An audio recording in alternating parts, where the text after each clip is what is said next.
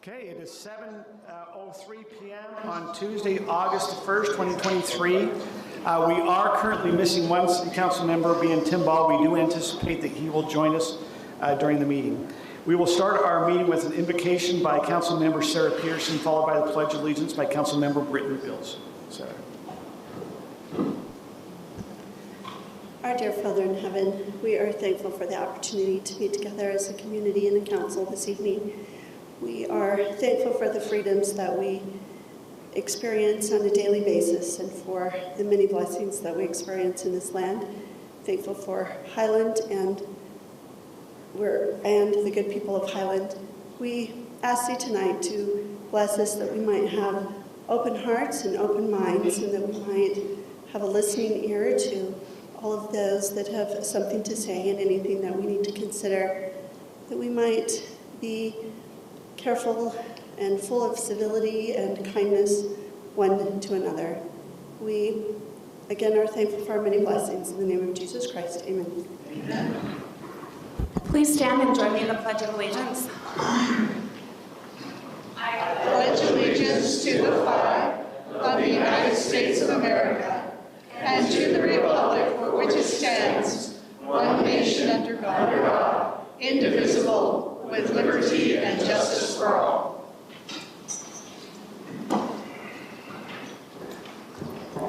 We do have a full council now that is currently present. So as we begin tonight's meeting, we always have at the very beginning time for unscheduled public appearances. What I'd ask for those, if you're here for other agenda items, and I'll spell those out, if you'll save your comments when we have a public comment on those items. Item number 3, which is a public hearing and an ordinance of the text amendment on alcohol sales, will have its own public hearing.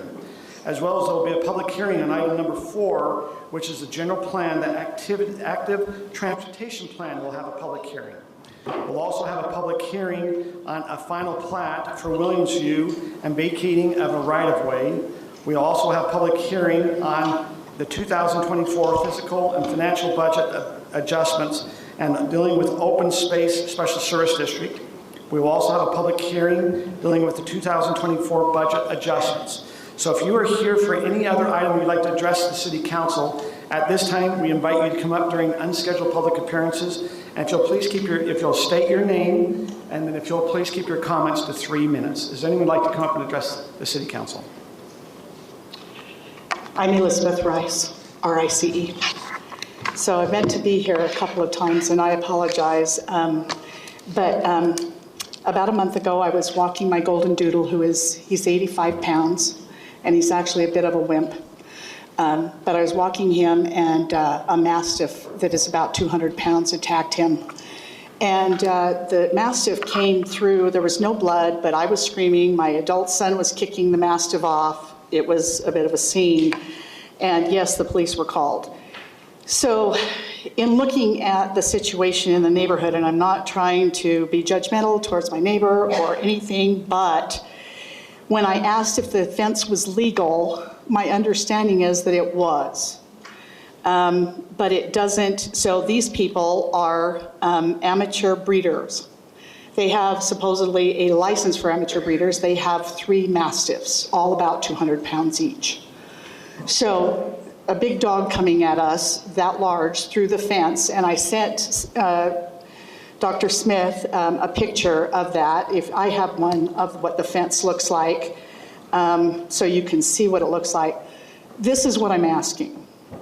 I am asking that the fence ordinance and the amateur breeder ordinance mesh a little bit better, actually redone. And I helped write the helicopter ordinance, and I'm glad to work for free. I don't mind that.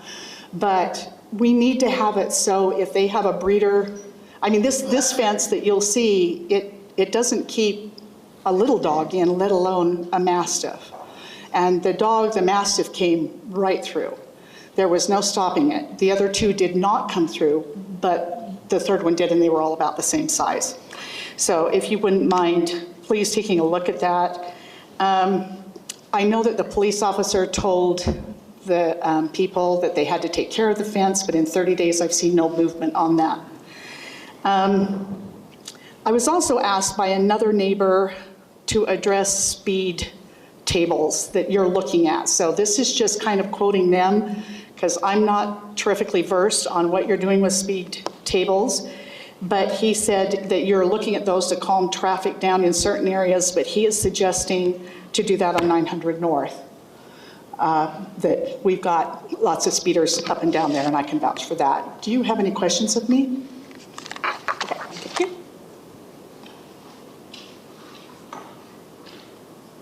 Scott, can you show him that fence?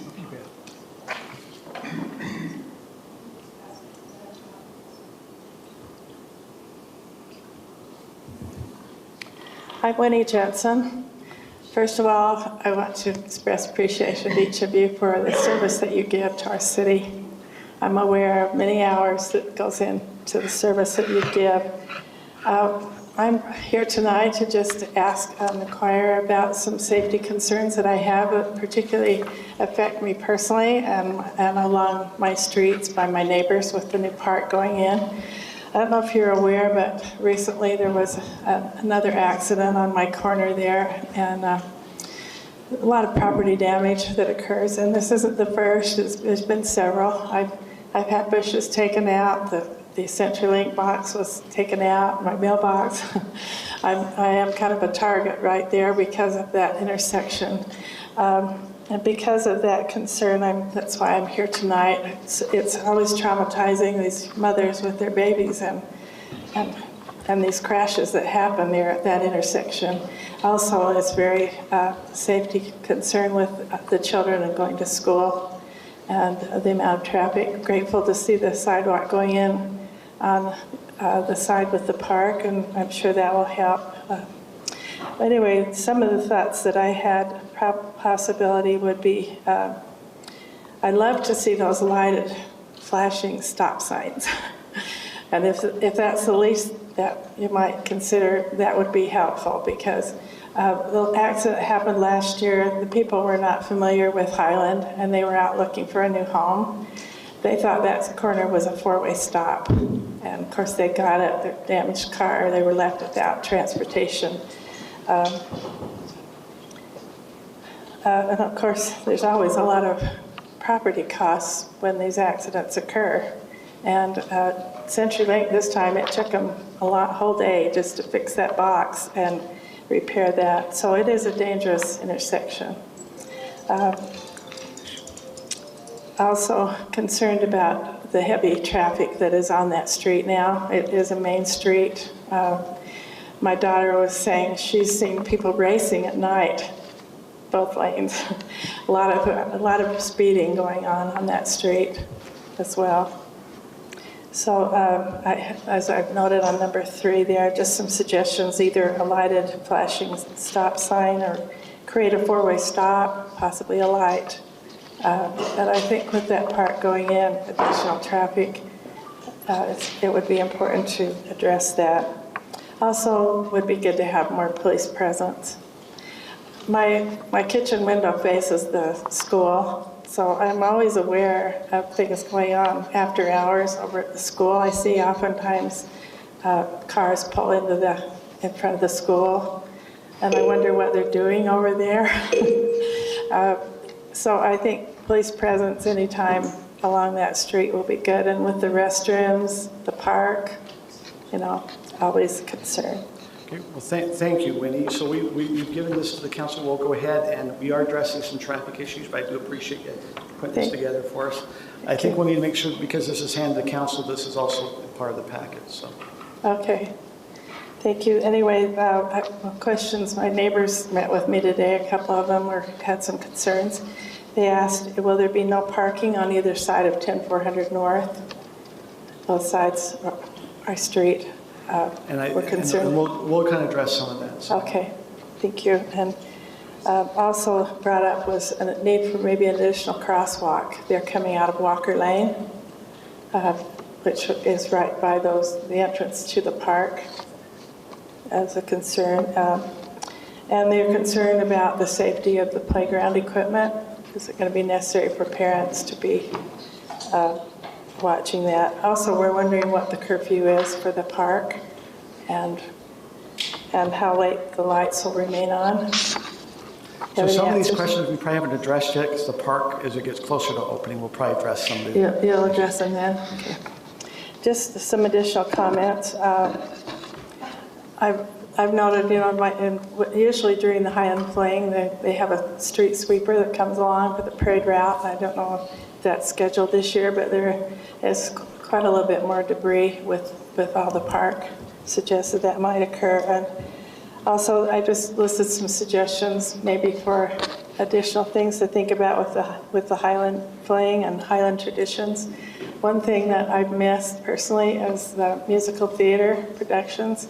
For a lot of years, that was tradition during the Highland Fling, and these others that I've listed here on the list that we've had before. So thank you for your attention to these matters. Appreciate it. Thank you. Maybe some of you aren't aware, Winnie used to serve as our recorder for the city. For how many years were you the recorder? 30 years. 30 years. So we appreciate Winnie for her service and everything, so we appreciate you coming out. Thank you very much. Thank you, Winnie.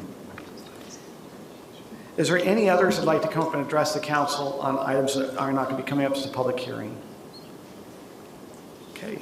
Seeing none at this time, we will close our time for unscheduled public appearances. We do have a couple of new employees in the city that we want to recognize.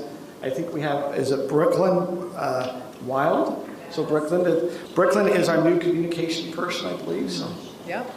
We look forward to, we've been without a communication person to kind of help us get the message out on what's kind of going on, so we appreciate Brooklyn coming in. We look forward to getting to know you a little bit more, Brooklyn. Yeah, I'm super excited to be here. Thank you. Okay. Any questions from the council on Brooklyn? Okay, we have another. Oh, I have questions. I just want to know where you come from, what's your background, and why are you excited to work for Highland?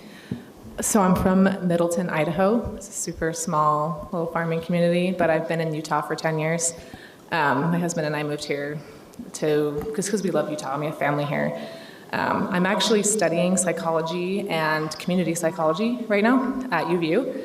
I love Highland because it's beautiful, because it's growing, and because I love the homey feel. It just reminds me of where I grew up. So, and I'm like, yeah, I love that kind of feel when you come to a town or to a city. Thanks. One of my fun facts I love about Brooklyn, her mother is a city administrator in Idaho, right? So, like in Middleton where I grew up, she's still there and she's helping the city thrive. So I'm actually inspired by her, and that's another reason why I'm here. I just think it's so cool to see the work that she's done and how she's grown that city. I'm like, I want to do something like that. Okay. We have another employee that we don't, the employee's currently at work for the city right now, which is Brenna Dobbins. She is our assistant events planner, and we actually have an event of a car show going on now over Lone Peak High School in those fields. So it goes till 9 o'clock tonight. If anyone wants to try to run, there's probably about 15 cars that are over there. There's several that are from Highland residents. And so we have a car show that's going on. And so one of our new employees, Brenna Dobbins, our assistant events planner, is there at that event. So we want to welcome also Brenna and recognize, we'll see her throughout the week as we go throughout the Fling Week this week. So if you see her as council now, we recommend you just kind of go up and say hi to her. At this time, we will now move on to consent items. We have item number 2A, which is approval of our meeting minutes from June 6, 2023. Mayor, I'll make a motion to approve the minutes. I'll second it. So I have a motion by Scott, second by Tim. Any further discussion? Okay, let's go ahead and vote. This is not the vote up there. It was working. We always have our electronics at the very beginning. It used to be you'd go through a roll call. We do it by electronic, and so you'll see that their votes will pop up online. So Mine isn't working. is there anything? I'm resetting it. So, okay. So if you'll just be patient with us for a second. It was working. We tested it. We can just do roll call if you want. Yeah, let's just go ahead. So we'll start out here with Sarah. Yes. Brittany. Yes. Scott. Yes. Kim. Yes. Tim. Yes. That passes 5-0. We'll now move on to item number 3, which is a public hearing of an ordinance text amendment dealing with alcohol sales. This is being applicant-led, meaning the applicant has paid a fee to bring about a text amendment here to the city. We will start with, let me kind of go through how it's going to go. We're going to have the city staff will kind of give a little bit of a background history about how we got where we're at. We'll then have the applicant come up and do a presentation. And then we will, if there's some questions, back to staff, but then we will hold a public hearing and we'll go to that point at that time. So Kelly Smith, I believe you have information. Yes, thank you, Mayor and members of the council. Like the mayor said, this is a text amendment relating to alcohol sales. It's both development code and municipal code. Because it's in the development code, it will require a public hearing. As far as our staff recommendation goes, this is a legislative item, which means the city council has full discretion to either approve or deny or continue or whatever the council sees fit. But as staff, we do recommend that the city council holds that public hearing for the development code portion of the amendment and act on the application, whether it's, like I said, approving or continuing or denying. And then if you noticed on the agenda, we do have a communication item set aside for alcohol sales, where we recommend that if the council has any additional direction to give staff as far as citywide changes for alcohol sales, that we do it during that separate communication item, which can be moved if the mayor would like to do that. So just kind of going into what the proposed amendment is, in our municipal code, we do have a section called beer sales, and it's for the city as a whole that prohibits the retail sale of beer for both on and off premises consumption.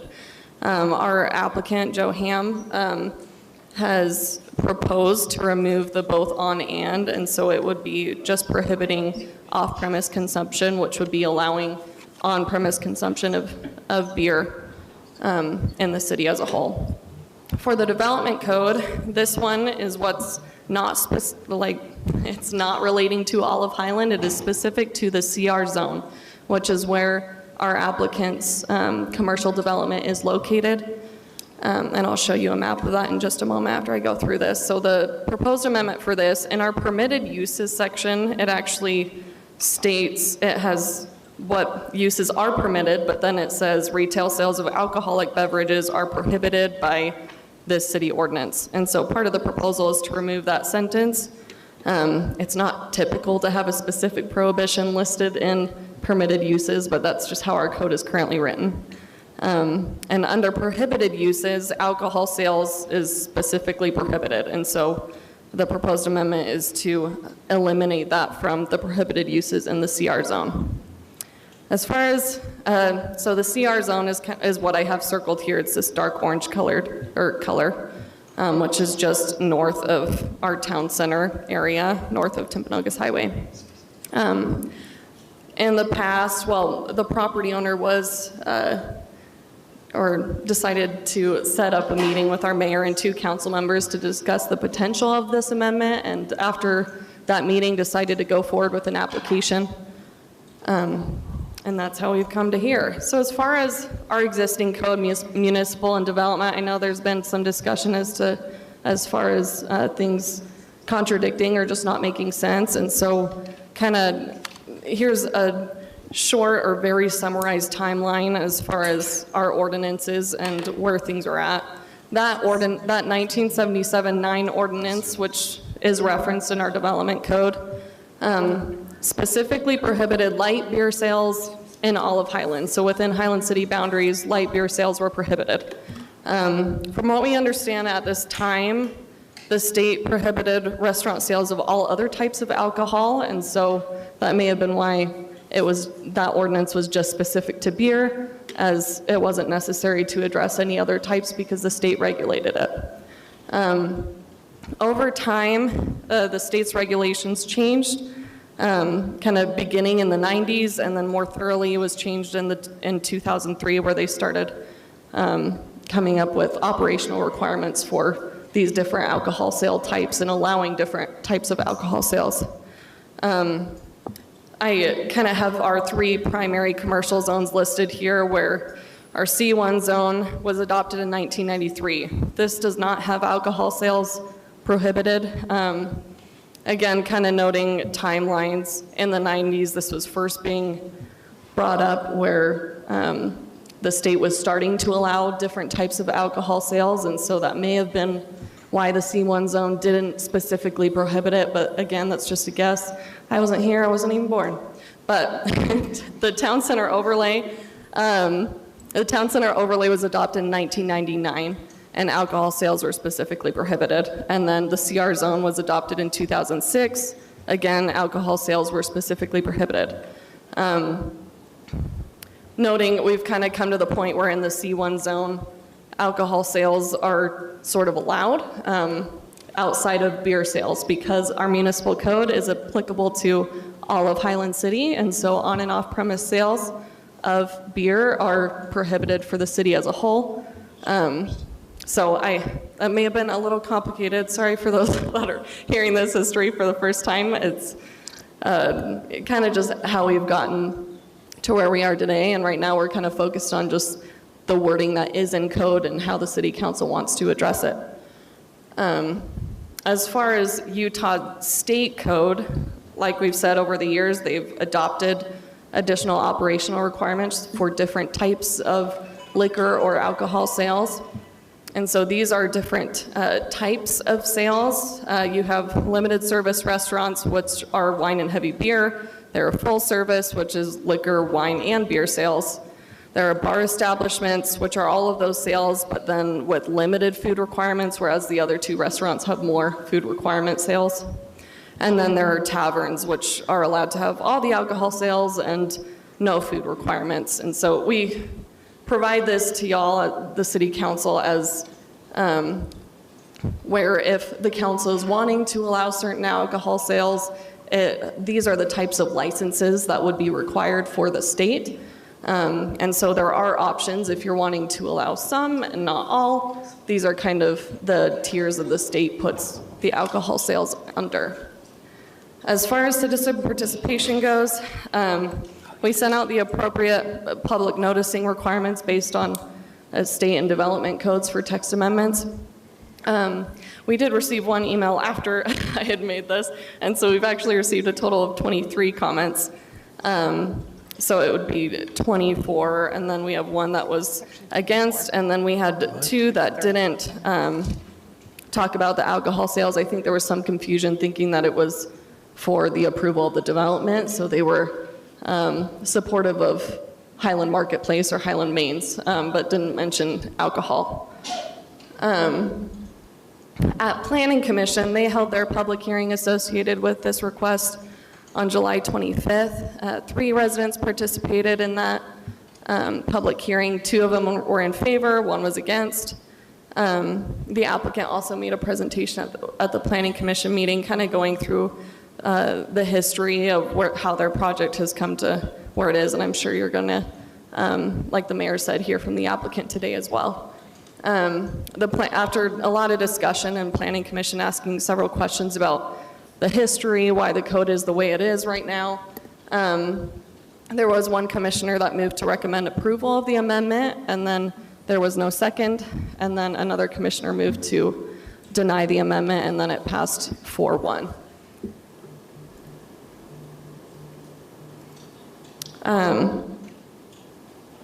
Okay. So now I have 3 different slides, just we have a proposed motion to approve, and then a proposed motion to continue, and then a proposed motion to deny.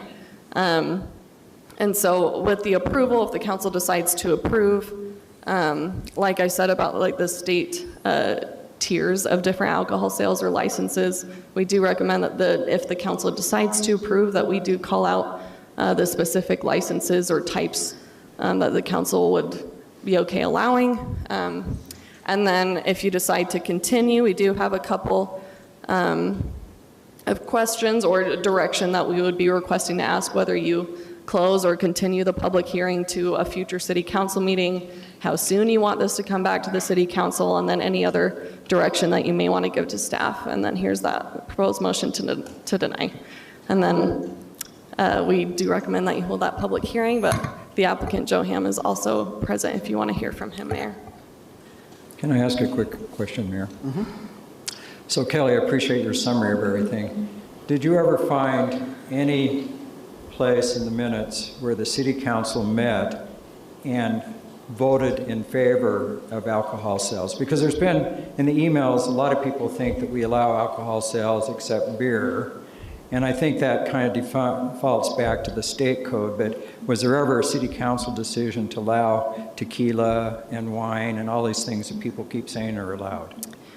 I never came across a specific motion allowing alcohol sales. There were specific conditional use permits or site plans that were approved with a stipulation of no alcohol sales, and so whether it was understood that it could be allowed and we're going to specifically not allow it for this site, I'm unsure, but that is something that was discussed and was specifically prohibited on certain sites. So it seems like in what you've looked at, there's been kind of a consistent vote by the council not to allow alcohol sales. Except we know the country club was grandfathered in when the city was created. There is the country club, correct. Okay, I just wanted to clarify that. Mm-hmm. So Scott, I think, and I appreciate, let's go through our history. 1977, it appears in September, as we're getting ready to form as a city, they actually hold a special public meeting, just specifically on if they want to allow alcohol sales. This is where we get that ordinance that comes in 97, is where it talks about, and is this where the no beer comes in? The 77. So, I'm sorry, 1977. That is, so that would be as a whole city. Then we have about 96, we have our first C1 zone. So this is, we're going to talk about commercial zoning. C1 is a commercial zone. This is where Macy's is at. When Macy's came, where it used to be called Kohlers. For some of us who, it was called Kohlers. And when Kohlers came in about 96, what I've read in the minutes, they came up and they stated, hey, we're going to be building a grocery store and we do not plan to have any alcohol sales or be open on Sunday. The council at the time said thank you. That is what's called the C1 zone. Then it appears that we start to have what's called the town center zone, which is where Myers meets us at. You have out in front where we have Fizz. You're going to have where the city offices are at, Burt Brothers, is called the town center zone. And in that town center zone, they actually passed, and in that ordinance it says no alcohol, correct? So in our town center, it states no alcohol. Then it appears, by the way, just Smith's grocery store, this is where it kind of came out, was the town center where Myers meets us at, and Toscana. from what our research was, is Smith's Grocery Store was looking to actually go in that area before everything was built there. And that's when there was a lot of conversations coming on what's going to be happening with alcohol was Sunday. And Smith's Grocery Store agreed at that time, is they asked that all the other businesses, they would comply with the Sunday and alcohol as long as all the other businesses in the city also needed to comply. And so that was, and there's several that have been here throughout. I'm just going through what I read in the minutes. But as we get about 2005 and 2006, this is now where the applicant across the way over by where the Little Caesars and Quick Quack, that is called a CR zone. And when they pass that CR zone, they do pass, again, no alcohol sales. Now, during that time in the C1, remember the C1, they didn't go through other than just the 1977. But we have a dollar store that tries to go in, and it used to come to the city council for conditional use. When the dollar store comes in, they put the stipulation, no alcohol sales. We then had a Mexican restaurant that went to come in. I don't know if they ever built in the city. They made an application. They were approved, but their application said no alcohol sales. So that was in the C1 zone.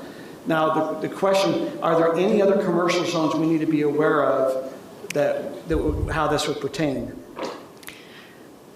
It depends on interpretation. Obviously, we have several planned developments that have commercial aspects to them, and they are worded similarly to what the C1 zone says, but like where prohibited uses is just anything that's not listed as permitted, but permitted is allowing accessory uses to allowed restaurant uses. And so whatever the council decides, we may need to so those PD address that zones with would our be PD zones. over where Boyer's at by Costa Vida. We have a new, what's called 10700, which is just coming straight here. You're seeing some building. They're going to have 2 commercial buildings. Correct. And we actually have a small little PD up by Sky Estates.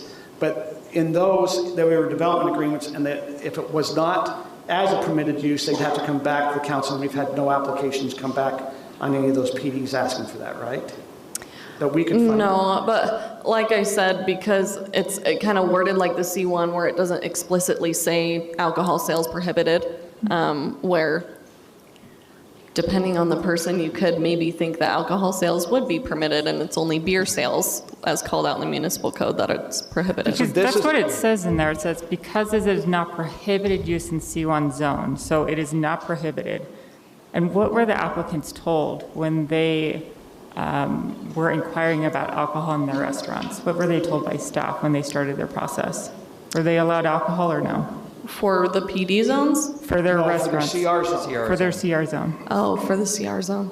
I think there was some conflicting information because all the council and staff were familiar with at the time was what was brought a few years back, if y'all remember. So they were told that they were allowed to have alcohol. And that staff was correct. The mayor was. When they came in, the understanding was that wine and beer, beer wouldn't be, but wine, because I was in that meeting, and they were told that at the time we believed that zone would be permitted in that, and we found that might be we're going to hold it. Is that really what we want? And we felt that would be council led, where this now is applicant led.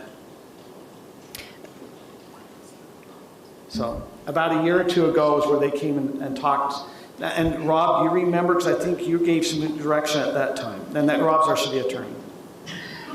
Yes, I recall being in that meeting, and we had a discussion, and it was part of a larger discussion regarding business licenses and a need to update it, but we never really reached a resolution either way. I think we presented, and at the time I think we were focused on the business license, which is where that municipal code, no retail on off-premise beer sales, that's found in the city's business license section of our code. So we were looking at updating the business license section. We came across that and we raised that to the council as, it seems like we're just talking about beer here. We didn't address the development code side of it, as that was a zoning thing. We weren't looking at that. And there was some discussion about maybe that was fine, maybe that wasn't fine, but we never reached a firm kind of decision either way on whether to touch that. And so that's kind of what has led to this discussion here, is we haven't updated that either way. But we did not have discussion in a public meeting or a vote, correct? Candace did. We had some like high level discussion about alcohol laws in general and what the business license code said, but it was never to the detail of does the city council want to allow this or not? It was kind of a very high-level matter, and it never reached direction to staff to, implement a code change or anything of that nature. So there was not a decision made? No. That was held in a public meeting on January 5th, 2021. There was a discussion about how do we move forward with the code with beer and things that way. And we had our city treasurer, Candace Linford, came in to discuss with the council at that time. Because we had told them that they could have mixed drinks and wines in their restaurants, and then they asked to amend for beer as well. And they were under the assumption during this whole development process that they were allowed alcohol. To my understanding, that never gonna have beer. that one was No, I in said the mixed drink C1 and zone. wine. That's why they wanted to amend to include the beer. Yeah, there was never ever a discussion that, because that was where we were wondering if there was a gap in our code because of mixed drinks versus we knew that we had a code that said no alcohol. So they did their whole development plan under the assumption that alcohol was allowed, but not beer. I don't know when, like I said, Rob, you were kind of more, that's what I'm saying, Rob was involved with, hey, what was that? I do know they had a developer or a user called Wood Ash Rye that was looking to lease. And when we first met with them, that was where we were trying to figure out, because they had inquired about being able to do wine tastings and things that way. That was where that was coming about, was with that user, because I met with that user. I did too, yeah. I do remember you telling them they could have mixed drinks and wine, yeah. Okay, other questions of staff on the presentation? Okay, but I just want to clarify this. The council at no time voted to allow alcohol sales such as tequila, wine, and all that stuff. We have no ordinance that permits that. Is that correct? But what I've heard is because the state changed the code, because we didn't upgrade our alcohol thing, that what's not prohibited is permitted. But I think that's where the confusion came from, right? Yes, I think in the short answer, yes. Our understanding is there's never been an affirmative allowance of alcohol. It has been certain prohibitions, and as state law has changed, it left a gap in the city's code that was unaddressed. But we have several examples of where alcohol sales were prohibited by the city council. Okay. Okay, any other questions of staff at this time? I'm sure we will. I suppose I should ask Rob something. I'm hearing some contradictory comments, and it's troubling. Were they given the impression, actionable information from us, that they would be able to sell alcohol? And if so, how binding is that? If it is, and what would our, of course, liability be if we voted no and they proceeded and spent a considerable amount of money in development costs in good faith based upon information from the city? So, I'll give maybe a longer answer than you'd like to that question. But the general rule is, unless there is an approval through the official process, there is no approval. Staff, and it's written out in several cities' code in several places, staff cannot bind the city to an approval unless it says the zoning administrator or staff is the approval authority. On this type of thing, staff is not. Staff often gives directions, and there have been times, and it's not just for this one, sometimes we miss something, we catch it later, and it comes up as the council well knows, we'll try to catch something by the time it gets to council so that the council can take a final approval that is as complete as possible. That approval was never granted. And there may have been some discussions, and I was pulling up some minutes, and it was a discussion of the beer versus liquor aspect and whether we should update the code. But I think that was in the broader context of how do we license these things? And do we want to update our code because we're a little bit out of date? And I don't believe that, even if a staff said, this is our understanding of code. I mean, we've dealt with this with the fence along Alpine Highway. Sometimes we get it a little bit wrong. But ultimately, staff can't bind the city. It's not a liability question. And this is the action you have here, as Kelly pointed out earlier, this is a fully legislative decision, meaning this is a policy-based decision from the council. You're here to decide whether to grant or deny or take what other action you want on this application based on policies, values, experience, whatnot. This is just like the state legislature does. Okay, so do they have a basis for litigation if they were told something, even though it wasn't passed through official channels? I don't see how they would, because there's been no official approval of anything. Okay, thank you. Okay, with that, we'll now allow the applicant to come up and do a presentation.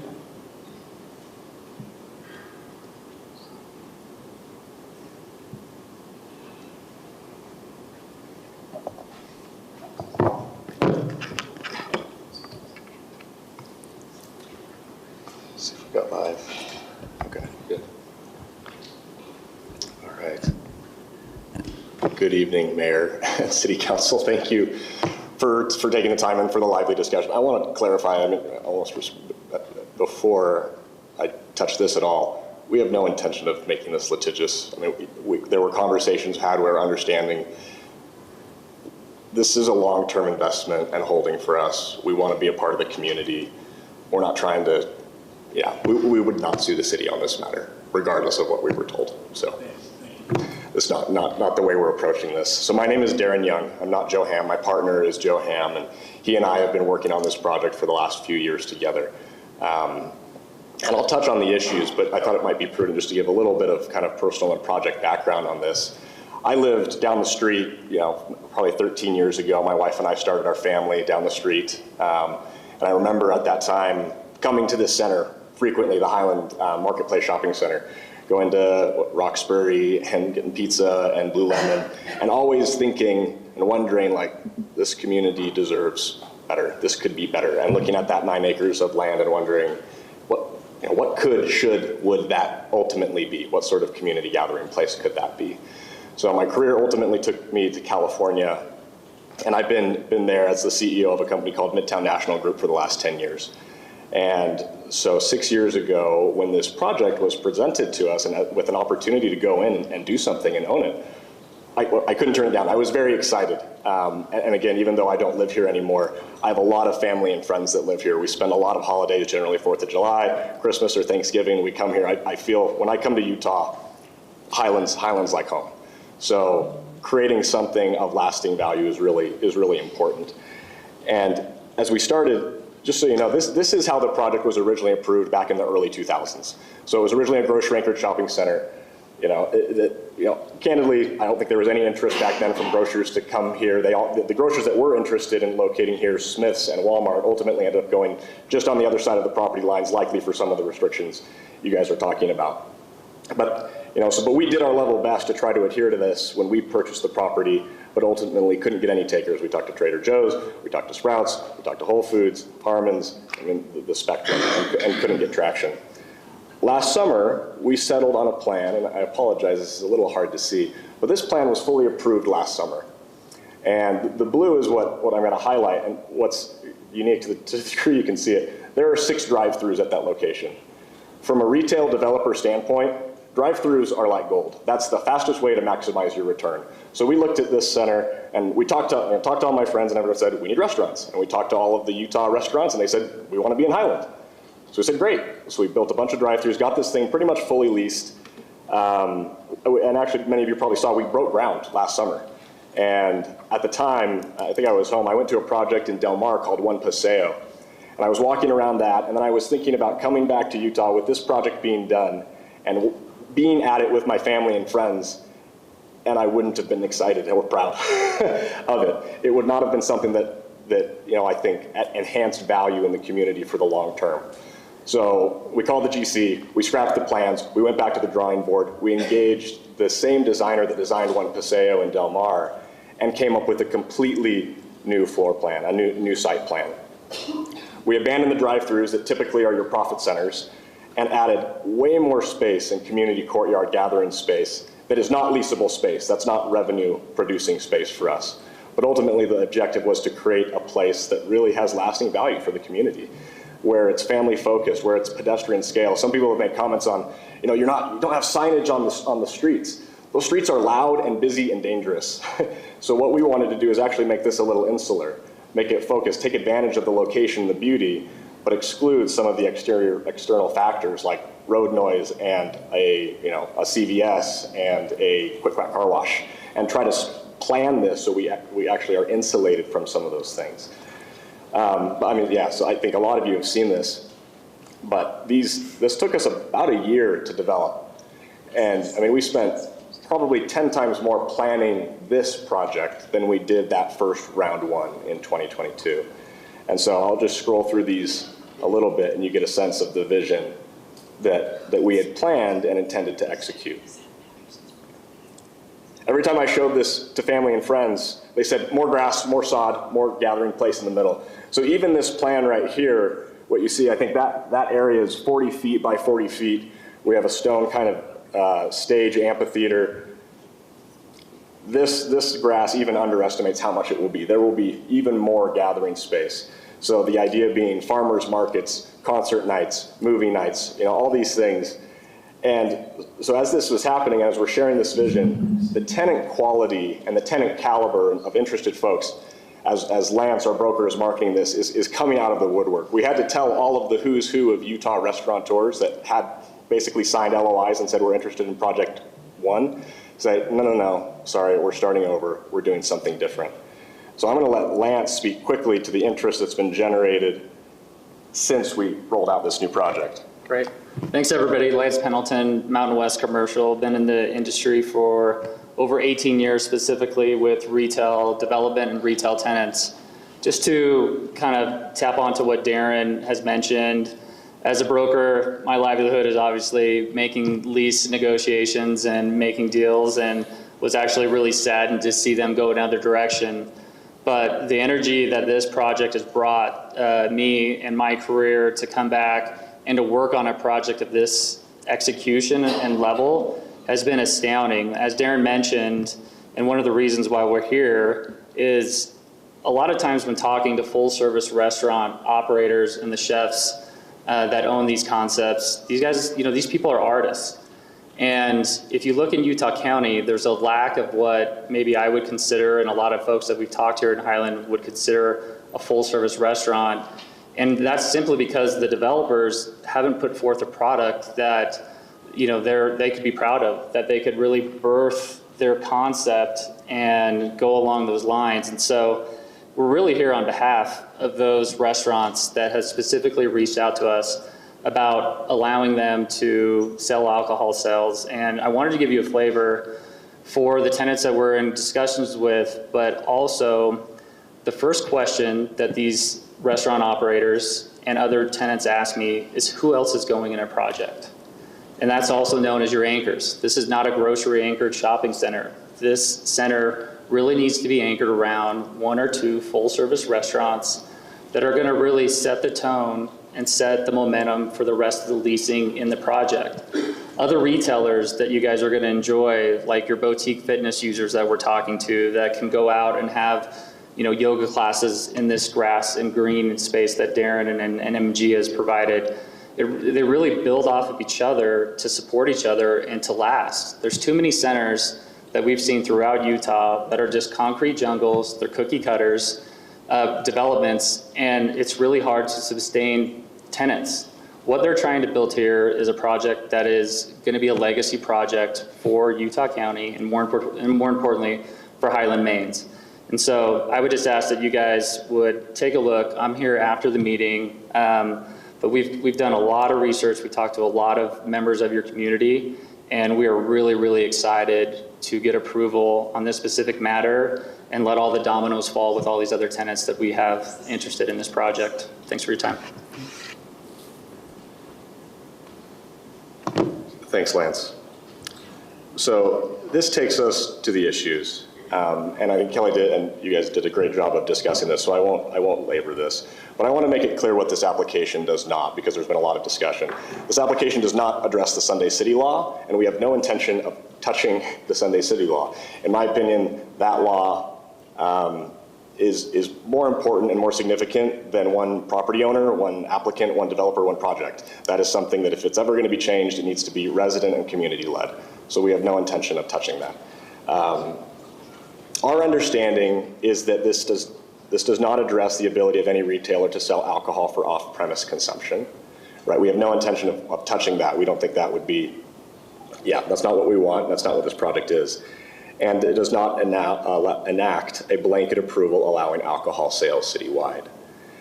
What this does do, and again, this is our understanding of what the CR zone says and what the C1 zone doesn't say. And so this does remove a restriction on the CR zone that is not in place on the C1 zone.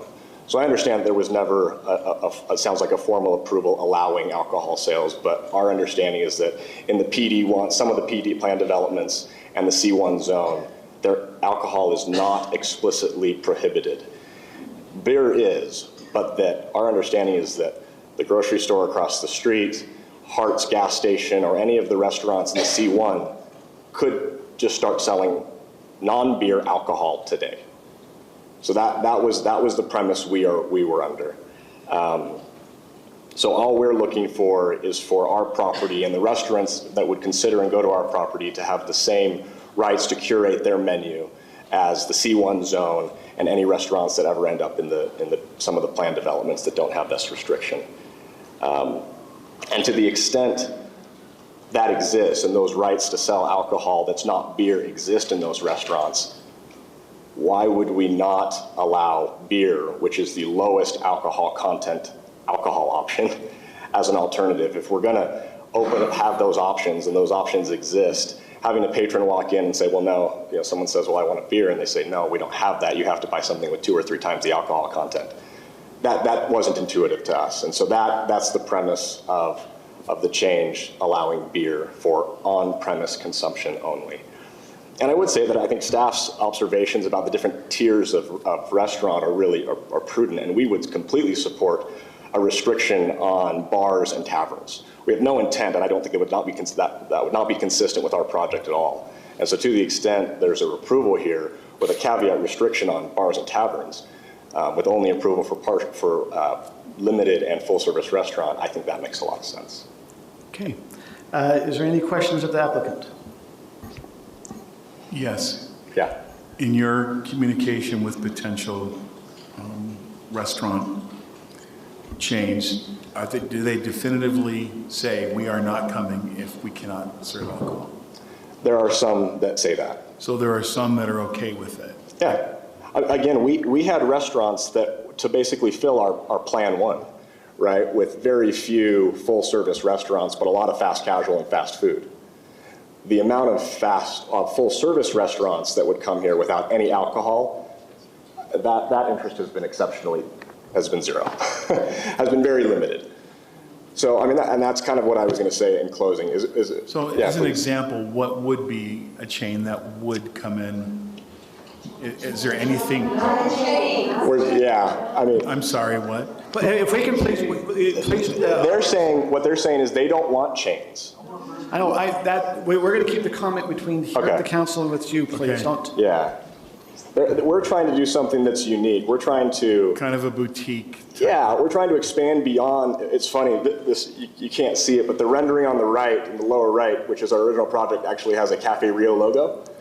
And that has become the type of the comment we've received of the type of restaurant people don't want. But Cafe Rio was ready to go here. A number of the tenants that went down the street in Cedar Hills and other locations were ready to come here. But as we talk to the community more, it's like, no, let's branch outside of that. No, I wasn't suggesting that we bring in additional fast food places. Yeah. I'm just suggesting if there was something at a higher level. Yeah, no, there's restaurants like Vessel Kitchen who are looking at this, who don't have, they're more of a fast casual, quick serve. They want the anchor restaurants. Okay. Yeah. So, other questions? So what you're saying, and I just want to get this understanding right, in order to bring in those higher quality non-alcohol places like Vessel Kitchen over our Arby's and Costa Rica, or Costa Vida, bring in Costa Rica, is you need to have anchor restaurants there. And those anchor restaurants won't come in without this amendment being changed. Yeah, so if this amendment is not changed, then we're looking at lower quality retail and commercial coming in. You're looking at bread and butter Utah retail like you see throughout suburban Utah, right? All right. So if I want Taco Bell, then vote to say no. Or if you want a McAbee's, I mean, there's others that are local Utah, but I have it, as you come through with some of the things, one of the questions I have, we got a lot of emails that says, hey, we'd like you to change it, but I'm not planning to drink it.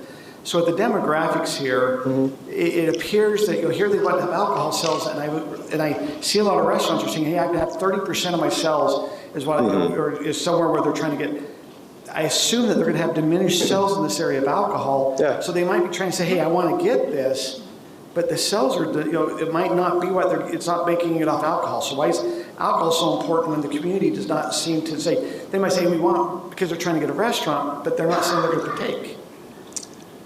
I mean, a couple answers. One, that's how first-class restaurants are accustomed to operating. This project is probably going to be one of the more expensive, if not the most expensive project to develop in Utah and Salt Lake County outside of anything downtown. And to do what we're proposing here, it's going to require higher rents. And those tenants need every dollar they can get in order to justify paying what will be the probably new watermark for high rents for restaurant space. But again, these guys are not naive to it. They're sophisticated. They're investing millions of dollars of their own money. They know their demographics, and to the extent it is just the option. If they open up and it's not a profit center, again, honestly, they'll probably do 3 times the dessert sales as they expect and 1/4 of the alcohol sales they expect. Maybe that compensates it for it. But in order to get them over the hurdle, they're requiring the option. They're requiring the freedom to choose themselves and to be treated the same way they would be if they were located in Lehigh, American Fork, Cedar Hills, or in the C1 zone. And that's probably one of my other questions. I mean, we have an area with Smith's. I mean, Highland's a little bit, we're a little bit in a little area we're not along a highway. Mm-hmm. So as I look at my own marketing and going, hey, if I was going to be a restaurant, or I want to be closer to where the freeway's at, or I want to be, like you said, by a grocer or a lot more things. So I understand you're doing something nice. I assume, hey, your first project was $30 a foot. The stuff last summer, you've probably jumped to $50 to $60 a foot with the way you're designing. And so you're saying, hey, in order to get that 50, 60, I've got to have this higher end design. I got to have to try to get this higher end tenant and things. And that's kind of a business decision you're trying to make. It's a business decision, but it's also what the community has asked for. Again, it's the difference between me coming back and being really excited to spend time here with my family and friends and being like, well, yeah, you could run to, now we have a Cafe Rio 5 minutes closer. Okay, Council, any other questions? Yeah, I have a question again for the staff. I just need to clarify this. I mean, the applicant just brought up that Hart's and our grocery stores, Macy's and Myers, could sell all these liquors except beer. And yet, do any of those businesses sell any alcohol? So the sale of liquor is heavily regulated by the state. It only can be done at state liquor stores or package agencies, which are basically state liquor stores run by a private entity. So that's why you don't see wine or higher alcohol content liquors at your grocery stores, because in Utah, that's just not allowed. So the only thing you can find in grocery stores is 5% or under beer. So that's what you'll see in grocery stores outside of Highland. And so when we go back to the business license code, that municipal code amendment where it says on and off premise consumption of beer is prohibited, that off premise consumption of beer prohibition, that relates to those sales that could otherwise take place in the grocery stores. They're prohibited. I guess theoretically, somehow the state could maybe open a store, depending on how they interpret, that in the C1 zone that doesn't prohibit liquor sales and then sell the higher alcohol content, but it would have to be from the state. Okay, so we just keep getting told that CR1 allows these sales, but it doesn't happen, and that's still under state regulation. I just want to clarify this because I keep getting told this through emails, the applicant just said it, and I just want to clarify that. So the on-premise sale of higher alcohol content of liquor is not prohibited. So under state law, that means it's permitted in the C1 zone. Did I get that one right? I always flip the C's, I'm sorry. And that's because of that gap we talked about earlier. So liquor sales, on-premise consumption, as long as you can meet all the other state licensing requirements, could potentially be allowed. So you could imagine I think the example I was using earlier was like an Applebee's that they have cocktails that they sell. Potentially that type of business could come in. They couldn't sell beer because of the municipal code regulation, but they could sell on-premise consumption, higher alcohol content drinks in the C1 zone. Under current under what is currently written, not because the city council necessarily intended to allow it, just because the way the code was written and state law evolved over time, there ended up being a gap. And as state law says now for land use type things, basically if you don't expressly say no, it's generally interpreted as saying yes. And honestly, that gap that Rob's describing and Kelly's described is what we're hoping council will give us some direction on. So you have to act on this one application, but then we would like some direction on what you would like to do with the rest of the city, because there's obviously some confusion, and the applicants pointed out there is some, I don't know if you want to call it unfairness, but there are different things allowed in different commercial zones, and is that something the council wants, or is it more appropriate to do citywide? Right, but I don't think that was ever intentional by the council.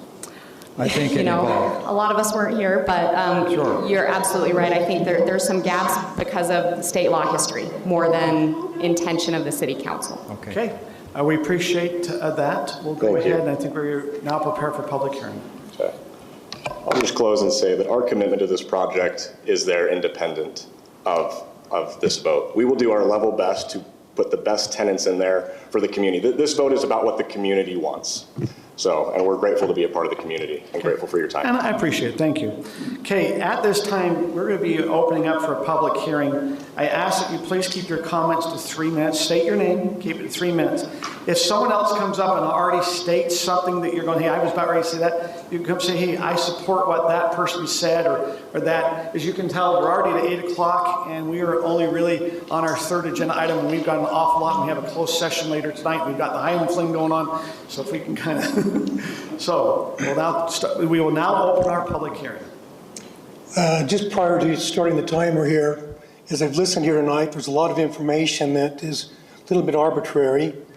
We need to go back as a city somehow and clean all this stuff up. We don't have a firm understanding of what's happened in the past. So I just want you to know that it's never been, I'm Jess Adamson, by the way. I have sit where you sit. 5 years on the Planning Commission and 8 years as mayor of this community. I incorporated my family here in 1977, the same year the city incorporated. So I have roots that go much deeper than that as well in the community. One of the first actions that happened when Highland City incorporated was to pass that ordinance prohibiting alcohol sales. It's never been the intent of the city since 1977 to have any alcohol sales, whether that be hard or soft or beer or whatever it may be. The intent was always to prohibit that. Your main responsibility, as you're well aware, as elected city officials, is to protect the health, safety, and welfare of our citizens. No matter how you manipulate it, alcohol sales in any fashion does not and will not positively support or enhance those values. Cities have the right, privilege, and obligation to promote and encourage these local values we hold dear.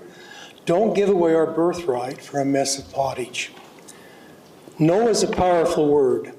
We have said no to this for almost 50 years, and this has served us well. Why change that now? I've always tried to protect our city from the effects of unintended consequences. A simple yes may open the doors of our city to things we may not anticipate.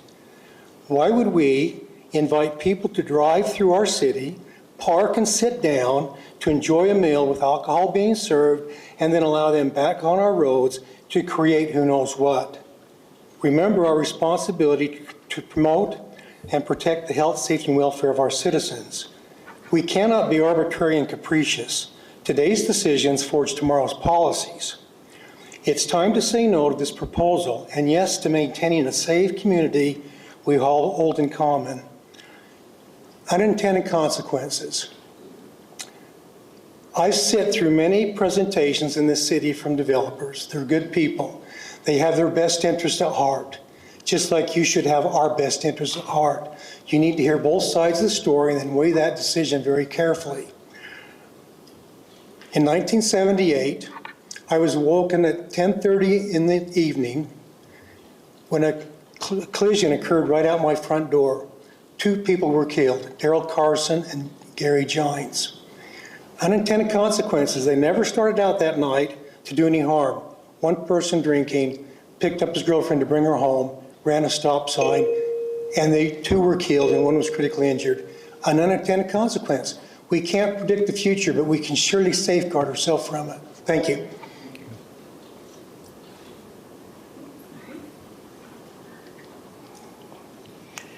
Hi, my name is Brianna Hugh. I just want to say I support amending the city ordinance regarding the alcohol use. I'm just going to read this because it's a lot easier and a lot faster. For several reasons. First, we don't really have a true city center, and I see this as kind of the real city center. We could do the tree lighting, we can do all the amazing stuff in that city center. We don't really need more chains. We don't want more chains. More chain restaurants are not what we want. We want higher end stuff. I've heard from some people that they said that we don't want others to come to our area and drink. That is not the purpose of these restaurants. It is a community, right? We are not any better than American Fork. We are not any better than Lehigh. We are not morally superior because we do not allow alcohol. That is not a reality. Second, considering that Utah already has very strict alcohol laws, we're not in danger of becoming drunken inebriates all over town. That's not a reality. That's not going to happen. We are the only dry city with a population of over 1,000 people in the state of Utah. Third, and this is probably the most important one, we cannot legislate morality. If people choose, that's on them, okay? One example, I'll give you an example. I'm a history teacher and an English teacher. Perfect example of when we try to legislate morality, prohibition. What started out as great intentions for women to get their husbands home after work instead of going to the bars and taverns turned into organized crime. That's why prohibition was repealed, because of organized crime, right? We are not in danger of suddenly having alcohol everywhere. That's not a possibility. I absolutely love our community, but when we try to legislate morality, it backfires every single time. It always will backfire. I hope you'll excuse me, I have to run because I'm late for a date night in American Fork where they have full service restaurants. Thank you.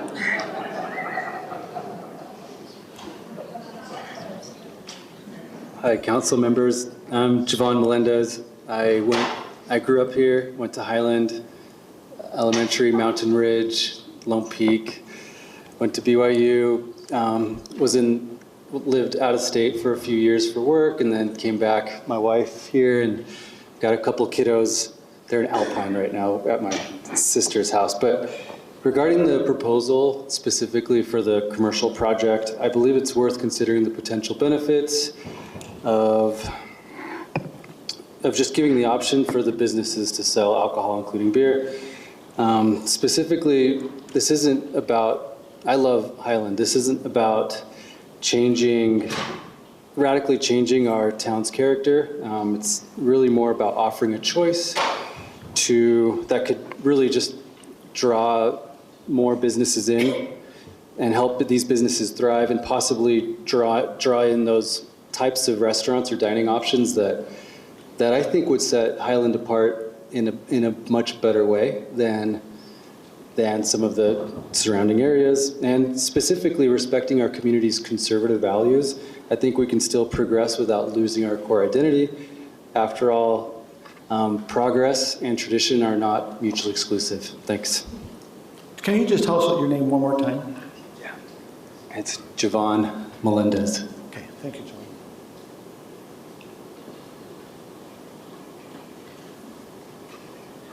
Hi, my name is Shelby Arrington. I do want to just echo what some of the other speakers have already talked about. I think one of the main things I feel like I really would love to see as a Highland resident is a gathering place. We love that aspect. I think the fast food, quick drive-through, lots of parking lot just doesn't create that. There's not a sense of community. There's not a beautiful space to walk and take your children and gather together. There's not a nice sit-down restaurant to to go to on date night. We've long needed that kind of city center aspect, something that can allow us a place for community things to happen.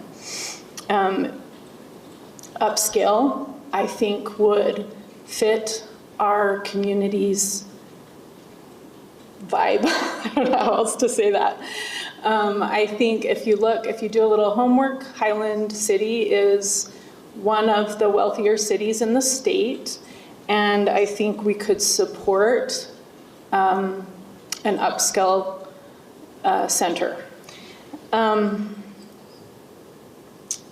Long-term values versus short-term gains, I think, is something we need to talk about. A lot of cities, I feel like, technically kind of sell out, and they just want they know what works, it's short-term gains. I think it hurts the long-term community feel. I want to keep that community feel. I love Highland. I've been a resident here for 8 years now, almost 10 years in American Fork before that.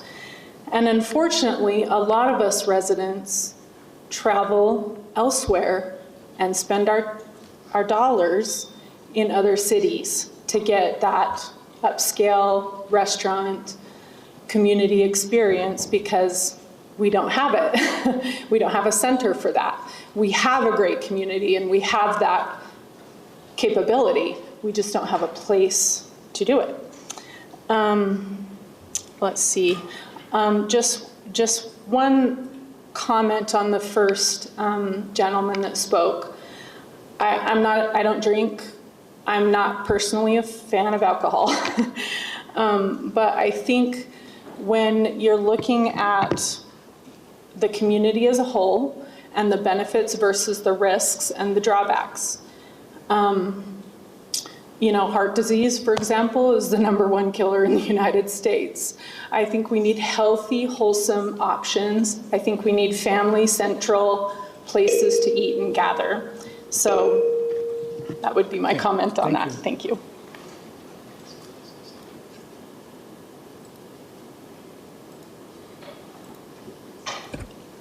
My name is Gail Rosica, and I'm here today to ask you not in any way to allow this to happen in our great city. This is a small community. And we heard the word, one of the first things we heard from the presenters tonight was the word family gathering. And I think that's great. I love family gatherings. But I don't ever think about, for me personally, and most of my family, bringing my children someplace where they're serving alcohol. So I don't think in order to have a great place for family gatherings, we need to have a high-end restaurant that will only come here if they can serve alcohol. One of the things we heard about the alcohol was that these restaurants need to sell alcohol because that's where they make a large percentage of their money. So why would they want to sell alcohol, come here to sell alcohol? Because everybody keeps saying they don't drink. If they are going to come here to make money, somebody is going to come there and drink alcohol. But here in Highland, we don't have a lot of room to spread out. We have a place to have a nice gathering center, but as we start spreading out, and if we change our ordinances here to allow alcohol, and of course everybody says we got to add beer to that, we're going to be next to churches. As we go down the road here, there's churches there. We're going to be in neighborhoods and communities, and these people are going to be in the restaurants, these high-end restaurants that only sell alcohol.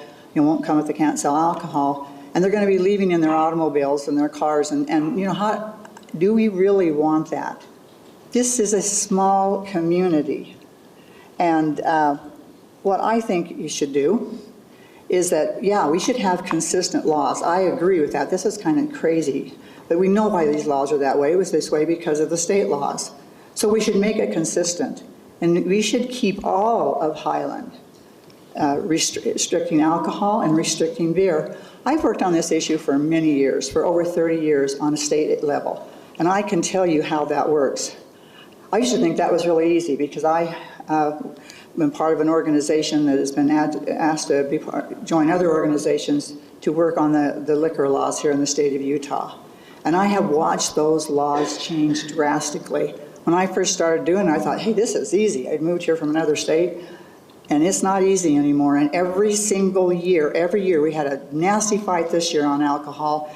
And guess what? Every year it gets more lenient and more lenient. Now we have alcohol in all kinds of places that I never thought we would see it. They increase the alcohol content in the beer and in the alcohol that they can serve. Everything has changed in the last over 30 years. So if we think that we can just, have one nice restaurant come to town and we'll have a little gathering center and they'll sell alcohol in that restaurant, that won't last very long. I promise you. We'll either say no now or we'll be doing this for the rest of our life. Thank you, Gil.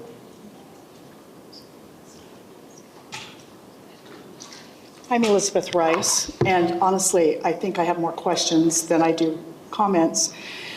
But I'm going to give you a little background of where I'm coming from. I'm going to try to do this quickly. I sat on the Planning Commission 10, 12 years ago. We had Smith's lined up to come in. We had Trader Joe's lined up to come in. We had several that we had sat down and talked with. They would not come in because we were not open on Sunday. That was the first thing. And the second thing was we did not allow liquor sales, which at the time I thought, well, no big deal, because if you're not open on Sunday, liquor sales and Sunday go hand in hand. I don't care what you say, okay? I think what they presented is a beautiful area. Riverton just opened a place. They have a Cinemark, they have a Pandora, they have some high-end shops, what I call high-end shops, in my opinion. I'm trying to think of what high-end restaurants are, and I'm sorry, Olive Garden is the only one I can come up with. Okay, so just kind of understand. The other thing I want you to understand is my husband worked for the DABC. Sorry, I don't make light of it, I don't know. But my husband worked for the DABC for 48 years. They highly regulate everything, and it's not that you don't want regulation, but the state limits the number of liquor licenses. They have already increased the number of liquor licenses, I think, last year or the year before, because of the pressure and demand. This situation is going to increase more of that demand on the state, which I am not in favor of, okay? So with the DABC, I need to address grocery stores for a minute. And this was a big thing that happened with the DABC, because they actually hired people to go in undercover. And so you just wiped out a whole bunch of jobs. Anybody under the age of 21 cannot sell liquor. So a couple of grocery stores in Salt Lake would have just one line for liquor sales. And that person would be 21 and older, right?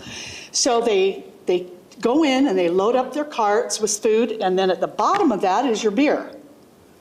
And the beer, rather than put everything back, you've got the 16-year-old kid or 17-year-old kid going ahead and ringing it through, and it can close a business down. So please, when you're considering this, know that you're looking at the whole picture.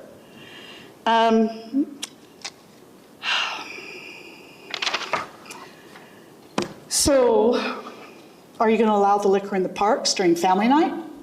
Just questioning. Are you going to allow, during the concert movie nights, is it going to turn into I think the police already have their hands full. I don't think they need to police this. I think that's going to be a mess. That's it. That's all I got. Thank you. Trader Joe's. I'm going to type that up and send that to you guys. Hi, my name is Amy Brinton. I live here in Highland. I own a hotel down in Springville. It's a boutique hotel. It was built in 1892. It's beautiful. We've redecorated it beautifully. And I come across people from around the country and around the world. The first question everyone asks me when they come to Springville is, where can I go to get dinner? They want a restaurant recommendation. And the amount of money they bring in is significant. They're coming to visit family, and I know that it could be a huge boon for Highland to have a restaurant in this area. As has been said, we do not have an option right now. In Highland, some people celebrate the 24th of July at a pie and beer party. There are about 100 people who came last year to a pie and beer party. And so people are gathering in these places. There's a group that goes to Strap Tank and Lehigh to have a monthly get together at a restaurant. And so I think these gatherings are happening, whether it's in Highland or another city, and we just need to be able to support people being able, Highland residents being able to gather in their own city. It's been said that the council's responsible for protecting the morality of the city. I think that the council's responsible for protecting the freedoms that the people have in the city, and individuals are responsible for choosing making their own moral choices. I would no sooner drive intoxicated than I would assault someone or break the law in any other way. And I believe most people who drink alcohol would say the same thing, that they practice safe alcohol habits. Just as someone who owns a gun would practice safe gun ownership. Health reasons is another thing people have brought up.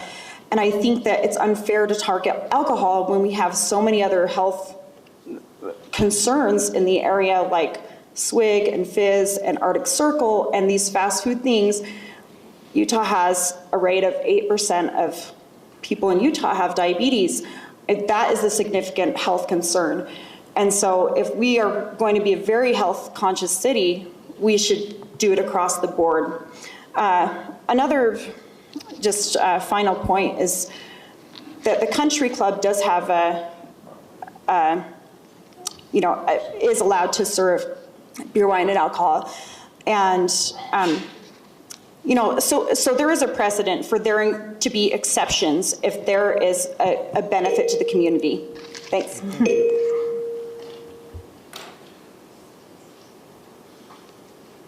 Do I push something? No, it's on. Okay. Hi, my name is Brittany Robertson. I had no intention of speaking at all. I've never spoken at a city council thing like this. But this subject really interests me because I think we really need good restaurants here. And they will not come if they don't have the option to serve alcohol. I've noticed a lot of, from the no side, like the people who are against this, it's a lot of fear-based, like, oh no, this means we're gonna, become something that we don't want to be. But I think that the plan that was presented by the gentleman is beautiful, and I think that it's extremely respectful of the community. I like that they didn't push to be open on right? Not open on Sundays, right? Is that still, still the thing? So that's maintaining that, and also keeping it limited to just like on premise. Thank you. Clearly, I'm not a public speaker, but just people aren't going to be wandering around with their alcohol. And to be honest, like, you could just go down the street and buy some alcohol and do that as well. So I don't know exactly what it would just stop having good food here and more, I would think, revenue for the city, which would be great, and an awesome place for kids and families to meet, because, anyways, that's all I have to say. Thanks. Thank you. I thought you were going to make me wait for the minute. Okay. Hi, everyone. Thank you for the opportunity to just say a few words. My name is Barbara Melendez-Rapp, and I went to BYU Law School and moved right to Highland because it was right in the middle. It was Utah County, which is where I wanted to raise my children, and because I worked in Salt Lake, it was the perfect halfway point. Now I'm back at BYU Law, and so it's the perfect half point again. The reason I wanted to speak was I wanted to talk about two concepts. I wanted to talk about consequences, the intended and the unintended. I empathize with the gentleman who spoke up about the unintended consequences of this drunk driver. However, I'm asking you to consider voting and amending so that alcohol can be served with those limitations, complying with Utah law. When I was at UT in Texas, I was struck by a drunk driver. He was not coming out of a restaurant. He was coming out of his home, where he was going to buy more beer and he struck my sister and I. So what I would like to clarify is the unintended consequences are that we are traveling outside of Highland into Salt Lake in order to enjoy a nice meal that doesn't include the drive-through. The unintended consequences is that we're gathering and going to other places because we have a beautiful city, but we don't have a real center where events unfold during the holidays. The other intended consequences is that by using alcohol as the #1 sale of restaurants, which is false, yes, they make money off it, we are creating this sense of fear that isn't really valid. They're not going to be here on Sunday. We will keep that rule, but we'll get a chance to enjoy a meal. Now that my husband and I are empty nesters, yeah, I would prefer to just like drive here than drive all the way to Salt Lake because we're old and we want to just go home, right? The reality is that the intended consequences are community, a wonderful place to gather, a place where events and holidays can be celebrated, where people can say, let's meet there, or when we have family or other guests come and visit us, we can have the intended consequence of having a wonderful location that merits this beautiful and wonderful place that we called Highland. So please consider voting to amend it. Thank you.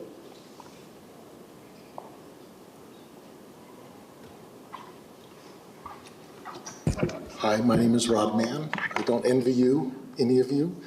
And those of you that know me, I like a lot of data when I make decisions. So I'm reticent to express a real strong opinion either way, but I want to point out, since 2008, Highland has been the #1, #2, and occasionally #3 safest city in this, not just Highland, but Highland and Alpine, in Utah. If you were to buy a home in Cedar Hills built by David Weekley, for virtually the same home, you're going to pay $100,000 or more less there than a home in Highland right across the street. So we are doing something right. And if we end up being like everybody else, then maybe our home prices will be like everybody else. And maybe the safety in our city will be like everybody else. And the only way we have to go in that regard is down. So it's a complicated decision, but you need to consider that, in my view. I've watched some Facebook dialogue, and I've seen questions about our high taxes or our high fees. Well, the truth is, the last time I looked, which was 1920, Highland, if you just look at the cities in North Utah County, our combined utility and tax rate was 8% below average. Okay, so no, we're not in this predicament of having high taxes, which that's a mythical thing. I just want to dispel that. And that's been consistent over the years.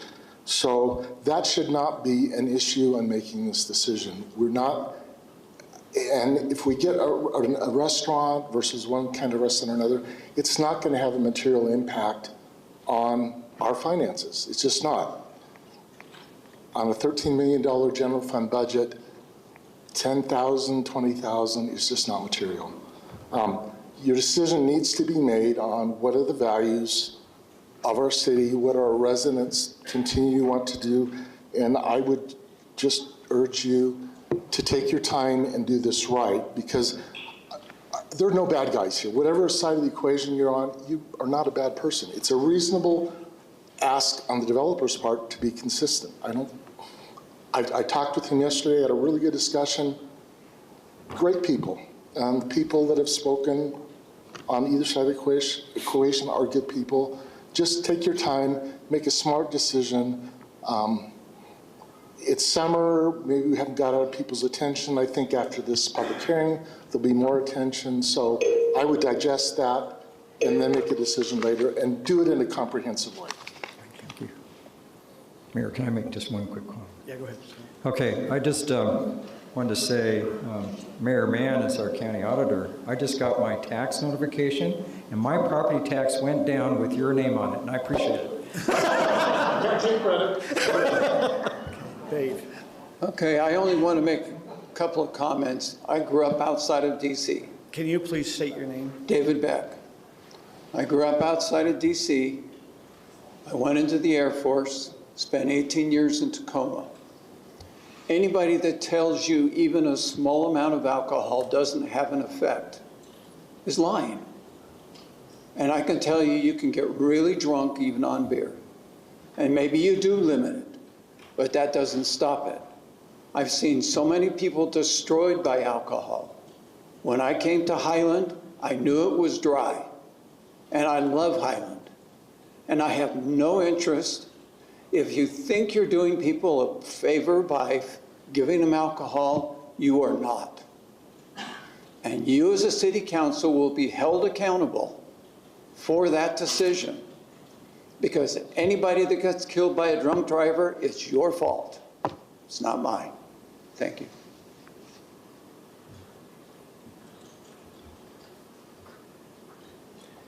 Hi, Nick Hankus, Highland resident. I just wanted to voice my favor of making this amendment. Not to regurgitate all the great points that have already been made, but I think these developers have presented a very tasteful addition to the community that is very needed. There is a lot of fear-based thought process that I've heard tonight, but I think what we need to focus on is the freedom of choice of the residents, what they want, and the additional value that this project will bring. It's the one thing that Highland lacks. So if we don't, I'm afraid we're just going to get more Little Caesars, Cafe Rios. It's no enhancement there. So I just hope you keep in mind the freedom and the enhancement this brings, and I got the fear. Thank you.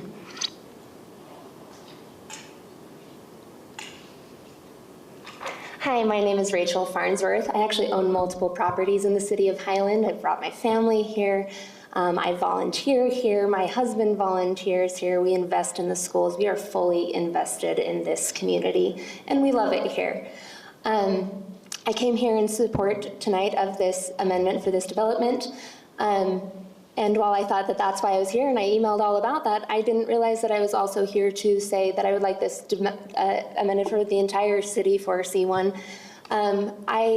In hearing people's opposition to this, I keep hearing the words values and tradition, but I think they might be using the wrong word. I believe it is some sort of religious test, because I'm not aware of any commonly held belief that those who drink alcohol with dinner, have a glass of wine with dinner, are bad people who are being equated with criminals and dangers to our community. That's very concerning. I'm only aware of one predominant local religion who has offshoots of people who are fundamentalists who believe that alcohol equals bad person. And it seems to be some confusion today that the Highland has these rules to keep out these bad people who have a beer with their dinner or a wine with their dinner. And you can have opposition to this for so many reasons. But legislating your religion is against the Constitution of the United States. So if you would like to open yourselves up to liability, I don't think it's going to be the developer suing you. I think it's going to be someone like me with a very big mouth and very deep pockets who wants to make sure that my community is a safe place for everyone, not just who shows up at church on Sunday. Mr. Mayor, I got to jump in here. I'm sorry. Is it okay? Go, keep it brief, because we want to hear from the public. Go ahead. I think it's a false conclusion to insinuate that we're trying to legislate morality. Nobody's legislating morality. I don't know anyone, and it's absolutely, positively not unconstitutional. We have the right as a city to determine our fate. If we say no, the answer is no. I think that was very offensive. And no, Scott, I'm not testing you, but Let's give you, when it comes time for your comment, then we can. I got lots of them. Okay, let's go. My name is Paul Farnsworth. I'm her father-in-law, and we come at this from very different perspectives. I don't drink. I never have. I was on the BYU faculty for 37 years, but I'm in favor of this change. One of the things that was part of my work was attending conferences around the world. And part of those conferences, a lot of the activity of those conferences occurred over dinner in good restaurants, where 90% of the people had alcohol with their meals. And these guys did not overindulge. They weren't going out drunk after their meal. These were the kind of people you'd be losing on the streets of Highland if you allow this change. Solid, upstanding, moral people. And there were some of them that would go out to bars afterward and then get seriously drunk, but that was an entirely separate thing. I don't drink, but I do like to go to good restaurants. And I gather my family together and we say, where can we go and sit down where we can hear each other talk? We're all starting to lose our hearing. Have good service, have really good food, and there's nowhere in Highland that fills that bill. Nothing, absolutely nothing. And if you add more, excuse me, well, I won't mention by name, but more chain restaurants, it's just more of the same garbage. So I'm strongly in favor of this amendment. Thank you.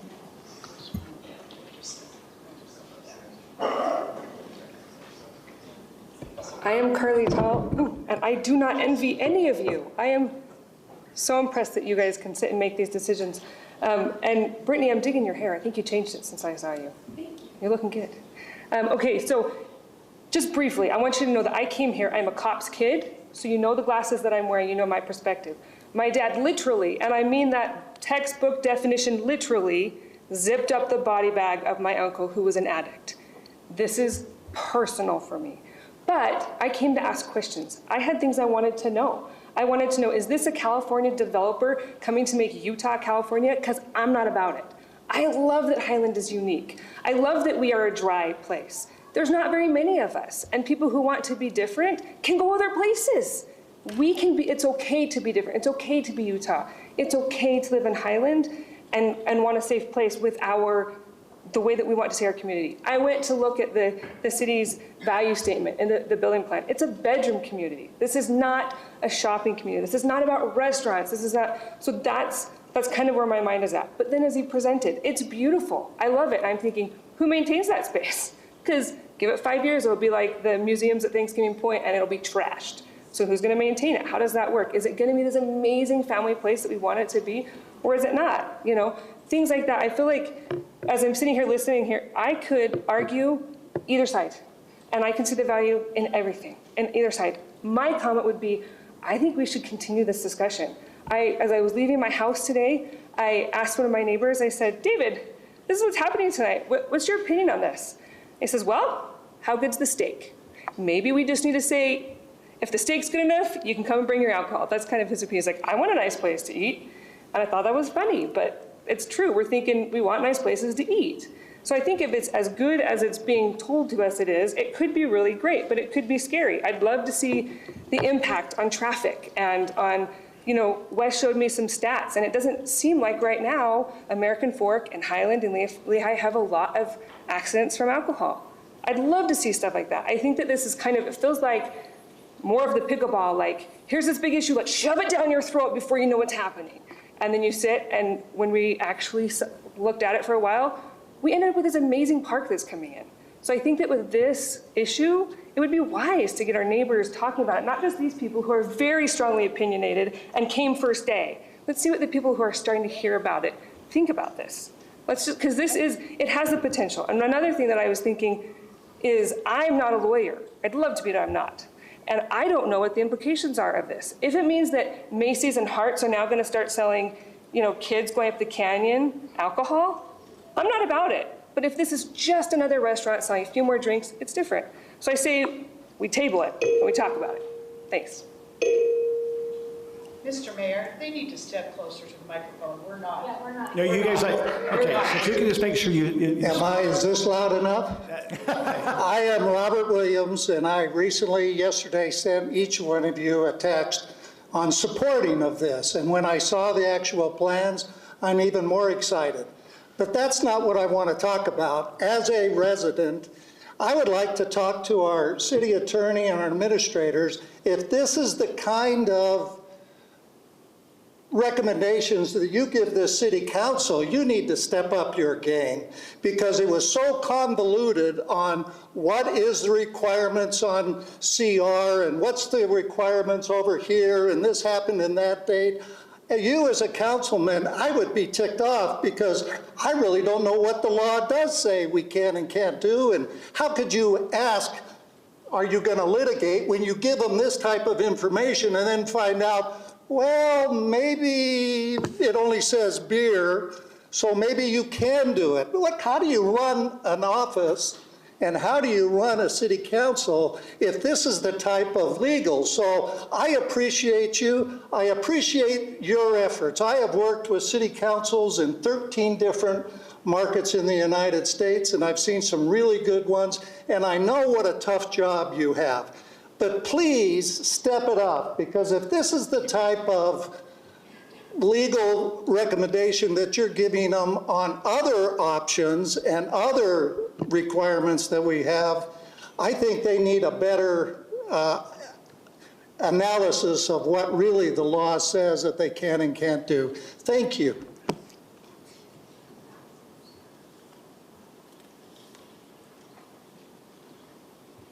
That might have been a mic drop, so I don't know if I can beat that. I'm Michelle Jensen. I've been a Highland resident for 25 years. This will be very simple. I would like to echo, probably not the popular vote in this room right now, but I think it is the popular vote in our community of Gail Ruzicka. I say that because I didn't even know about this. I knew about the development, but I didn't know the controversy about the alcohol until 2 days ago. I started texting some people. Did you know about this? No, I did not. No, I did not. No, I did not. Nobody, I don't know, it's our fault, right? We didn't go to the website or whatever we're supposed to be doing. So I would just say, when people say, we're no special than anyone else, we'll go down to the, I'll go to American Fork. Go ahead, there's a good gas station right up the street. We don't mind, that's my opinion. I love going to nice restaurants, but I don't need to go 2 blocks away to do it. I love the developers and the beautiful community sense that they're trying to do here. I love the beauty of that. I don't love the idea of the change for the alcohol. It is ambiguous. I agree. I'm confused about that. I feel badly that you have to be confused. But I would ask the council, if you've lived here a long time, who are your neighbors? Who are the people that vote for you, that live here, that have this sense of community, that have been here a long time? What do they want? What are you hearing from the Highland residents? I would dare to say they would agree with me. Now, it's not popular in this room, like I've said, and I agree with a lot of it as far as, some of the needs that we have here, but it has always been a small town. It has always been a sense of community, and it has been high values. No, there are not bad people that drink alcohol. That's not what I'm saying. But Highland is special. Our property values are high because we are different. They want to come here because we don't have those things. Otherwise, the stats would be different. And I agree with Mayor Mann about that. Our property, people come here, they don't mind paying $100,000 more, but they might if we turn into a different community. I'm just going to leave it at that. I just wanted to express my opinion, and thank you all for your service.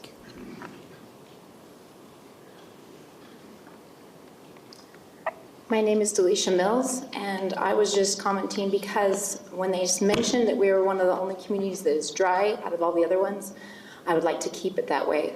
We moved here because it was different, just like the previous person said, and there's nowhere else we can move to let it be different. So we don't have another option of where to go, and other people do.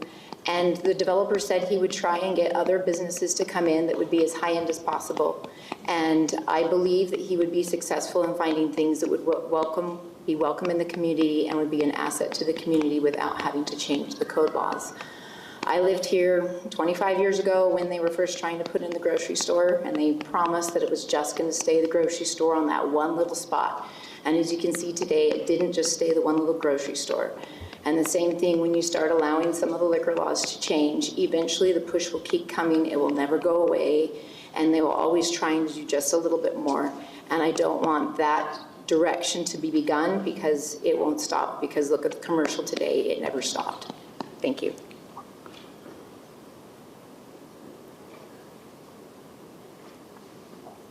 My name's Natalie Ball. I just feel like the one thing that hasn't been brought up tonight, I feel like we're trying to make it about morality, and it's not about morality. It's about being different. Most of the residents of Highland are not really clear on the tax system, and every time a developer comes in with a pretty plan and projects that he's going to do wonderful things for the community, we have the same discussion about how we need tax revenue. And I think everybody here needs to understand that we get tax revenue when you shop in American Fork, and when you shop in Lehigh, and when you shop in Draper and any of these other communities. It's all pooled and it's all divided. So we're not hurting for tax money. We get their tax money. What we don't get is the traffic and the crime and the other problems that those communities are having. It becomes a real taxpayer issue when we have to hire more policemen and more fire and ambulance, because we are allowing for things that we didn't budget for in terms of having to have more officers on Sundays and having to have more officers in certain areas of the city because we've now developed it into a mecca. Another point that someone else brought up was that this is a city gathering place. This is private property. This doesn't belong to the city. The city will not be having a tree lighting in this place.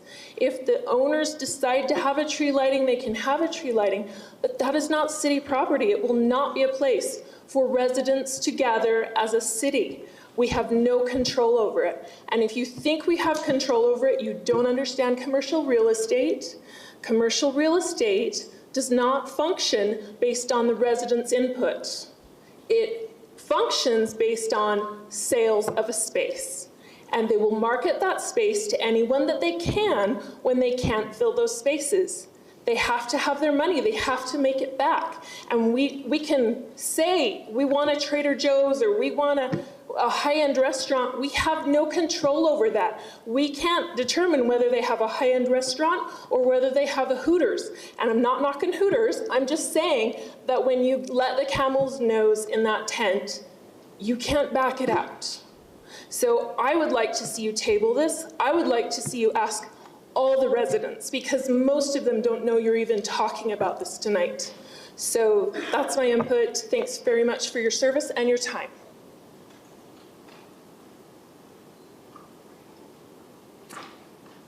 My name's Morgan Sharp. I am raising my family in this community. My family will take part in this development. I think the thing that I wanted to say is that, and it kind of goes with what she just said, but the opposite. I feel like this is awesome that a developer is willing to take the chance, and he was very clear when he said, we are moving forward regardless.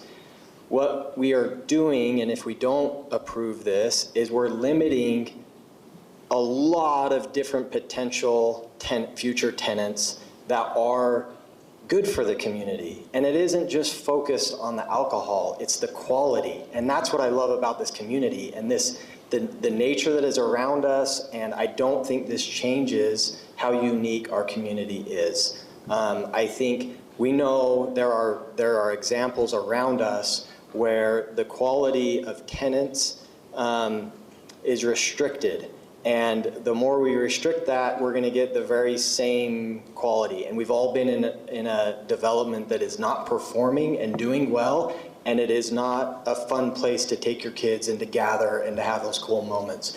I have been, some of my most famous or favorite places to go with my family are commercial developments. They are not governed by the cities, and they are commercially owned. And I don't believe that those can't be great places for families to go to.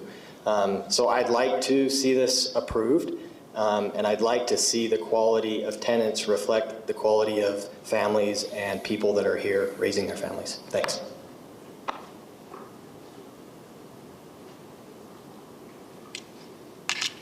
I'm Mr. Mayor, members of council. I'm Doug Courtney, and I'm speaking to you this evening as a resident of Highland. I have a liquor cabinet in my home, and I drink from it from time to time. People who drink alcohol are not necessarily bad people. They're not necessarily good people either, just like anybody else. Having alcohol available doesn't turn anybody into, most people, into raving lunatics. In addition to the liquor cabinet in my home, I'm generally opposed to blue laws. If we were talking about instituting a ban on alcohol sales this evening, I would be standing here emphatically encouraging you not to do so. I'd like to thank the developer. It looks like a wonderful product that they've put together.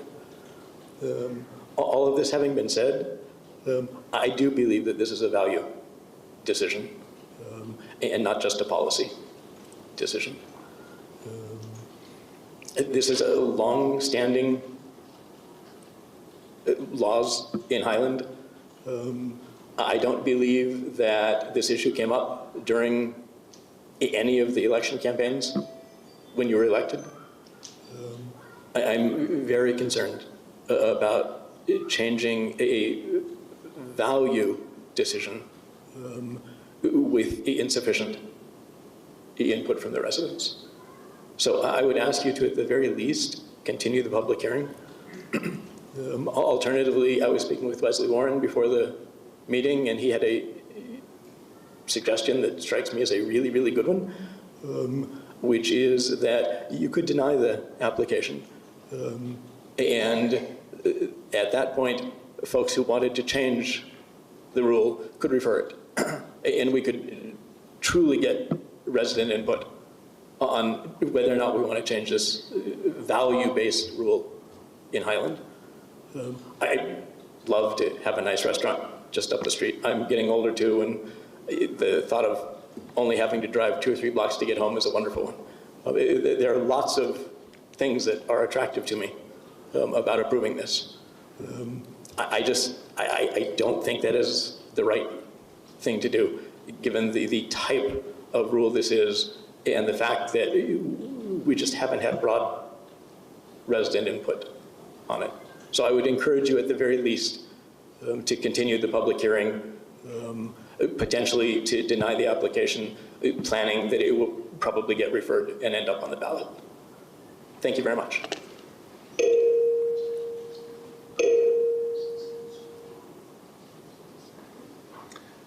Good evening, my name is Grant Ellingson. I've been a resident of Highland for just over 30 years now. We love it here, we've raised our family here. I express appreciation for your service. It's not an easy thing that you do, and the dedication that you give to our city is very much appreciated. I'd like to just mention one issue that maybe hasn't been mentioned. At the end of my working years, I was an elementary school teacher and taught 6th grade.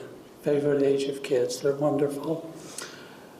Each year we'd have a police officer come and spend about 6 or 8 weeks, once a week with our school kids. And they would talk about the dangers of alcohol and drugs and other types of things. And so I'd ask you to consider the effect it will have on the children. if they come to understand that our city council thinks it's okay to have alcohol? And what will that do for the kids? So I would encourage you to vote no on that, not against the development, but against the alcohol because of the message it sends to the children. Thank you.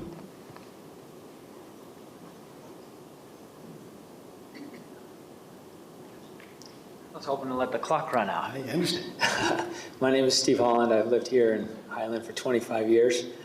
You know, I don't know, I've been to a few of these meetings, and I don't know if I've ever once heard a resident threaten the city with a lawsuit if she didn't get her way. And I was appalled by that. Because that's not what we're supposed to be. That's not how we get what we get in our city. We do it the democratic way, right? Representative republic, representative government. And that's why we're here. We're talking to you about this. I am a huge proponent of Highland City being and remaining a dry city.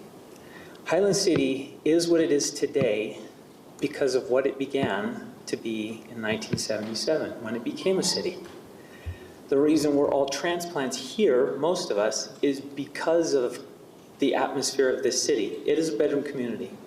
We're not looking to become Lehigh, and we're not looking to become Cedar Hills, American Fork, or Saratoga Springs. We're not looking to be those cities. We're looking to be who we began, which was Highland City. I volunteer on the Utah County Sheriff's Department as a volunteer. We go out and patrol trucks just like the other officers, but we don't do any enforcement. We report and we observe. And I have been on more than my fair share of DUI calls where we've had to respond to unfortunate situations. Alcohol is an ugly thing. It just is in certain respects. In private, it is what it is. People are free to do what they want to do. But we're talking about our city and what we have been, who we have been, and who we are, and who we are going to be in the coming years, right? We moved here because it was a safe place. It's a good place for our kids to ride their bikes in the streets and to have a great time. These developers that come in, they make things better. Often they come, they bring great plans. They want to build something. They want to leave their legacy. Often those transplants come from California, and unfortunately those California values come with them. And we're Highland again. We can have a city center, we can have a culture that reflects us. We don't have to adopt the world and those things that come with it. I appreciate your service. Thank you for considering this, this topic, and I urge you to keep Highland City a dry city. Thank you.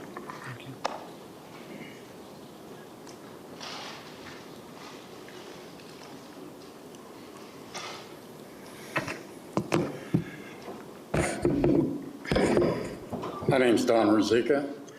I've lived in Highland for just under 35 years. And it's great being last because many other people have said things that I was going to say, so I can hopefully be brief. I think the real question that we're determining tonight is, do we want alcohol in Highland or do we not? And if we don't, if that's the final decision, then we need to amend the laws so that they are consistent and get it over with once and for all. I was born and raised in New York City. I spent 17 years in Southern California. In another lifetime, 60 years ago, I drank, and I have vast experience with the effects of alcohol in every way you want to consider. I really resented the attack on the council by an individual that testified or made comment. I thought that was really out of line. But I've heard tonight comparisons made. It was very interesting to me that all the comparisons being made were family values, meeting places, comfortable spaces, upscale business, equated with the sale of alcohol. I don't get the connection. I think we have those places, maybe not to the extent or in the exact form that people are proposing, but I don't see where one justifies the other. I don't know how many people in here watch the news every night, but virtually every newscast every night talks about people that are killed on the roads by impaired drivers. And the overwhelming majority of those deaths are caused by impaired drivers. Now, I'm not against people that drink. I don't think it's a matter of good versus evil, right versus wrong. But as people have talked about unintended consequences, that's the thing that happens. So, in the 35 years that I've lived here, this city has grown exponentially. And we never had alcohol, so I don't know what we did to incentivize people to come, but it must have been right. So I would urge you, please, to keep Highland dry.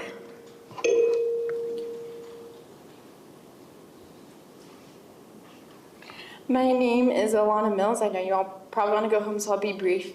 I've grown up here. I've lived here my whole life. And as I was sitting listening to the different comments that were made, I was thinking of how this decision will make an impact on the people who will be coming to the restaurants. I was thinking of the difference between Myers and Macy's versus Walmart and Smith's. And growing up, if my mom needed something from the grocery store, if she needed someone to just run in really quick, I was completely willing to run into Myers or Macy's and grab something for her all by myself.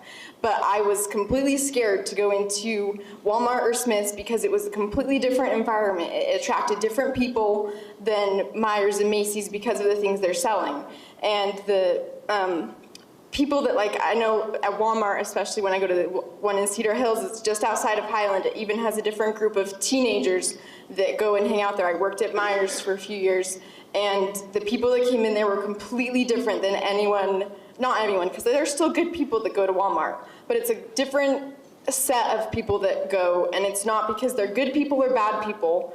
The people that go to Walmart are bad, it's just a different environment, and that will happen the same if the alcohol is permitted. You'll attract a different group of people that if it were me, I would not want to grow up next to there. I lived across from that, I think where the cow field was. I grew up right across the street from that my whole life, and I would not have had the same experiences if there was an area that right there that had alcohol, because it attracts a different group of people, and I wouldn't necessarily feel the same safeness with that.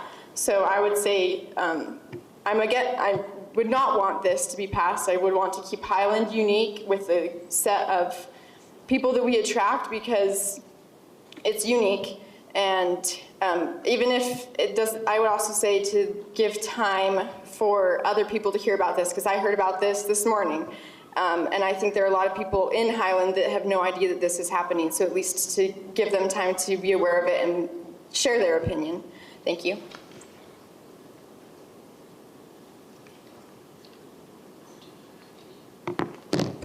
Hello, my name is Dustin Eaton. I am a resident here of Highland. I've been here since 2017. Moved here with my family not because it was a dry city, but because there's a lot of other values and benefits to living in the city. The great schools, the community feel, all those kinds of things. So I had no bearing of whether it was a dry state or Sunday was closed or any of that. That didn't have an impact on my decision to move here. There was a lot of other reasons. But for me and my family, we support the development 100%, in large part due to the fact that it provides a sense of community. It continues those same values that we keep harkening to in the discussions that have already been had.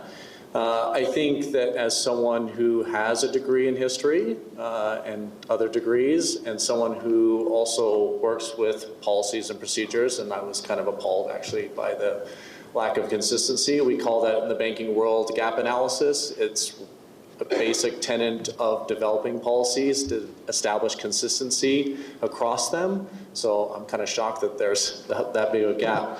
But as someone who is a studier of history, actually a study of history of religion, I actually find a lot of the comments to be misguided and actually building on the same problems that human beings have continued to fall upon, which are that we just aren't learning from history.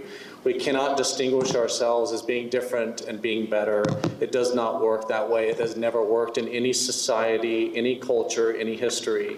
And the fact of the matter is that if we look to actual data, the National Highway and Traffic Safety Administration found that fatality rates related to alcohol-related accidents are of 6.8 per 10,000 versus over a 5-year study. And if you look at that at wet cities, that's actually at 1.9 per 10,000. So we're really making a lot of arguments tonight on things that are not factual. The reality of it is this is not going to damage the atmosphere, the property values. I would actually think that another fast food restaurant would be a deter to value and appreciation over history versus sustaining them. So I would like to think that the city make the decision to approve this project. It is absolutely what this city needs. At the least, let's continue it to an open discussion, but if I'm looking at statistics, I'd still think that the majority of the city residents would support this project. Thank you.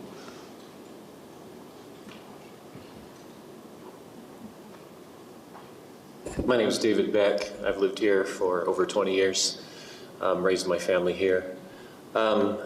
It seems like anytime we deal with things in government, we're afraid to speak about anything religious. So the only argument I haven't heard tonight is just that of morality, and it's not that one morality is better than another, but that we are a community that does value certain things. And when I hear the statement, want a place for my family to gather, and in the religion that I follow, I believe that alcohol is dangerous and generally deleterious to a good atmosphere in society. And I have nothing against the developers or development, but I do feel that our values and even our religious values do speak to who we are. And that as a school teacher, I try to teach my students that principles matter, and trading something against one's principles is against my values because it's against what I believe. And so those beliefs matter. And if I had to sit in your chairs, I think it would be hard. The arguments for and against are compelling, and yet I have to speak to my own values. I would have to ask myself, what do I really believe is best? And that sometimes does have a moral component to it and a religious element to it. And it's those kinds of values that I think have made this community and Utah in general a very nice place to live. And thank you.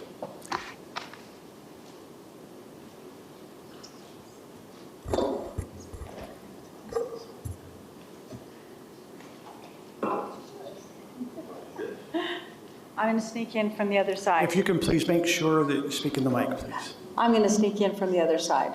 Okay, please give us your name. My name is Laura Ross. I've lived here in Highland for over 35 years. I was here when all this was built, and we actually had a riding arena. I wanted to say I really like this development, and I think that I love Gardner Village. I think it's a very beautiful place. I think it's a fun place to take your children. I think it's a place that a lot more people can enjoy versus a splash pad, because it can be utilized for people of all ages, not just limited audience. I do hope that, well, I own a catering company, and I catered for most of the movie productions that were done in Utah. Restaurants are very hard businesses, and they're very hard to make go, and they're very hard to keep the audience and to keep the business. And one of the negative things that I heard here was the dislike for a chain restaurant. And I just wanted to put a little bit of clout into a chain restaurant.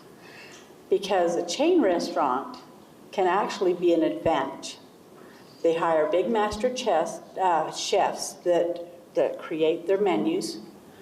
They're all tested as far as people-wise. They do popularity and that. They also are able to trade food within the chains, so that if you have a restaurant that's actually doing worse, you can have somebody that's doing better take the produce and whatnot, so that they're utilizing their cost of their foods, because you're looking at a food cost and plate cost, and that is advantageous in a chain. You can also trade employees back and forth.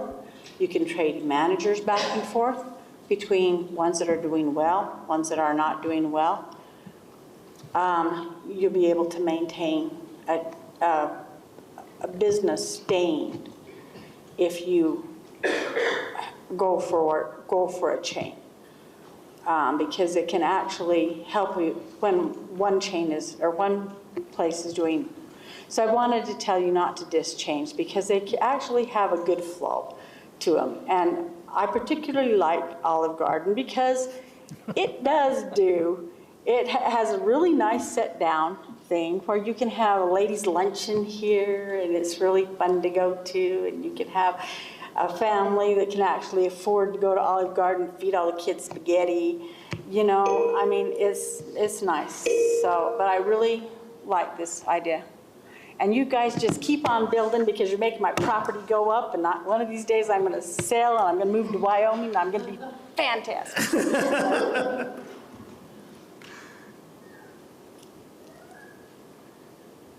Hello, my name is Paul Adams. How are you guys? Good to see your faces again. I'm a resident here. I live not too far away, and I also wanted to put a plug in for Olive Garden, because if we could sell breadsticks, everybody would all get along everywhere.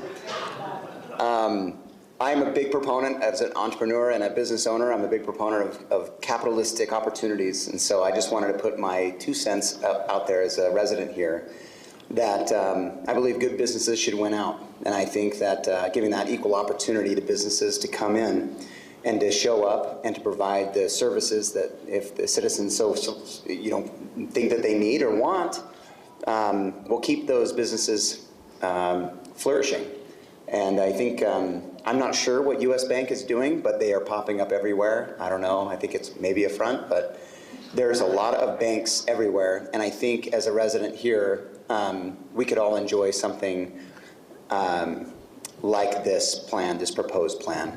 I don't think it gets into a discussion of whether or not they serve alcohol. I don't think whether or not it has those things or those elements. I think we as residents should have the agency to choose if we want to keep that business in business, and if we don't, that is our prerogative and the business owner's prerogative. I think that's ultimately what we need to do, and if we have, that's what I love about local government. If that's what we believe that the citizens would want, then we should give them the opportunity to voice that, or at least vote for it. But more for the freedom for the businesses to come in and to let that the capitalism win out. Thanks.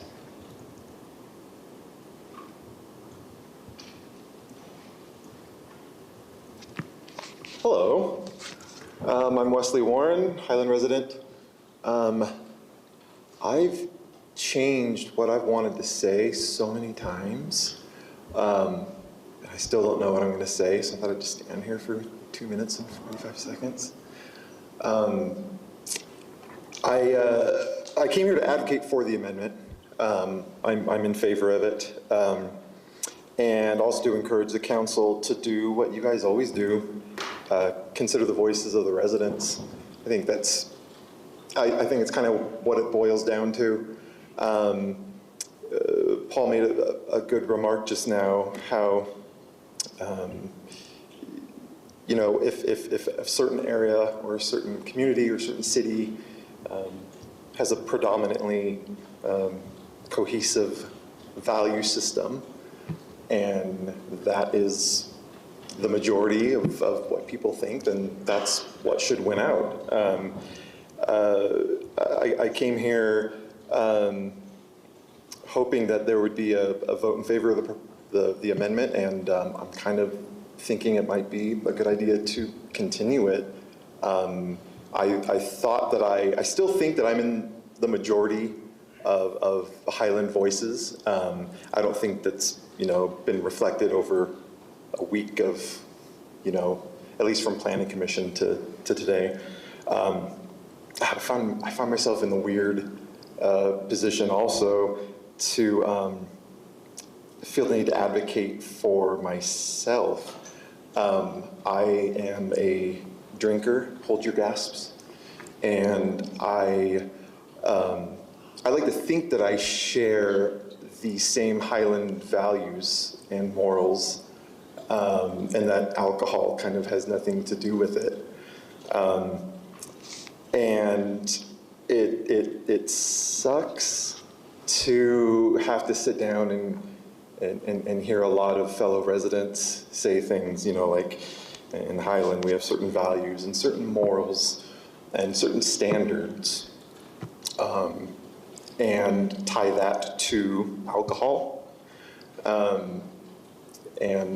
It obviously that puts me standard, and my values and morals are not as up to snuff.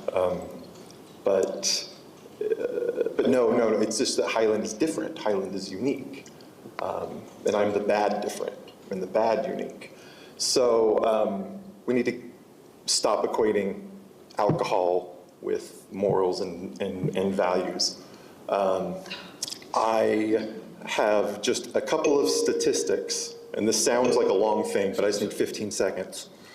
Highland City, combined with Lehigh and American Fork and Cedar Hills and Alpine, if you go to the Utah Department of Public Safety and look up the crash data and the data with the fatalities associated with alcohol-related incidents, in the last 13 years, in all those cities combined, there have unfortunately been 3 alcohol-related fatalities in 13 years in all of our cities combined.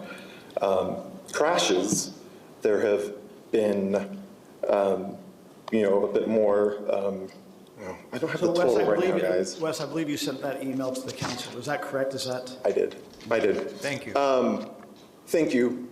You guys do an incredible job, and I support and love each one of you, and I hope you know that. Thanks. Thank you, Wes.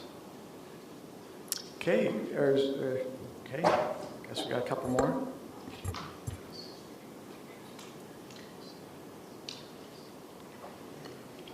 Hi, I'm Brian Braithwaite. Some of you may know who I am. I appreciate all that you do for the city council, or for the city. Being elected officials is not easy. I've been in your place, dealt with some of these issues, and I appreciate what you're going through. I'm here because of what everybody else has been talking about, this potential change to the municipal and development code. This council has done a lot of good for Highland, and I truly appreciate it. You've been thoughtful, you've been open input, you've been thorough in your research, you've been mindful of the community that you serve, and I recognize that. The new park is a good example of your efforts and what you guys have done.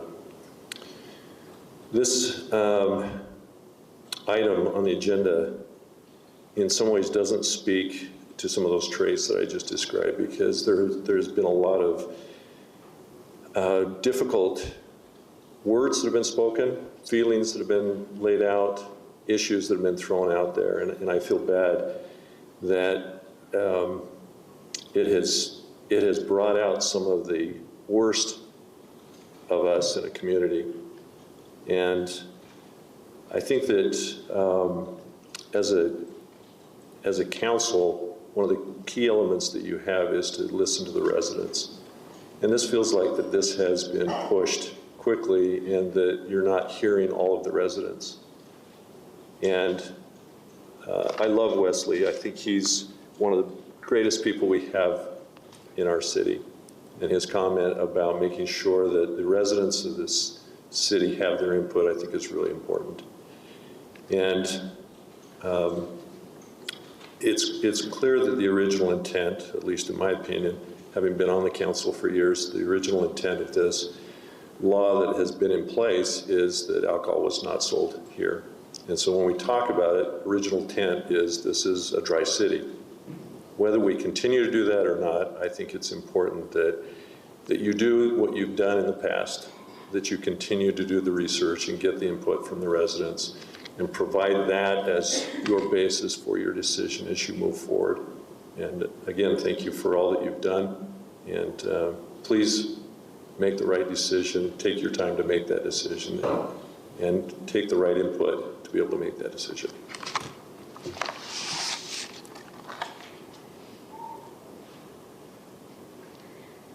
Hi, my name is Sarah Sandberg Pledge, and I first of all want to thank you all for the service that you do for our community. I am a single mother of 6 children, and I appreciate the fact that this is a dry city. And as a single mom, I have firsthand accounts from countless women of the consequences of alcohol. And I don't judge people that drink or that do it, but there are consequences of that.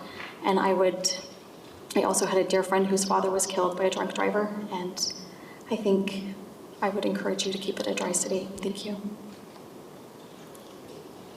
Okay, I think we're now at 9:21. I think at this time, let me ask the council, let's go through a couple of options we have here before we have public hearings still open.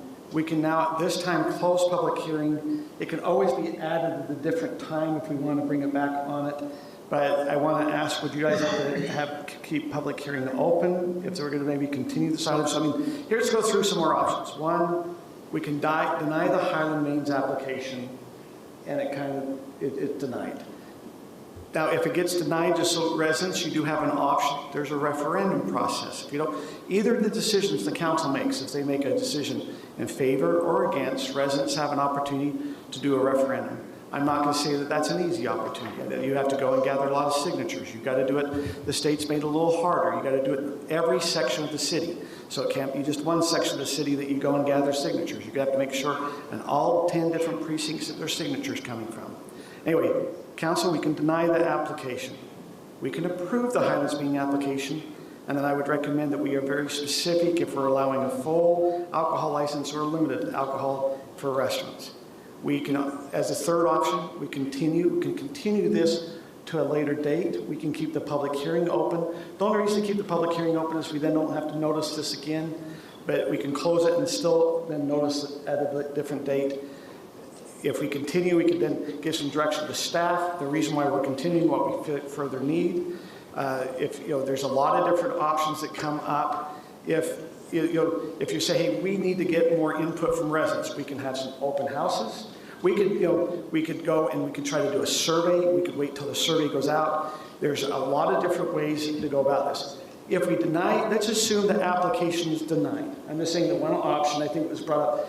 If we deny the Highland Mains application and council still wants to then still have a discussion amongst, so if we deny Highland Mains, that only deals with the CR zone. This application is only pertaining to changing alcohol sales in the CR zone. So Rob, correct me if I'm misstating anything wrong. I don't want to mislead anyone. So is that this application only deals with the CR zone? The development code amendment where it says the prohibition in the CR zone, that is just for basically this project. It also addressed the on-premise beer sales prohibition in the business license ordinance. So if that amendment is approved, that does apply citywide. So any other zone that may allow alcohol sales where it's not prohibited would then, because if this amendment is granted, you are removing the prohibition for on-premise sales of beer. Okay. So that would apply citywide. So that would affect our C1 zone, correct? Correct. Okay, so if we deny, it doesn't mean we can't still have further discussions and still say, hey, now that we've gotten the public engagement, we then can come back and approve. I'm just saying the denial is of this application or denial of changing the no beer sales in all the zones. Or we can approve. My recommendation, if you are going to approve, that we then give, if you approve the Highland Mains, we then give council or staff then to have it come back at a later time. So does it seem that if you're going to approve it for CR, that also seems that we ought to look at our town center and our C1 zone that also maybe should be approval there. So I'm saying the denial has one aspect, approval. Or we can continue this and seek for more public information or hearing on this. Now, I know we can have a lot of discussions. I know there's a lot of emotions if you want to have a discussion as a council and give your opinion on things, but I thought we have not closed the public hearing. Would you like to now at this time close the public hearing? Mayor, I would like to keep the public hearing open and continue the item, but I would also like to make a few comments at some point. Okay. So I'd like to get enough council saying keep the public hearing open, either to continue. The only reason you're keeping it open is to continue it. Does that make sense? So what does that mean? Was that a motion? No, that's... Or is that an opinion? It is, it's an opinion that could be a motion if anybody else agrees, I suppose. Mayor, I do think that you'd be able to, if you want to let council have a discussion, then make the decision whether or not you want to continue the public hearing or open it based on the motion. I think you would be able to do that rather Rob, than... are we okay with, I mean, I understand, I mean, the public hearing is still open, so we could actually still take public comments, and we haven't closed that. Correct. Okay, and I'm doing that because we've talked through this. As you can tell, we try to talk through how to do this process, so the public hearing is still open. We have not closed it. Council, if you want to give some input, and then we need a decision. Do we close public hearing? What do we do going forward? I always have an opinion, if that's... I'll tell you, just from personal things, I really would deny the application for alcohol sales. However, I'm going to put a little caveat on that. I do not think that we have made this a fully open and transparent process. So we've had good attendance here tonight, but a lot of these people are here because they were either contacted by individual council members and encouraged to come. I think usually when we have something that's very controversial, we try to be very transparent about it. So if you look at today's newsletter that came out, there's nothing about liberalizing alcohol sales, right, Mayor? I did not write anything. I don't think the staff put anything in, correct? I didn't see anything in the thing. I didn't maybe read every word, but... Well, the problem is yeah. we thought we knew it would be hitting today, and here we have a meeting. Sure, and I'm not criticizing you, Mayor, but, you know, the newsletter is one of our main vehicles of communication with the citizens. There's been nothing in any of the newsletters about this, okay? Two, yes, it's went out on Facebook, but we talk about it being on the website. I've opened up the website. If you go to the council agenda, you can find it. But there's no major thing on the website that I saw that would tell me that we have a controversial issue in front of us. And so a lot of people that I talked to over the weekend had never heard anything about this. So I think we need to make it a more open and transparent thing. I would recommend that we send a flyer around. I recommend that we do some sort of survey. I think we need more input from people. Now, I'm not opposed to having a nice development with some restaurants, but I have a really personal, as a professional, I have a hard time voting to have a wet city. I'm sorry. My only brother died from alcoholism and substance abuse. My only sibling, okay? As a physician for 42 years, I've taken care of people who've destroyed their lives and their livers with alcohol. So I know there's a lot of responsible people that drink, but it's hard to me as a physician to vote for something that I know I have a hard time with, both professionally and emotionally. So if I had my druthers tonight, I'd just deny this, but I think at the same time, I'll lean towards continuing because I would like more input from the citizens because I want to hear what the majority of Highland wants to do. So we split pretty even tonight, even with the limited announcement of this. So I kind of would support Brittany on her motion if she wants to make it that. Let's let the council, because we've had, maybe the residents could come here, some of the council what they're feeling. Go ahead, Sarah. Yeah, I'll make some comments because this is certainly a topic that I have thought about, researched, taken a lot of input on, and gotten a lot of emails, phone calls, even when I was running for, city council a couple of years ago. This was a really hot topic, and the majority for me, and I've been tallying who was for and who was against. I was just interested to see how the room would play out. But it's interesting because there's some concerns that I have with our approach to this topic. Now, I am one that I do not drink, I do not espouse that others should drink. I am a medical professional by background, so I've seen a lot of things as well. But I'm a little bit befuddled by some of our approach here, because I frequent restaurants that serve alcohol. Applebee's, Texas Roadhouse, Olive Garden, for sure, Cheesecake Factory, I could go on. And I definitely use those restaurants to get together with my family, and whether it's for birthdays or just they come into town, let's go out to eat. And never once have I felt threatened, have I felt like I've been espousing the use of alcohol. You know, I have sat at the bar at Cheesecake Factory with my over 21 children because we didn't have the time to wait for a table, and never once have I felt threatened or concerned about that. I also have I've been at a lot of different business functions, at conferences and meetings where there was alcohol. I don't partake. People have had a wine or a beer with their dinner. Again, I'm not espousing the use. But to me, if I've heard values we hold dear. If it's truly our value to that extent that we want to prevent anyone from drinking in the city of Highland, then I would suggest that we should never go and support any of these other restaurants either, in any city, if we want to espouse that take. Because if that's what we truly believe, then let's believe it, right? Let's either believe it or not believe it. Because there's other principles here that I think are at play. One, alcohol is legal in the United States. Alcohol is legal in the state of Utah. And there is no part of me that believes that if we have restaurants that serve alcohol in Highland, now I am not talking about opening the door for bars, I am not talking about opening the door for taverns, I am talking about opening the door for restaurants that are limited and specialty restaurants only, and making that very clear in our ordinances so that we never have to have a confusing conversation about it again. But I am talking about, I don't think that this creates a lesser community. I don't think that this puts our youth at risk. I don't think that it means that we are telling people it's okay to drink. Someone said, well, you're telling our children it's okay to drink.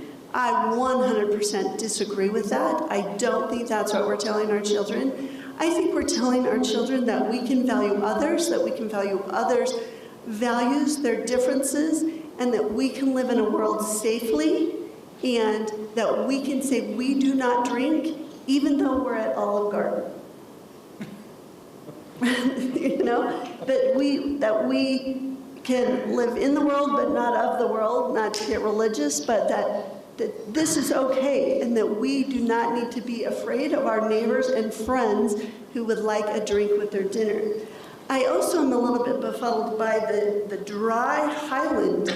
Highland is not a dry city, at least from what I understand. We have the country club that has alcohol, has served alcohol for many years, I understand. Highland has not gone down the drain, and they have a full-service bar. If we're going to go dry, let's go dry, which also means, in my mind, having sent kids out of state in New York and Boston to college, their campuses were, quote, dry. That meant there was 0 alcohol allowed on campus. Now, that wasn't the reality of it, but that's what dry meant. I don't think anyone in Highland is ready to say that none of our residents can go and buy personal alcohol and drink it. So Highland is not a dry city, nor will Highland ever be a dry city. I think we can maintain our values, what we want Highland to be, and still allow this family gathering area, and still allow these restaurants. I'd love to speak also, and just going along the lines of what Sarah Peterson said, Last night I was sitting down with Mayor and we were talking about restaurants and our favorite places to go eat, and he said, we have a great relationship, just to let you guys know. I love Mayor. He told me that I should go to Hickory House Ribs and Steak in Parker, Colorado. Best restaurant he has ever been to, and that is what he would go to in an instant. And so I thought, I'm going to look that place up. Well, if you bring it up, Kelly, I don't know if you can. If you Google Hickory House Ribs in Parker, Colorado, the front page of it is actually a picture of a bar. And I was like, that can't be right, because Mayor is telling me we shouldn't allow to have this in Highland. There's no way he would go to a restaurant in which he's not allowing our residents to partake of. So then I went down and I looked at what is allowed there. What drinks are allowed? Wine and beer. Please, there are alcohol lists on the table. And so I go along with Sarah. You can sit here and say that we shouldn't allow these restaurants here, but I can guarantee every single one of us here on council promotes these restaurants like he did to me. He told me to go to this restaurant that serves alcohol. He pays for it. He helps this restaurant succeed. And yet then you want to vote to not allow it in our city, to not allow you guys to do it, to not allow our developers to come in and put nice quality restaurants in. And we joke around about Olive Garden because that's what Mayor told the developers to put in instead of this. They still have alcohol. And so I guess just going along with Sarah, this is not a dry city. Alpine Country Club has a full-on bar. I called up the manager there and asked him if they've had any incidences within the past 6 years that he's been there with alcohol. Not a single one. I asked our public safety officer, how many alcohol-related issues have you been called to over the last 10 years? Not a single one. And to Scott's point about his brother dying, my brother died also with an alcohol overdose. He had 3 DUIs and was in prison for it. And I am 100% advocate of this. You know why? Because he never once stepped into a restaurant to drink alcohol. Not one time. Because it was so strictly regulated. He would never be able to get any alcohol. Instead, he illegally got it from a gas station and took it to his house. And he was not forced to drink alcohol because those restaurants had it. You know why he drank alcohol? Because he felt judged. He felt less than. He felt like his values weren't as good as anyone else's. And that's what you guys are doing here. So I'm a huge advocate of this amendment to keep our city safe. And also to keep nice places here. I don't want another Cafe Rio. I don't want another Costa Vida. I would love a nice place for our citizens to go. That's what I have to say. And I just, we've talked about continuing it, so with that, I'd like to know if we continue this, will every single city council be here? When are we going to continue it? In 2 weeks? Will every city councilor be here in 2 weeks to be able to hear it again? I don't think you can continue it for 2 weeks, Kim. I think that's unreasonable, because if we continue it, I think we need some sort of survey, and we need to have a discussion as a community, because this is a major change for the city. But it's not a major change. It's not an alcohol issue whatsoever. It's already allowed in our city. It's already zoned across the street. It's an equality issue. It's a developer saying, hey, wait a minute here. Why is it that this place is allowed to have something and I'm not? Why is it that across the street they're zoned to have it? I'm not. Only because the city council 23 years ago decided to put an exception just on their area so Trader Joe's wouldn't go there? It's an equality issue. We continue to promote, though, a misconception about what alcohol is allowed here in NAC. So it was a default thing. It's no misconception. It is allowed. The city councils, or your Kim, and I don't want to argue with you, have consistently said no alcohol sales. So this is kind of a default. Do they say no bread sales? Pardon? Do they say no bread sales? Do we need to spell out every single thing that we can't sell here? Well, we can agree to disagree on this issue. So I think, one of the things we need to look at, the Alpine Country Club was grandfathered. So 1977, the Alpine Country Club was still existent, was in existence. They actually already had a liquor license at that time. They are privately It's a private club, so the Alpine Country Club is not, unless you're a member, we can't all just go walk in there and order there at that restaurant. It is more, and as I talked with the attorney, you know, if we did that, let's say we go and put no alcohol sales at all in Highland, and even the country club included, there's some legalities that we have some risk legality-wise because they have a value in that liquor license that they've had. And so we've got to be a little careful. So I think the council at the time in 1977, it was a discussion as I've read through those minutes, and they recognized that that was something that already existed, so they tried to grandfather them because of, I think, probably some legalities back then. They had to be careful because there were some rights for some things. But that's just coming back off that. As we kind of go back in, is there other council members that would like to kind of share any input on this, or are we getting ready for a motion, or? I have something to share. So, past city councils, hopefully the current city council, we've achieved something remarkable, and that is a suburban, not a rural city, which is the safest in the state, and one of the safest in the country. We have a country open field surrounded by zoning chaos. And there's a lot of other reasons that make Highland special. So do we want to mess with the formula and become the municipal equivalent of New Coke? Maybe not. In regards to constitutional rights, impaired driving truly impinges upon the constitutional rights of others. Fizz is a personal choice. A 44-ounce dirty Dr. Pepper does not impair driving, which does impinge upon my personal rights of life, liberty, and the pursuit of happiness. My safety. You're not only making a personal choice, you're affecting everyone else on the road.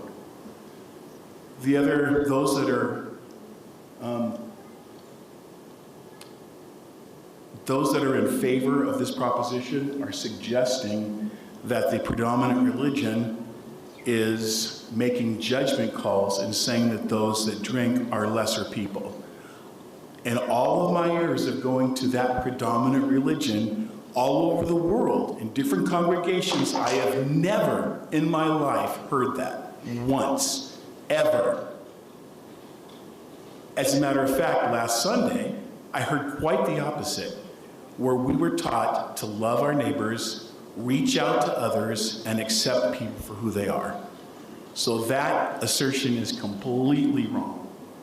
Sorry, I'm a little emotional on that issue.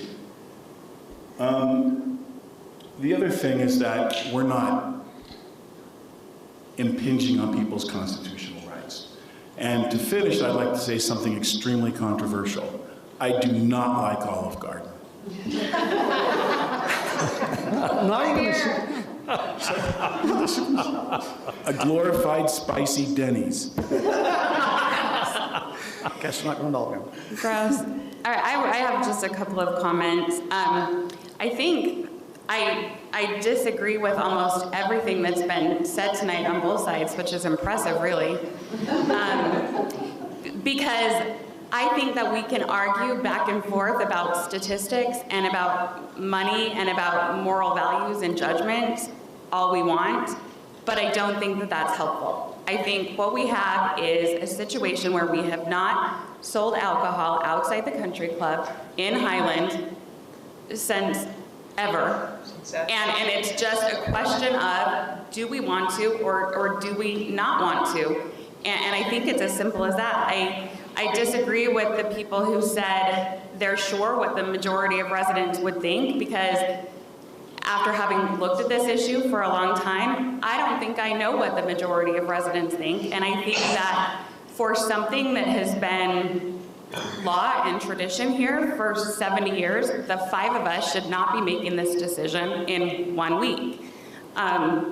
So I disagree with making any decision tonight. And I agree with keeping the public comment open. I think the best way for this to happen is actually by a citizen-driven initiative, right? It's been a thing for a long time. So if the citizens want it to change, then let's have a citizen-driven initiative rather than something brought by a developer where a decision is going to be referred anyway. So that would be my preferred outcome. I would want to keep public hearing open because I think that if anybody was interested in taking on that initiative or referendum process, either way, it would be helpful for them to know what other people in this city think.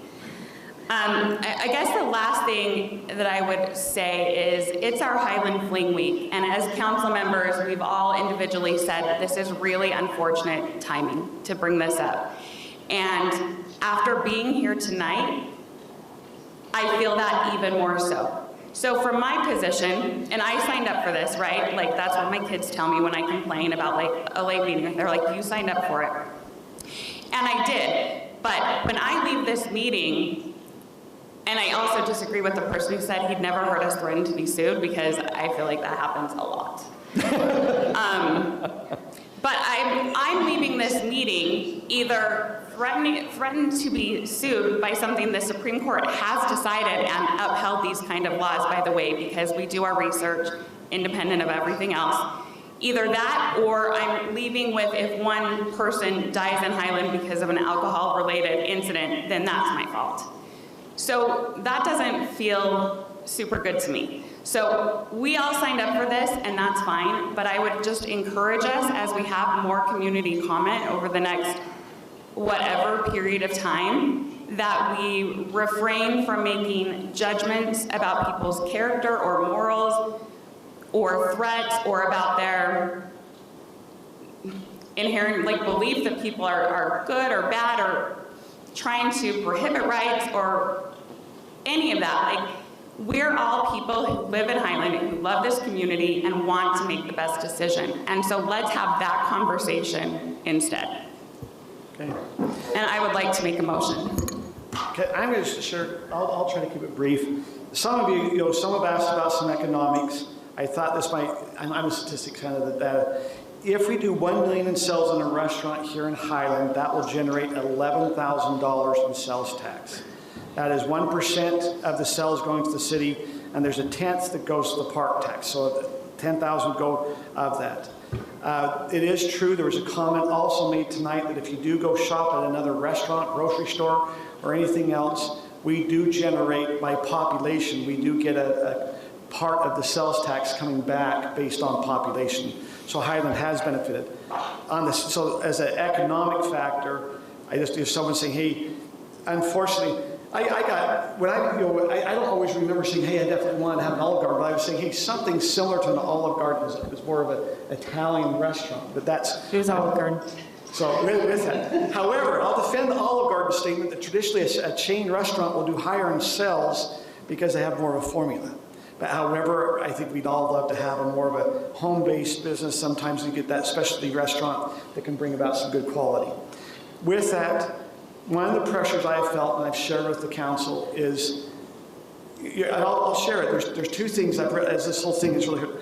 Guys, as the mayor, I don't want to screw the city up. If someone goes, what's one of my main goals? I didn't want to screw the city up. And so as we look at this issue here, I'm going, is this one of these that I messed the formula up at the city? And I look at the formula.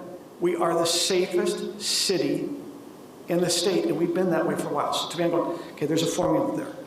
We have some of the higher property values. So I had some that say, hey, people maybe don't want to move here because the laws are going, well, that's not what I'm seeing. We're seeing some that want to come here. We have people that are coming in, and we grow. Our values are higher than some of the others.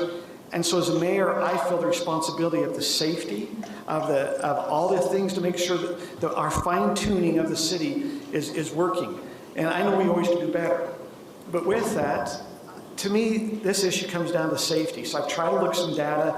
I looked at some Bowling Green University data about how does alcohol, because I'm not familiar with it, I found out that every person will respond to alcohol different depending on their genetics, their gender, what type of stomach content. By the way, if they have fatty food, the alcohol doesn't absorb as much than if you have different type of food. I guess breadsticks might be helpful, so I'll it's helpful. I heard if you're dehydrated and drink, it might get done. If you're on medication, it affects you. If your weight, depending on if you are a person who's 120 pounds, and even if you eat at a restaurant and drink, it affects you versus if you're a 250-pound male that is eating and drinking. So then I go and I looked at a study, and I'll give you, it's called the journal.plos.org, and it talks about feeling fine after one drink, your brain's not. It says the research says that their findings suggest that even a single alcohol drink can impair your ability to make decisions, though we're not aware of it. Importantly, because our motor skills appear unaffected by alcohol, we're likely to proceed certain physical actions under illusion that we're making the right choice. Now, I understand we can probably pull data whatever we want, and we can probably, but that hit me pretty hard as I'm going, it appears that if after one or two drinks, and this is dealing with your eating, that it appears that you don't think your judgment's starting to be marred, but the truth was they are. Now, we understand the state of Utah, I think it's 0.5. Rob, is it point, if you're over 0.5, you're legally. 0.05. I'm sorry, what? 0.05 is the. 0.05, you're legally drunk. Now that doesn't mean you're not impaired in some way just because you're not maybe that alcohol. So with that, I also have been very worried about the transparency. As we heard the council here, we try to be very transparent and listen to the residents and take the time to make the correct decisions. And so my recommendation to the council is to slow down the process, engage the residents, and let's really find out. And it might be, hey, I really don't want alcohol, but it might be the residents are okay, and they're willing to take, some say the risk of the reward versus the risk. We might be wrong with what our residents want on that. So my recommendation is to continue and to seek further public input. Is that a motion? I can't make a motion. I know that. Well, I guess I have a question, though. If we make a motion to continue it, will we have the same council here to discuss this? Well, and so let me just, be clear about why she's saying that. Because I was laid off of my job last February. Sorry, this is... Sorry, Sarah. No, it's okay. But I just took a job in Atlanta, Georgia. And so I'll be moving by the end of the month. So tonight is actually my last night. So, excuse the emotions. But that is why Kim's bringing that up. And so that is also, it's a decision on me tonight. We need to have other public input, because if you have a new council person, they need to come up to speed. And so the timing will not be fast. I'm sorry, if this, because of Sarah's information, it will take us, and we're going to go in, we have to discuss with the council, but it appears we'll have to open up for about 14 days, the process, and we have to set up another meeting where the city council would then choose another council person. And so I know there's some concerns about, hey, Sarah's probably up to speed on things. She's heard the public comment tonight. I think that's what you're mentioning, Kim, is you feel like that she's had some of that. And so that's why there's sensitivity in continuing the item, is that we would have to bring another council person in to bring them up to speed on this issue. Is that correct, Kim?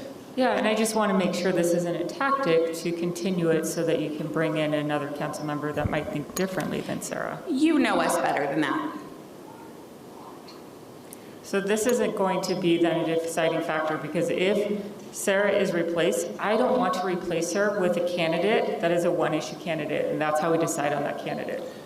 I agree. Now, as we look at continuing, and I don't know where all the council, but let's assume the vote is to deny. There's a risk if let's assume I'm one that is in favor of keeping the law as is and not allowing alcohol. There's a risk in continuing. So I look at the opposite. I think there's a greater risk to go out to the public. We really don't know the results. We don't know if we go do a survey and we try to get and nail it down. It could be all the residents. Because as you go through and go, okay, we've had almost 32 comments, and it is really pretty well divided here. It's not, you're not getting close enough. I understand we've had a lot of emails and things that way, but we did have 34 emails, and 93% of them were in favor of this. And how was those emails generated? Because the whole public definitely did not know about it. We didn't know. I'm just saying, you can't, and I'm sorry, Kim, just because you go and put it on some more Facebook pages over in Canterbury North, or you have it in Canterbury Circle, those two subdivisions know, that doesn't mean the rest of Highland. We need to let Highland, we need to be transparent. And that's my concern. And we've always been that as a council. We try to be transparent about the process. And I believe better decisions come when we slow the process down and get the input from the residents. And so there's a risk on both sides. I'm just saying there's a risk on, hey, it might be that we have the residents that really want to have this, and I understand. I love the development. This is not about the development to me. This is not about do we like the Highland Mains or not. It's about, to me, it's about safety. And just for me, it's more about safety and some things that, yeah, it is true. I'll go to the Hickory House. You know, do I go and sit at their bar and am I going to order a drink? No. But yeah, I go to Hickory House and I do enjoy their ribs, and I think they have some of the best ribs over in Colorado. And I did call them, Kurt, to see if they'd come to Highland. I talked to Paul, the owner, and Jeremiah, the manager. No joke, they know you're coming in 2 weeks. And they said they would not come to Highland if it was prohibited with alcohol. So Kim, are you wanting to make a motion? Yeah, I'll make a motion. Okay. I gotta get it up here. I already know how it's gonna go, but I'll make it. I move that the City Council accept the findings that the amendment is consistent with the purpose and intent of the CR zone and approve the proposed amendment to Section 3435 and Section 3-4352 to allow alcohol sales and direct staff to draft language to limit the alcohol sales to a limited service restaurant, wine and heavy beer. I will second. Okay, I have a motion by Kim, second by Sarah. Is there any further discussion before we do that, vote on that motion? One quick comment.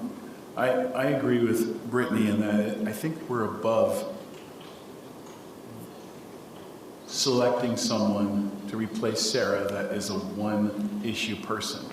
I think that we all have the best interest of Highland in mind, and we're going to select the very best person and not select someone just for our personal agenda.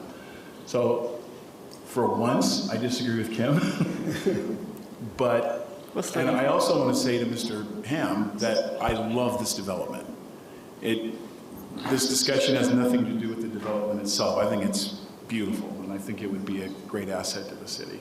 And I would prefer to put this off to get more input. Okay, we have a motion on the table, though, and we have a second. So okay, but after the vote, can we make Sure. You always can make a second motion after the vote. Okay.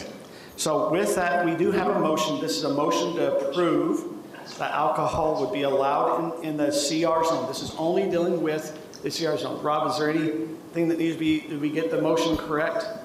So the motion is to approve it in the CR zone as a limited restaurant, limited service restaurant. Rob? This would also, You didn't close public comment. Oh, I'm sorry. At this time, I am now going to, since we have a motion on the table, I appreciate that. I will close public comment. I just want to point out before you do that you can amend an motion, but I think once you vote no or yes on this, it's done. You can't undo that. So if you want to delay. Okay, thank you. So if you vote no on this, then the option to delay is off the table? No, we still can, as a council, you can make a second. You always We can bring it up in a second. We can bring up a second motion, or you always can direct staff, which we actually have another agenda item, direct staff what to do. Does that make sense? This is only pertaining to the CR zone approval. This is not about alcohol sales in all of Highland. This is CR. However, it does change the one section. What section would it change? so staff made a mistake in that we did not include the municipal code change in this draft motion. So the municipal code change would be to allow on-premise beer sales. So Councilmember Rodella, if that's your intention, we would recommend that you add that in. We apologize, staff does make mistakes, though we do our best. So this is amending, so Kim, and it would have to be supported by another council. What the question is, are you supportive of amending this to also include that this now, is it removing of beer sales? Amending it To also include the on-premise. proposed amendment to the municipal code related to on-premise beer sales. Okay. So you allow it throughout the city? Just in the CR zone. So your motion is only for the CR zone? Yes. Okay, Sarah, are you still a second on that motion? Yes, I would prefer it so that it's limited, not. Only in the CR zone? Only So it's CR not zone. everywhere in the city, only in the CR zone? Correct. But is Mayor Mann, or I'm sorry, what's your new title? Auditor. He's the county auditor. Mayor Mann, County Auditor Mann. I believe, if I understand him correctly, then if we vote yes, then it becomes Yes, it becomes a law. If we vote no, then we can't do what we want to do, which is to continue it. You still, okay, let's assume we even deny the application. You still can direct staff to say, we'd like to have a survey, and go out and get a survey from the residents. You still can direct staff. It doesn't stop you from going, and if you want to seek the public. But But right now, the public hearing is now closed. It's not open any further. Public hearing is closed.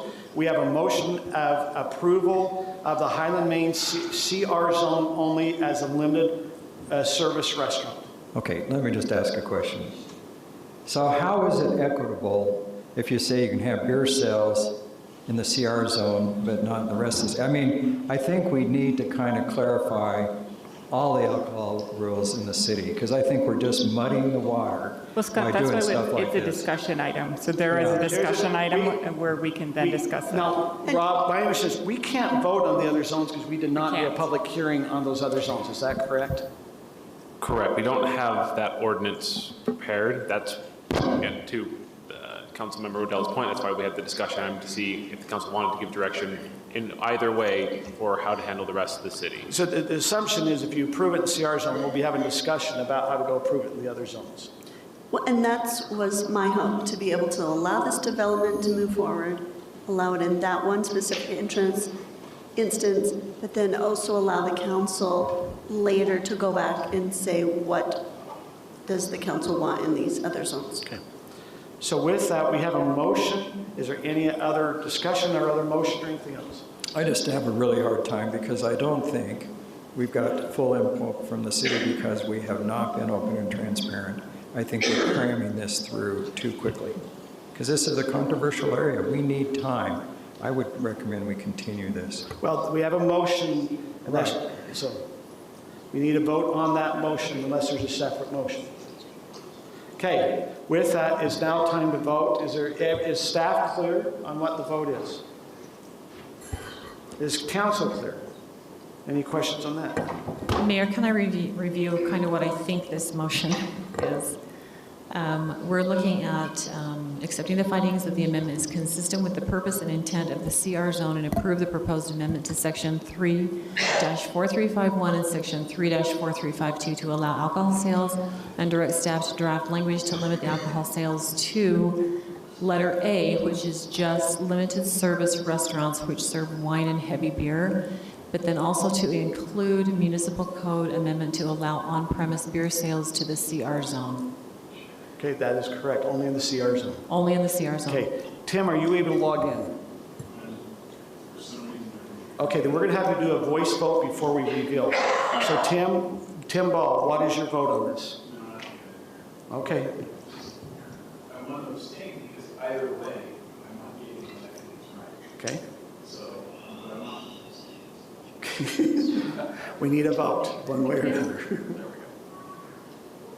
Okay. That motion fails 3-2. Okay, with that, is there a second motion that you'd like to, that anyone would like to move, or if you want to just have it fail and we give staff direction? I'll make a second motion, or you're going to Go for it. I move that the city council continue the proposed amendment as staff recommends the council address the following as part of the motion: close or continue public hearing. Timing, pardon me? So the public hearing's already closed, Tim, so tell us the time that you want, how quickly you want it to be brought back, and what you need to make a decision. Okay, I trust in the judgment and the integrity of the council to pick someone not based on one issue. And so I move that the city council continue the proposed amendment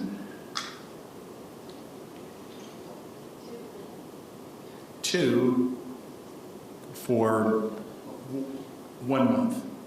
Okay, that's just, I don't know if I'll have another council person in place in 1 month because we have some noticing. How long will that take? It will take the minimum of 6. We're anticipating with the announcement of Sarah tonight, we've got to post it, and then we're going to have another public, we have to do it in a public setting, so that might be that first part of September is before we have a person on board. I think we need at least 2 months. Okay. So I move that the city council continue the proposed amendment for 2 months. Do I have a second to that motion? I'll second. Okay, so I have a motion by Tim and a second by Brittany. Once again, the motion is the city council continues to continue the proposed amendment for 60 days or for 2 months.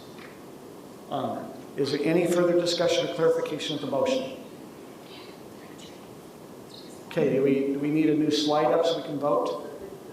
Yes. Point of order. So I'm sorry. You voted to deny, so I don't know how you bring that back up to.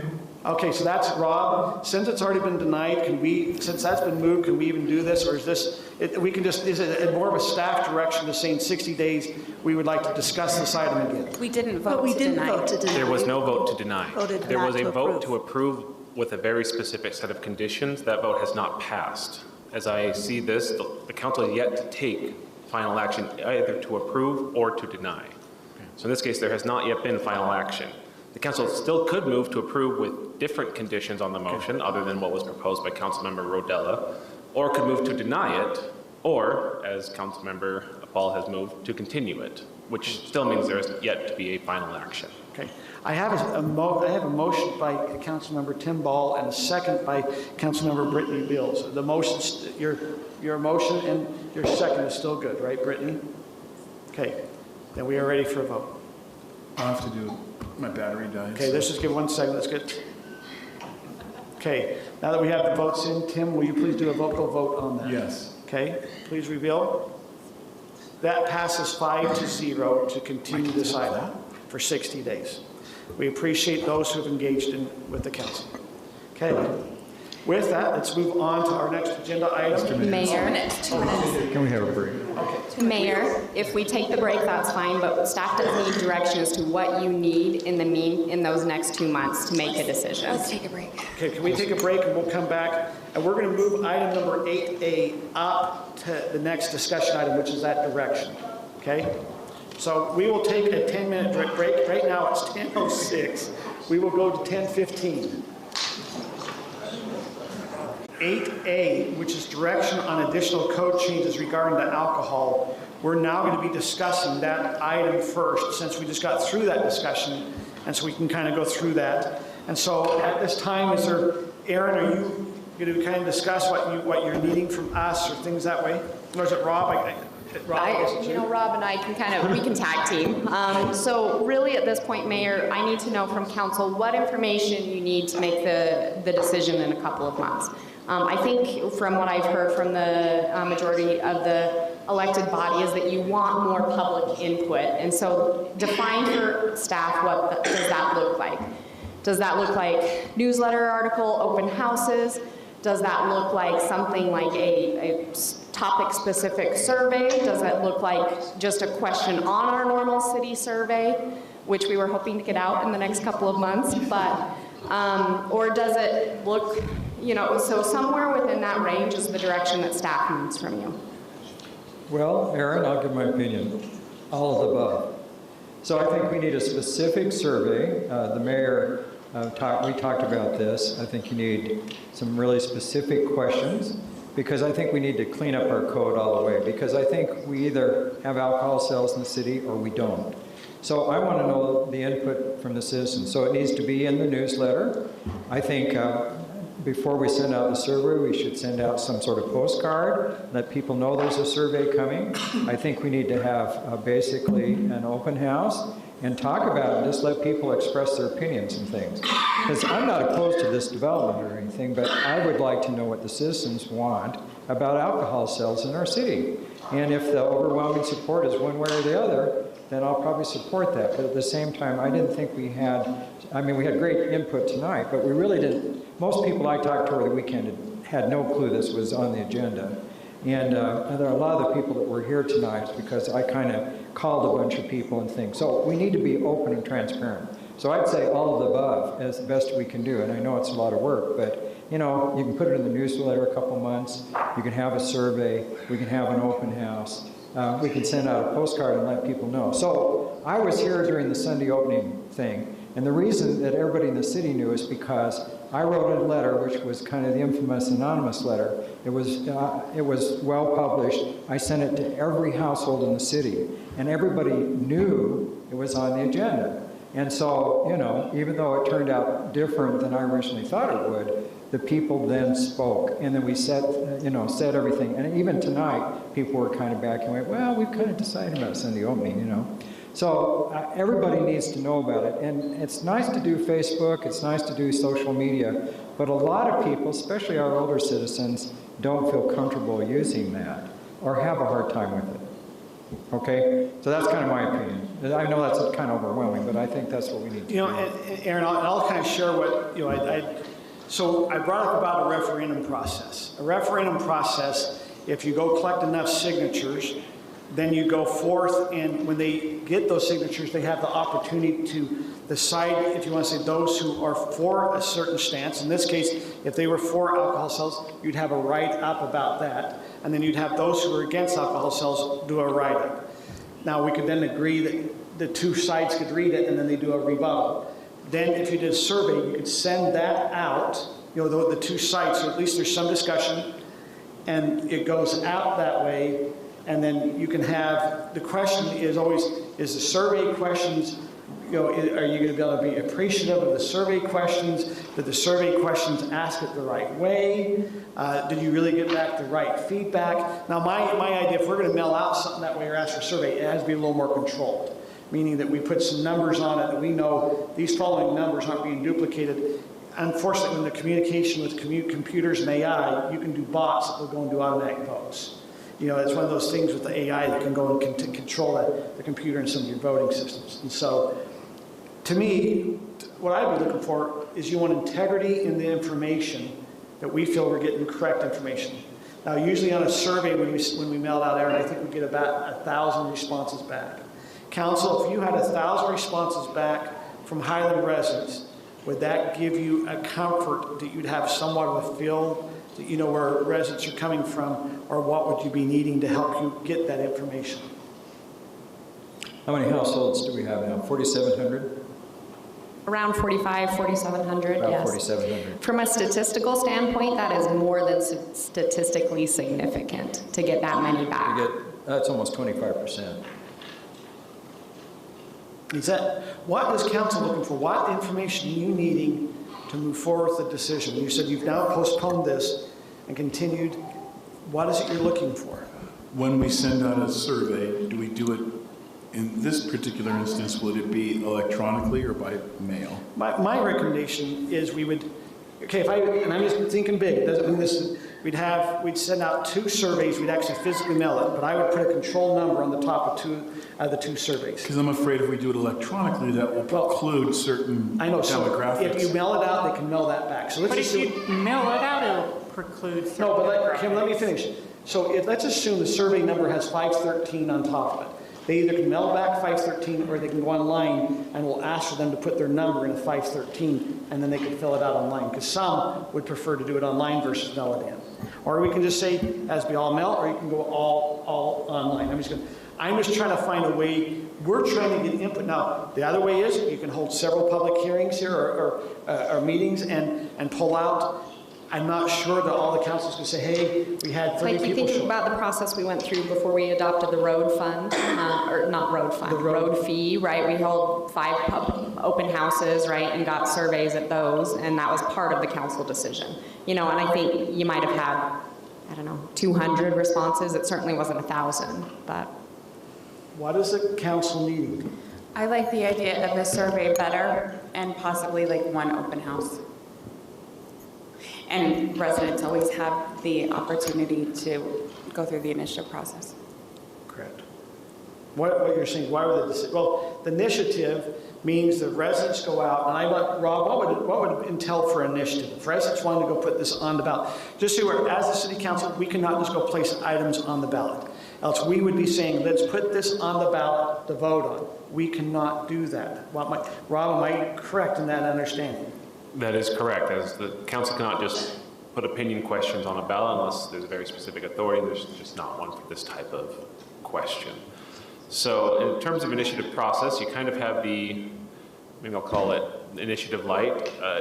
Residents could submit, much like the developer did for their proposal, a text amendment request and pay their application fee, do the same process. That is one way. The formal initiative process where it's similar to a referendum, except the residents get to write out exactly what law they want to see. So they can repeal or amend or change any law, they put it together, It comes to the city council first for review, and then you decide whether to adopt it as is or not. And then there's a signature gathering process, much like the referendum. They have to gather a certain number of signatures from the different precincts within a certain amount of time from beginning to end. It's much longer than the referendum process, but then at the end of that, if they have enough signatures, you adopt it. It goes onto the ballot for a vote, and then based on that, you adopt or not. So that's the process. But let's be more short. transparent. There's no way they're going to meet the ballot for November. No, there is no way that anything at this point can get on the ballot for November. A referendum could not get on the ballot for November at this point. Now, with it being a presidential election the next year, is that an item that could be on the presidential election? You'd have to call a special election for it, but it's potentially possible. Because municipal elections are on the odd years. So council, is there direction? Once again, this is a staff recommendation. What is the direction you're needing? Is survey going to be adequate for you to be able to make a decision? Is that information you're looking for? Is it open? I mean, if we do on open houses, we do a survey, what is it you're looking for? Well, I'm just trying to figure this out because of all the open houses I've ever attended, I would say maybe I've had 10% attendance is what I've had here tonight. So I don't really see what this is going to do. I think after, 3.5 hours of public comment, weeks of emails, I don't know what else we can do unless you guys want to send out a survey that is written, skewed one way or another. To be honest, I don't see the point of this. You don't trust what you're saying? I absolutely do not, okay. No. You can word a survey any way you want, we know this. If you've taken a survey class, I know Aaron has, the way you write a survey is the way that you want your answers to be. We'll say that. Honestly, if we do go the survey route, I mean, no offense, Mayor, I don't want to put opinions on there. My recommendation would be to write the facts, right? Here's Highland's current ordinances. Here's what the different types of alcohol licenses are. And then the questions are something like, I mean, you're absolutely right, Councilmember Rodella, no survey is without some bias. We would do our best, and so the questions would be, do you want to be an absolutely no alcohol sales allowed, yes or no, kind of a thing? Do you want to allow on-premise consumption? And if it's a no, do you want to allow on-premise consumption? Do you want to allow off-premise consumption? Those are two different questions. And then if you want on-premise consumption, which of the 4 types is it? So could we also allow on there, do you like fast food restaurants over nice dining restaurants? But that's when you're saying that you're trying to persuade someone. Well, you're trying to persuade someone on the other end. But our question's not about restaurants. Our question's about alcohol. That's where we're getting kind of off the topic. The topic's alcohol. The topic's not, you'd like to have Olive Garden over Ruth Chris. That's not the question. But it's not even the question of alcohol because it's already zoned in one area. It's already allowed in one area. It's about equality for developers. Okay. So maybe put it that way then. Okay. So as you can see, that even coming up as a survey, we're going to have a hard time with it. So council, what direction you want to give staff here? What you need to have to be able to make another decision? I think we need input from people. We need a survey. So Brittany, you were kind of first survey. Scott, first survey. Sarah and Tim, where are you at?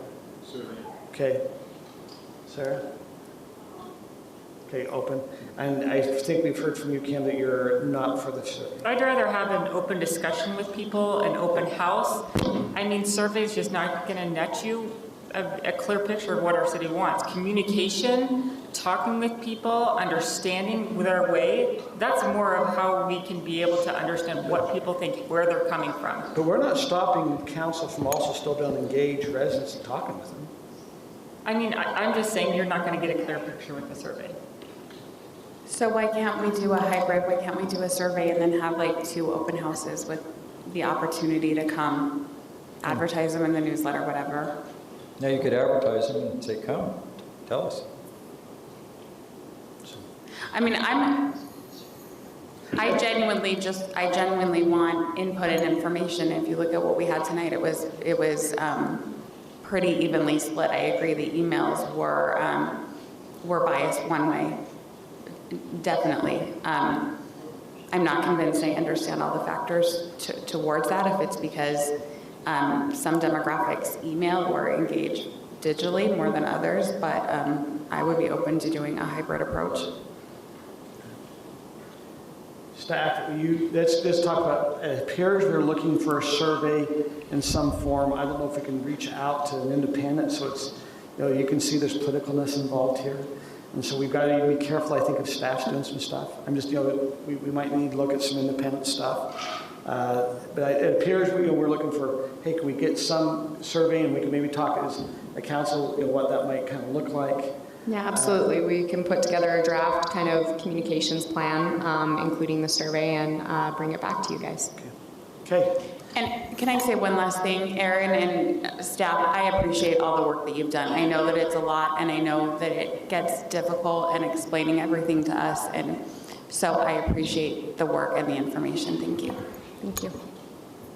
And I think it's also hard for staff. They're trying to stay neutral.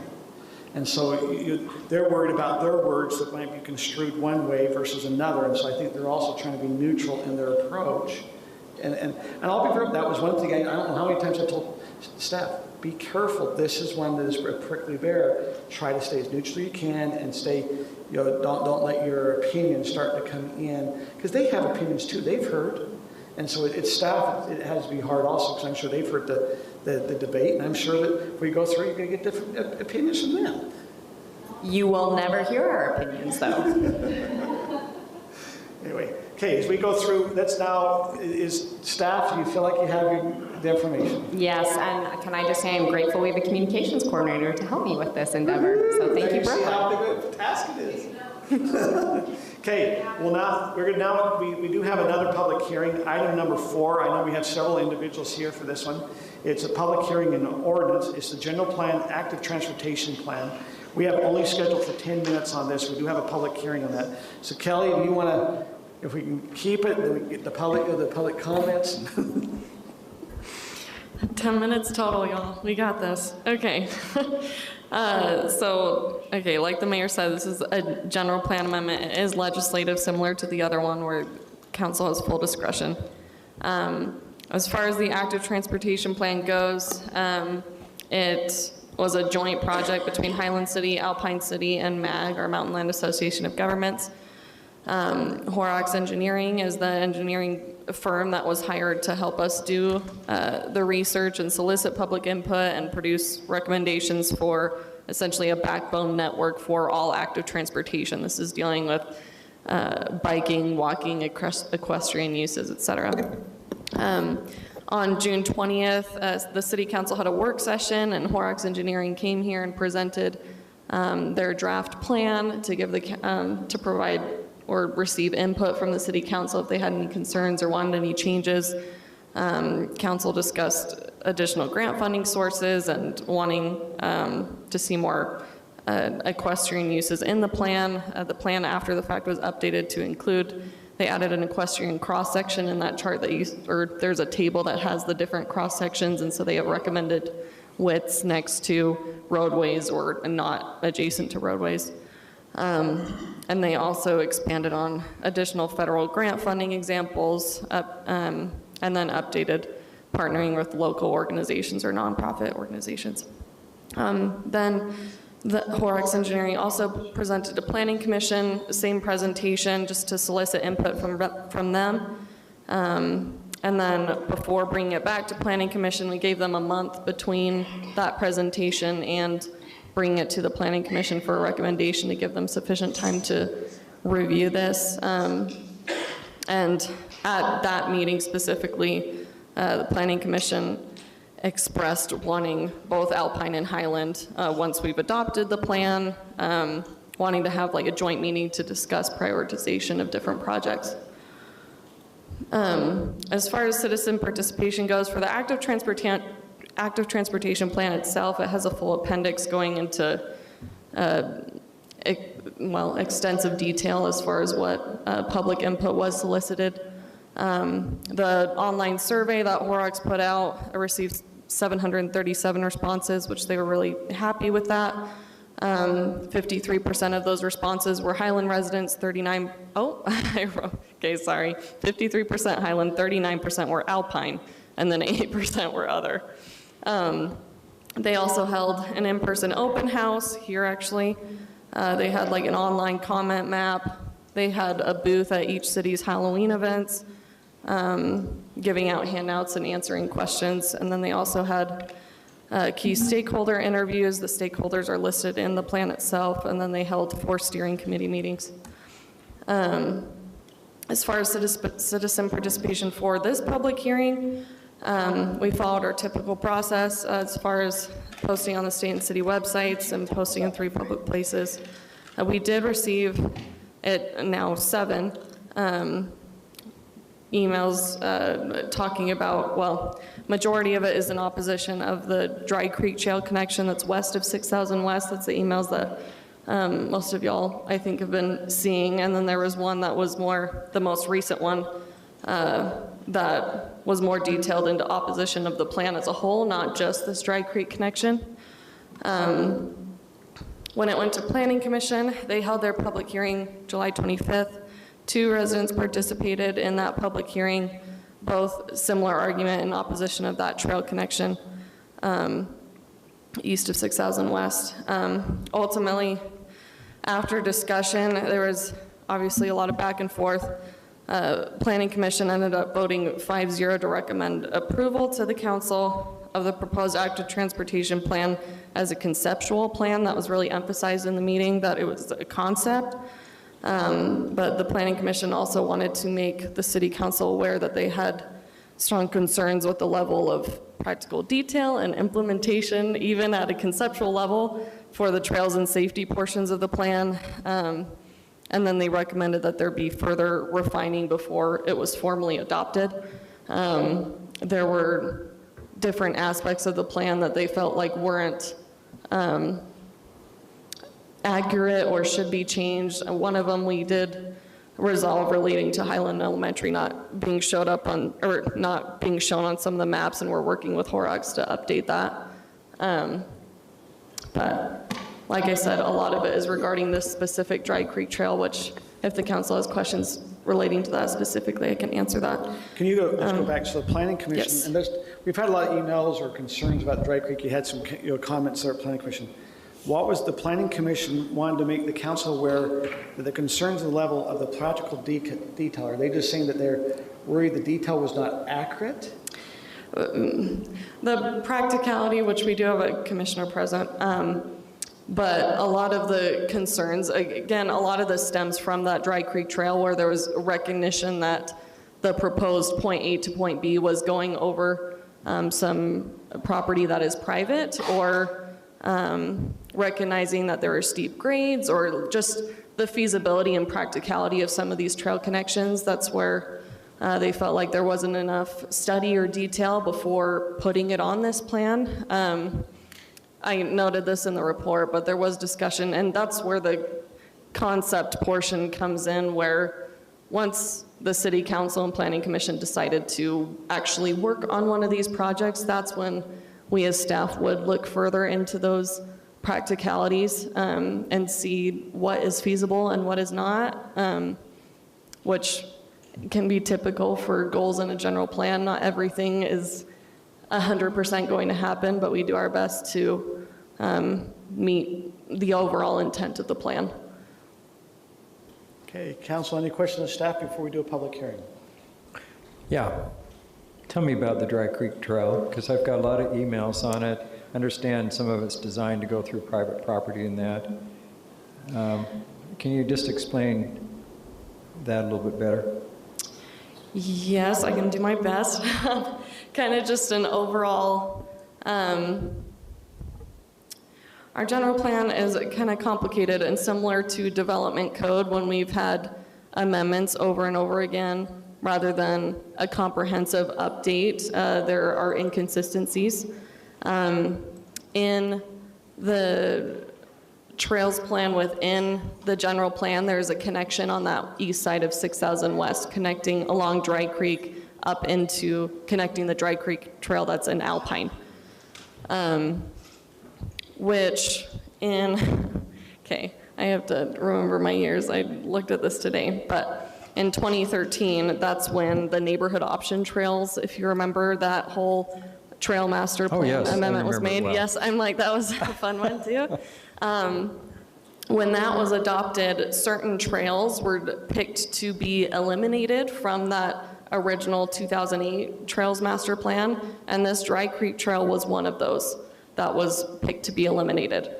Unfortunately, when that ordinance was adopted, for some reason, the old trails map was not removed, and so we had two trail network maps, and we still have that in our general plan today, where just a couple of years ago when we removed the neighborhood option trails, we updated that main trails network map, which was the new and improved one with those eliminated trails. However, that old existing and future trails plan map was not removed. And so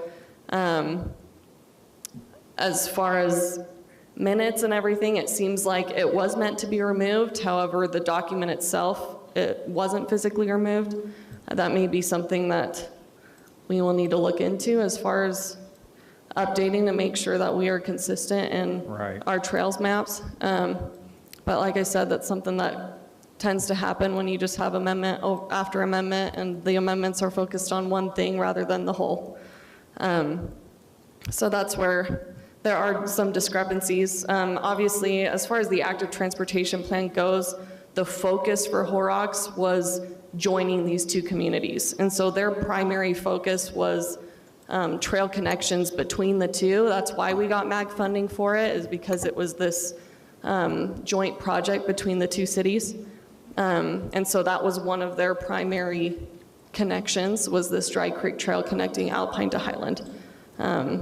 So I don't think it was just an accidental, here's a trail, we don't care what happens, it might happen, it might not. I think there was, like I said, there was a lot of public input. There were Alpine residents, Alpine mayor, Alpine city council member also on the steering committee, along with Highland mayor, Highland council member, et cetera. And so yeah. So, thank you. So in your opinion, is there an alternative to kind of meet the goal of the transportation plan, but also address the concern of the residents about the location of this trail? Is there any alternatives? I'd have to walk around that and try to understand. Or should we just, as a council, eliminate it? So it comes from 300 North. If you got your map up, I think it starts like yeah, you know what, let me pull it up. 4AH, is that correct? Correct, that's the project name. It's 4AH. It starts all the way up to 300 North and Alpine, and it comes through. It's kind of following a stream and a creek through there, but none of that property's been acquired for trails. Is that correct? It's all still private property? There is a portion that is still a trail easement on one of them, but then there are two different parcels where it's not acquired, and that's what was on that original general plan map. It showed what had been acquired and what hadn't, and it was just understood at the time that, okay, if we ever move forward with this trail connection, that this is something that we're gonna have to acquire in the future. Okay, so 4AH, this is this trail connection that we're talking about. And so in Alpine, you have a good portion that's already part of it. They have a soft, like just a dirt trail along Dry Creek in Alpine, and then it dead ends about right here. Correct me if I'm wrong, Andy. I think it is about right there. Because then you have some undeveloped property. Here's the Highland boundary. And then this is private property, this is private property, and then you have this little section in the middle where we technically have a trail easement and a plat, but no actual trail. So as we look like where 12H is at, or 48H, do we have, you know, that 12H is the Patterson Longhorn. Is that where they're building right now, or is it still outside there?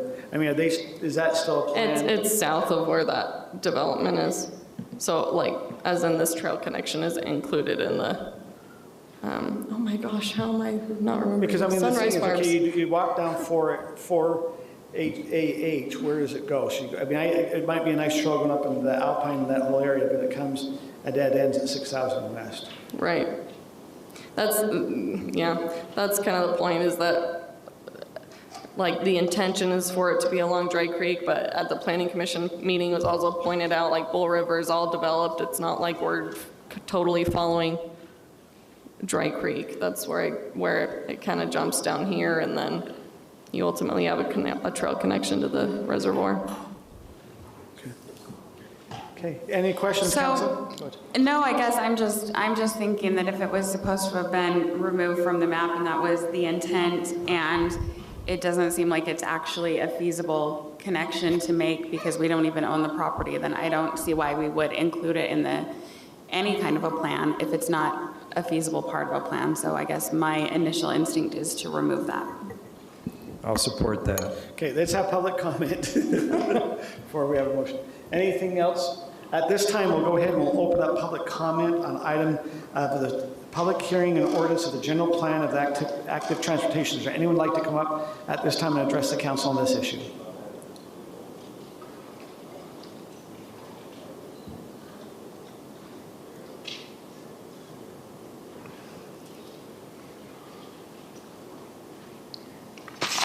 My name is Lena Harrell. Yep, there you go. My name is Lena Harrell, and I am one of the residents of Quail Creek Lane. Your light is red. See if you can push and see if it'll come on. There we go. There we go. Can I start then? Yep. Can we restart it? So she has 3 minutes, please. Okay. I am Lena Harrell, and I am one of the residents of Quail Creek Lane. And I was actually very severely disappointed in seeing that A4AH was even included, because yes, it was eliminated, because there is no way. The city does not have easement to it. They would be destroying private property in order to get there. Everything from the Highland city boundary to 6,000 is all privately owned, except for a few things which is still under question, because when we look at the county records of it, the properties on Quail Creek Lane go all the way to the creek, and the city doesn't own any of it. But as far as that goes, even if you tried to, there is over an 8-foot elevation change from the creek to 6,000. So you cannot have that part of the portion of the trail be ADA approved. There's just no way. And plus, the creek itself is its own floodplain. And so you would have constant repair and upkeep of that trail because it does flood. The other thing is I would really highly encourage the city council not to approve this into the city plan, because there are too many holes in the whole project. There is not clear delineation of how to make it safer for school children to travel from home to the schools or to parks. And so there's just too many holes. There needs to be a longer review, and there needs to be a lot more scrutiny of what's going on. I went through about 150 pages of the 222-page document, and there's a number of things. 6,000 West itself is dangerous. So that would have to require having, first of all, we would have to have sidewalks on both sides, because we don't have them. Not on the north side, not on the south side. Because it's a major corridor, people do speed all the time. So restricting it so that they have dedicated bike lanes that are curbed and separated would be really, really important. And so as far as 6,000 goes, a lot of the trails that I was looking at did not connect to the existing trails, not that I could find. So please, council, do not put this on the city general plan. Have it reviewed for a much longer time. Thank you. Anyone else like to come address the council?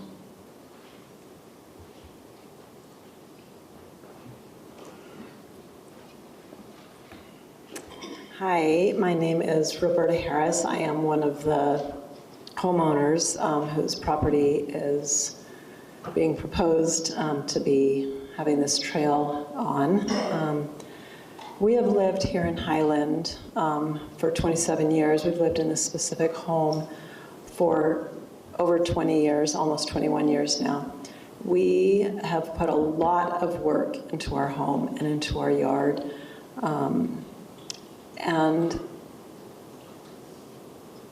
it is a sanctuary for us. And just the thought of having people just coming through behind our yard and through our property is just really upsetting. Other communities that have these trails going through their properties, they've reported crime, drug use, vandalism, noise, people just hanging out in the property, coming, on trespassing.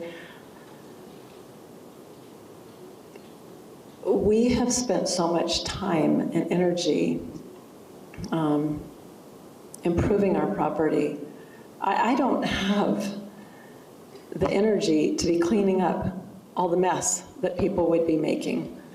And the expense of getting fencing and of security cameras and of having people, probably have to hire people to clean up the mess.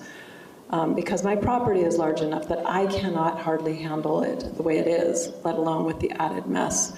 Besides the fact that it would be very, very dangerous. We've already lost 12 feet in our property because the way the current of the creek hits our property, it hits it straight on. We've lost over 15 feet of property. The river, the creek, undercuts the bank, and so you'll have like a foot of thick of what looks like stable land, but underneath it will be undercut like 3 feet. And every year it gets worse and worse. And you step on that and it'll just crumble. And it is just such a danger. And I think if you put a trail right there, the trail will have to obviously always be fixed, a very huge expense, as well as children on their bikes or whatever could easily fall in. And it's got a lot of horrible currents that go through, very, very rough water. I think it would be a danger. I understand that people would like to have a trail next to the creek. But again, it's not safe, and I don't feel like it would be safe either because it's very secluded down there, very heavily wooded. So, thank you. Thank you for your input. Is there anyone else who'd like to come up?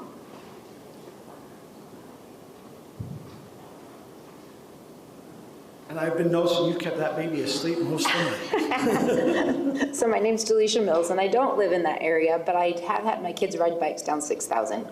And so going from where they're proposing ending the trail to where it hooks up would be very dangerous without major work on the road, because it is not a safe place to have a bike ride. You've got hills, and it's not wide enough, and there's gravel. And so I think it would incur a lot of expense for the city, and I don't believe that it's okay to put a trail on private property for residents who have been here a long time. When we did the other trail system, it was with new developments, and so they knew coming in. And oftentimes, if you do something like that, then you would have to leave the residents the ability to have a privacy fence because it's not included originally. It's an afterthought. And then it becomes dangerous if you have a whole bunch of privacy fences because then it becomes very secluded. So I don't think it would be a good idea to do it into existing neighborhoods of private property. Thank you. Anyone else? Okay, seeing none, we'll go ahead and we'll close the public hearing on item number 4, General Plan Active Transportation, bring it back to council for discussion or motion. And I know we're getting tired.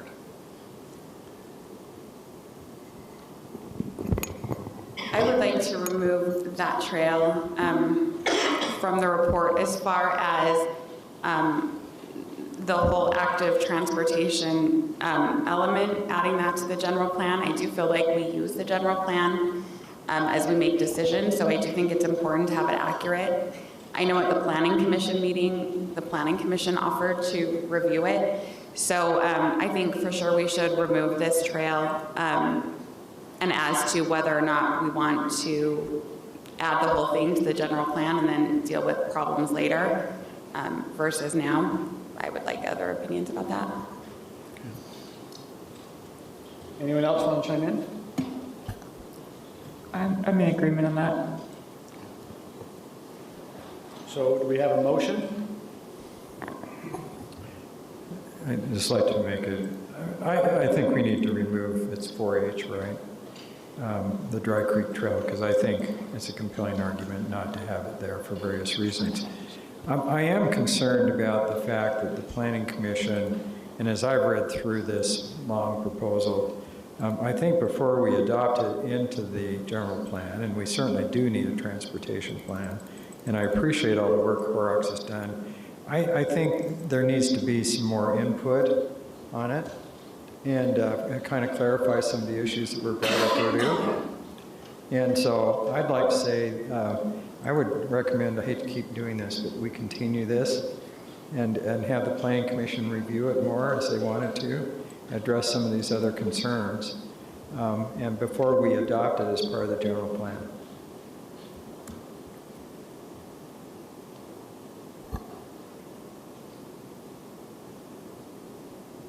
I just want to see what Chris Howden says about this. Is this something you want to give me a week to review?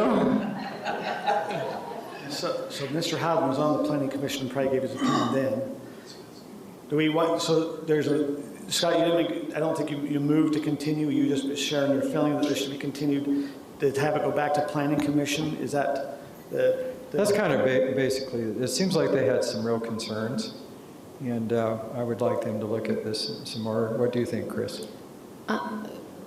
Chris, we will, even though public comment is closed, we know that you are, Chris is a Planning Commission member. Chris is also a member of this neighborhood that's down there that's being affected. So. We just need to know if giving the work to you is something you would accept or not accept. Well, and I guess what you would need from staff, and I don't mean this negatively because it is a beefy document, but the Planning Commission and the City Council had more than a month with this document.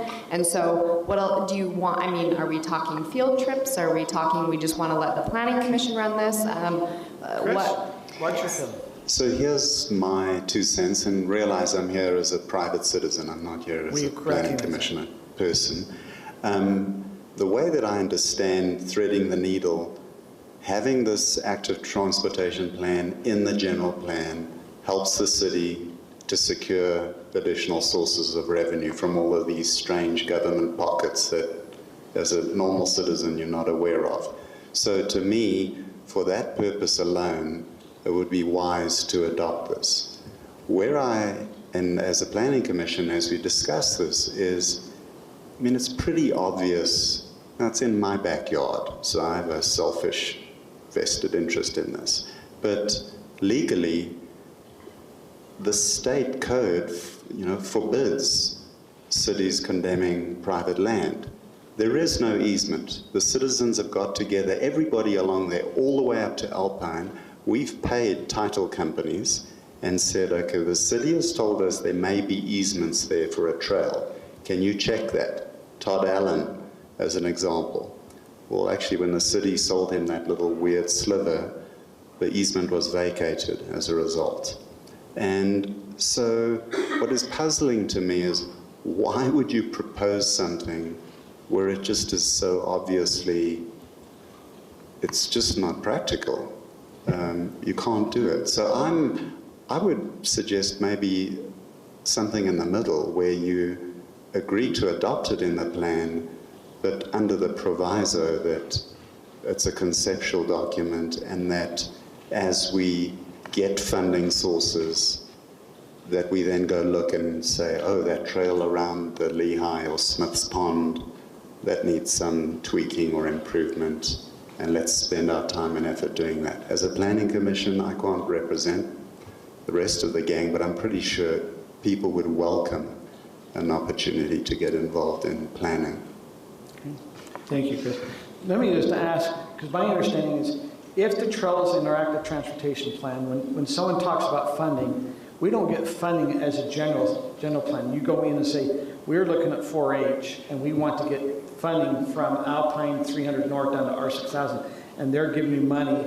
And to be honest, they'll give us probably, if we say we got to go acquire easements, they take that in. I recognize we have to go to all the property owners, but that's part of that negotiation process. So that's the Mountain Land Association of Governments. It's a board I sit on.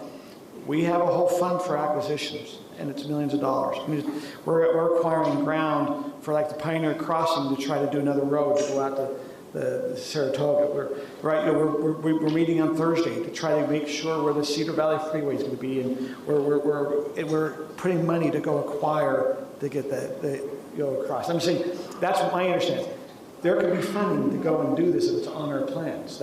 I think for council, you got to be aware. If it's on a plan, you usually put it on a plan so you can go, it's an interlocal agreement, it's between two cities so we can go get funding. If it's not on there, the city cannot get funding outside of the city funds. Yes. I have a question for Rob, if that's okay. Since there supposedly are not easements, would we have to exercise eminent domain? You can't. We can't. Not for trails. Now, let's be more that law just changed how recent, though? So this is legislative. 2014, 2012, somewhere in that time frame. So it was at one time you could go and do eminent domain to get trails. The state legislature said no. And I'm just going to be if in 10 years the state legislature says, hey, we need more trails, we're not going to let eminent domain happen, that then can happen. So current law right now is you cannot condemn for a trail or a walkway type facility. The only thing you can do is condemn if you're doing a road, you can condemn additional property for a sidewalk or path next to it. This would not be that type of facility. So this, under current law, as the mayor said, and again, laws change all the time as we get to experience from our state legislature, but currently, the city could not condemn for that. If the landowners are against this, why are we having this conversation? It's the question of the plan, and I mean, I think you've heard reasons why to not have it on. But if the state law supersedes anything that we want, correct? Isn't it just? I don't mean to sound harsh, but isn't this just a waste of time? That's up to your interpretation. Oh, how is there interpretation? We'd have to change. Why can't we just eliminate it and then we don't have to waste time in the future? That's what I'm saying. We're not pushing it anyway. We're just saying. Guys, I think we got the votes to eliminate. Like I said, I'm not trying to sound harsh, but I want to make good use of our time. And if the state law supersedes anything we do, then why would we try to? I suppose we can go rally at the state capitol and say we want to change this law, but I don't think that's going to happen. So anyway, it appears that I've been hearing from the council. I think there's been at least 3 council members saying just eliminate that from the active transportation plan. Correct. So let's have a motion. I move the city council approve the proposed amendment to add an active transportation element to the Hyannis City Plan with the proviso of excluding the trail in question. 4AH. Which is trail. 4AH. Project 4AH. 4AH. Corollary A, project 4AH. Okay, so the motion is to remove project 4AH out of our active transportation. Do I have a second? I'll second it. So I have a motion by Tim, second by Scott. Any clarification needed before you vote? Okay, let's go ahead and vote.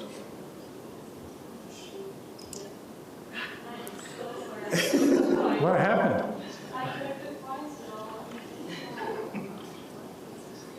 I apologize, I know we're getting late. Okay, if we're headed, we can get it done, okay. We have to top, we can get done faster with the vocal vote. Is everyone still logged in? Oh, dear, okay. Okay.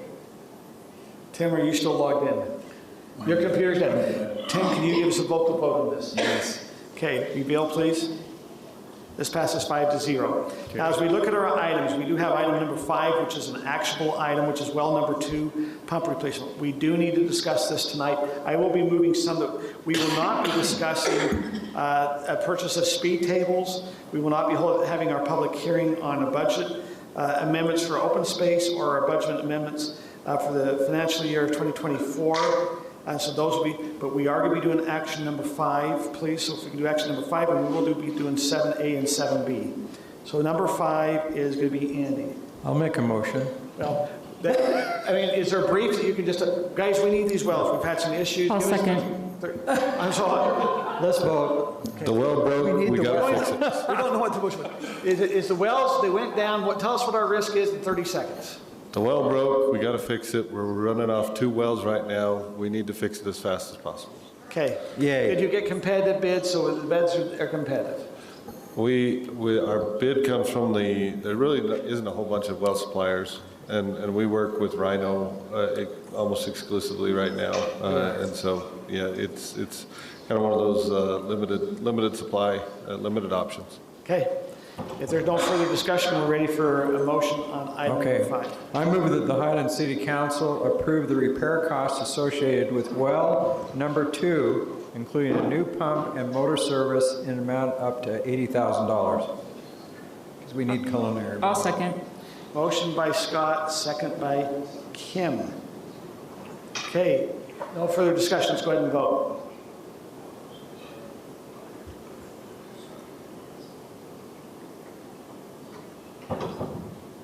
Tim, what would you like to vote? Yes. Okay, reveal. 5-0. Okay, let's now move on to item number 7A. These are meant to be expedited items. It is a public hearing. This is the Williams View, and it is a vacating of a right-of-way, and that is Kelly. Expedited, so super quick. This is where it is. It's on 6000 West, just south of where we were just talking about. And 11200 North. This is the proposed plat. Y'all saw it at preliminary plat.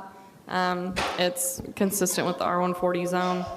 To note, the other portion of this motion is relating to vacation of right-of-way. So currently it's not shown on this plat pending the council's approval, but if you see this little jog right here, currently that's city right-of-way, where we would like 6,000 as city staff to have the sidewalk be straight and have the property lines be up against the sidewalk. And so that's why we as staff are requesting that vacation of right-of-way associated with this plat. And so that would adjust the lot lines for 7 and 6, just straightening it out and being consistent with the rest of the lots. And there is a public hearing that would be required to be held for that vacation of right-of-way, sent out all those appropriate public hearing notices and posted a sign on the property. So as we're vacating, are we getting any other trades or anything since we're giving property? Because it's right-of-way, no, and it's approximately 190 square feet for the state. In vacating a public street, there are 2 findings that they say that the council should come to, and basically it shouldn't materially injure anyone that accesses the street, and that you have to have a good cause for vacating it.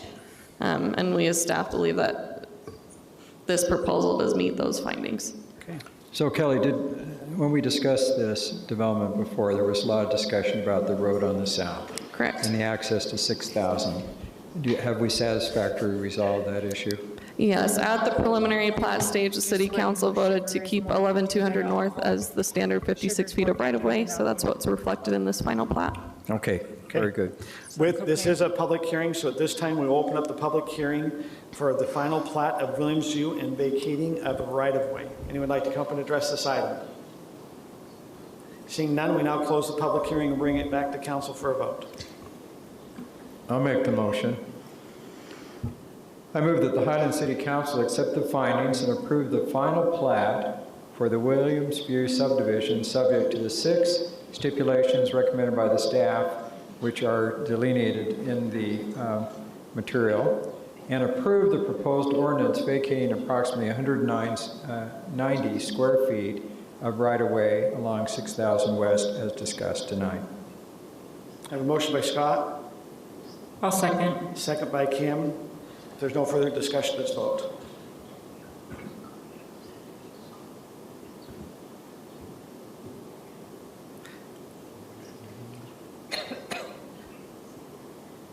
Okay, Tim? Yes. Rebuild?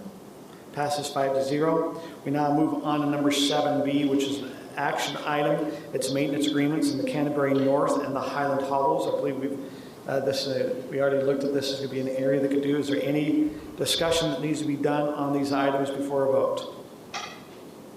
Seeing none, let's go ahead. The only question I ever have is people are watering some of these trees with the hose. Are they using culinary water or pressurized irrigation?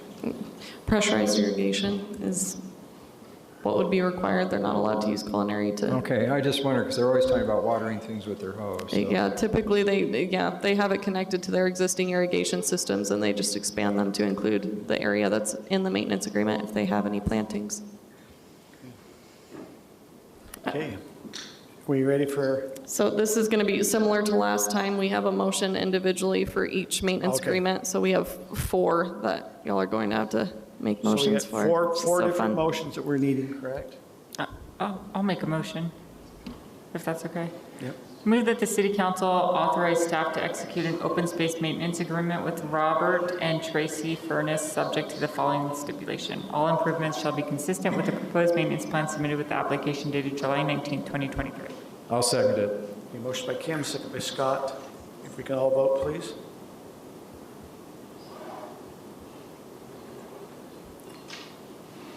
Tim, what is your vote? Yes. That passes 5-0. Let's move to the next one.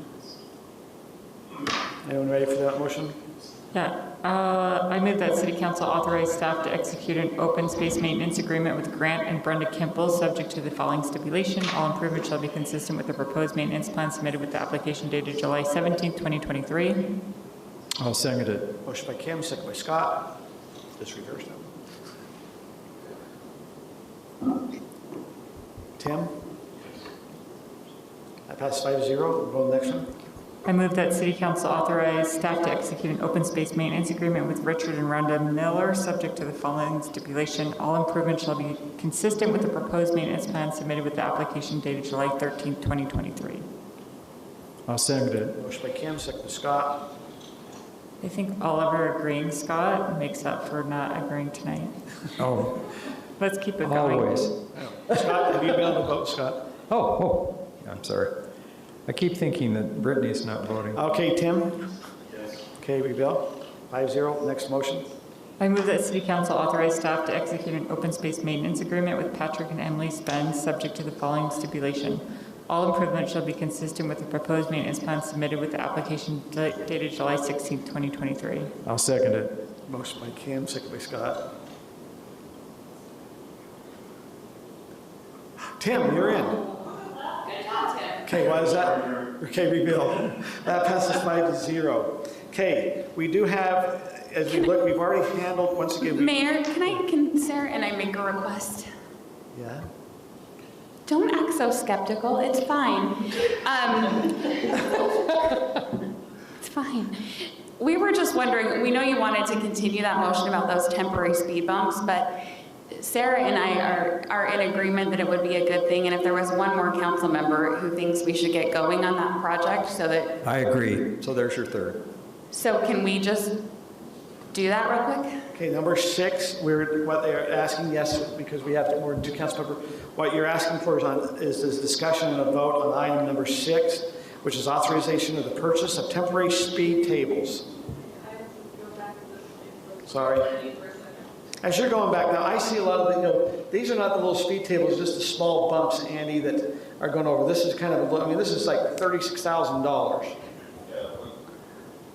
Sorry, $36,000. what we gathered a bit on, sorry, can you go to the next slide, just to answer the mayor's question quickly? Sorry, next one more. So what we'd be purchasing is what you see in the picture. We would be purchasing it so that it would, they would go from essentially curb to curb on the roads where we would entertain the idea of speed tables. We'd put them out there, let people experience them. And then probably the biggest question is how would we effectively and safely gather public input about them? You know, do you like them or do you not? But the speed tables are about between 3 to 4 inches high. And, you know, the ones that we looked at we liked the best are the ones that you see in the picture. So if this is a larger discussion, Mayor, we don't have to do it tonight, but when I was talking to Erin, she mentioned that this was the one bid they had gotten back and that this would be an approval for the purchase, but we could continue exploring options. So to me, this just gets that process moving so that we can get those traffic control problems taken care of. We've been talking about since. So what they have in here is the cost to purchase is $35,844, what we see here. Are you saying you're going to authorize up to that, but have staff still go and get other bids, Yes. You're authorized up to that amount? Yes. And I'm in agreement with that. And that's for two, not one. Is that for two? Two. That's for two, like, so we would be able to do two locations on a street or two different neighborhoods, however you want to do it. Okay. And how wide are they? The ones that we'd 22? be buying are 14 feet wide. You can get them a little wider, another couple thousand each. You can get them, so they're 21, I believe. So it has a little bit wider flat, wider top if you want something like that. We thought that the shorter ones and saved a couple $1,000s would still give the neighborhood a flavor of what they would be like to have in their neighborhood. So who owns this Charlie's Locks? I don't know, that came off their website. Pretty good advertising. Figured it was on their website, I could show Charlie's picture in our public meeting. Just thought maybe it was, anyway, so is council still amenable to move forward with this up to, and they still get bids, but you'd go up to that, the $35,844? Yes. Okay, then let's have a motion. Oh, I'll make this my last motion. Okay, here we go, Sarah. Yep. I move that the city council approve the purchase of temporary speed tables in the amount of $35,844, contributing to the safety of Highland. I'll second it. I have a motion, last motion by Sarah, which is a sad time in our lives. Sarah made a motion and Scott seconded.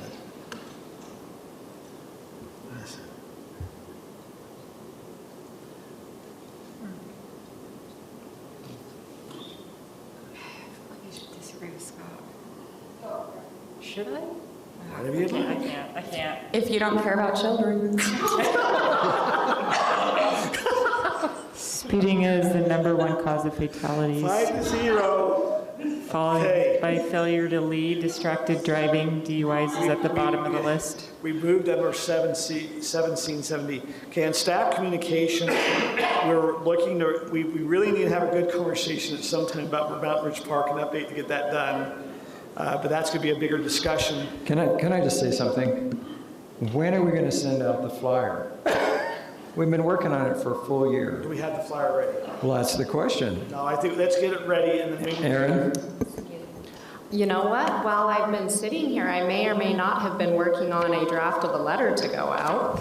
Well, that's good, but we're talking about the flyer for the park. Yes. Well, no, the donation letter. Oh, you're finishing. What we're talking about is Mountain Ridge. Now, would you guys rather have a conversation on Mountain Ridge, or it's going to take some time, or would you rather do it in the next meeting? I can be brief, just depends on how much detail you want to get into. Can I ask another question, though? Will we have a flyer to pass out to people at the fling in our booth saying, here's the code where you can donate? So our intention is, if you remember the posters that a wonderful citizen, Wes Warren, helped us to develop at the open house, we are going to have those that have the QR code on it.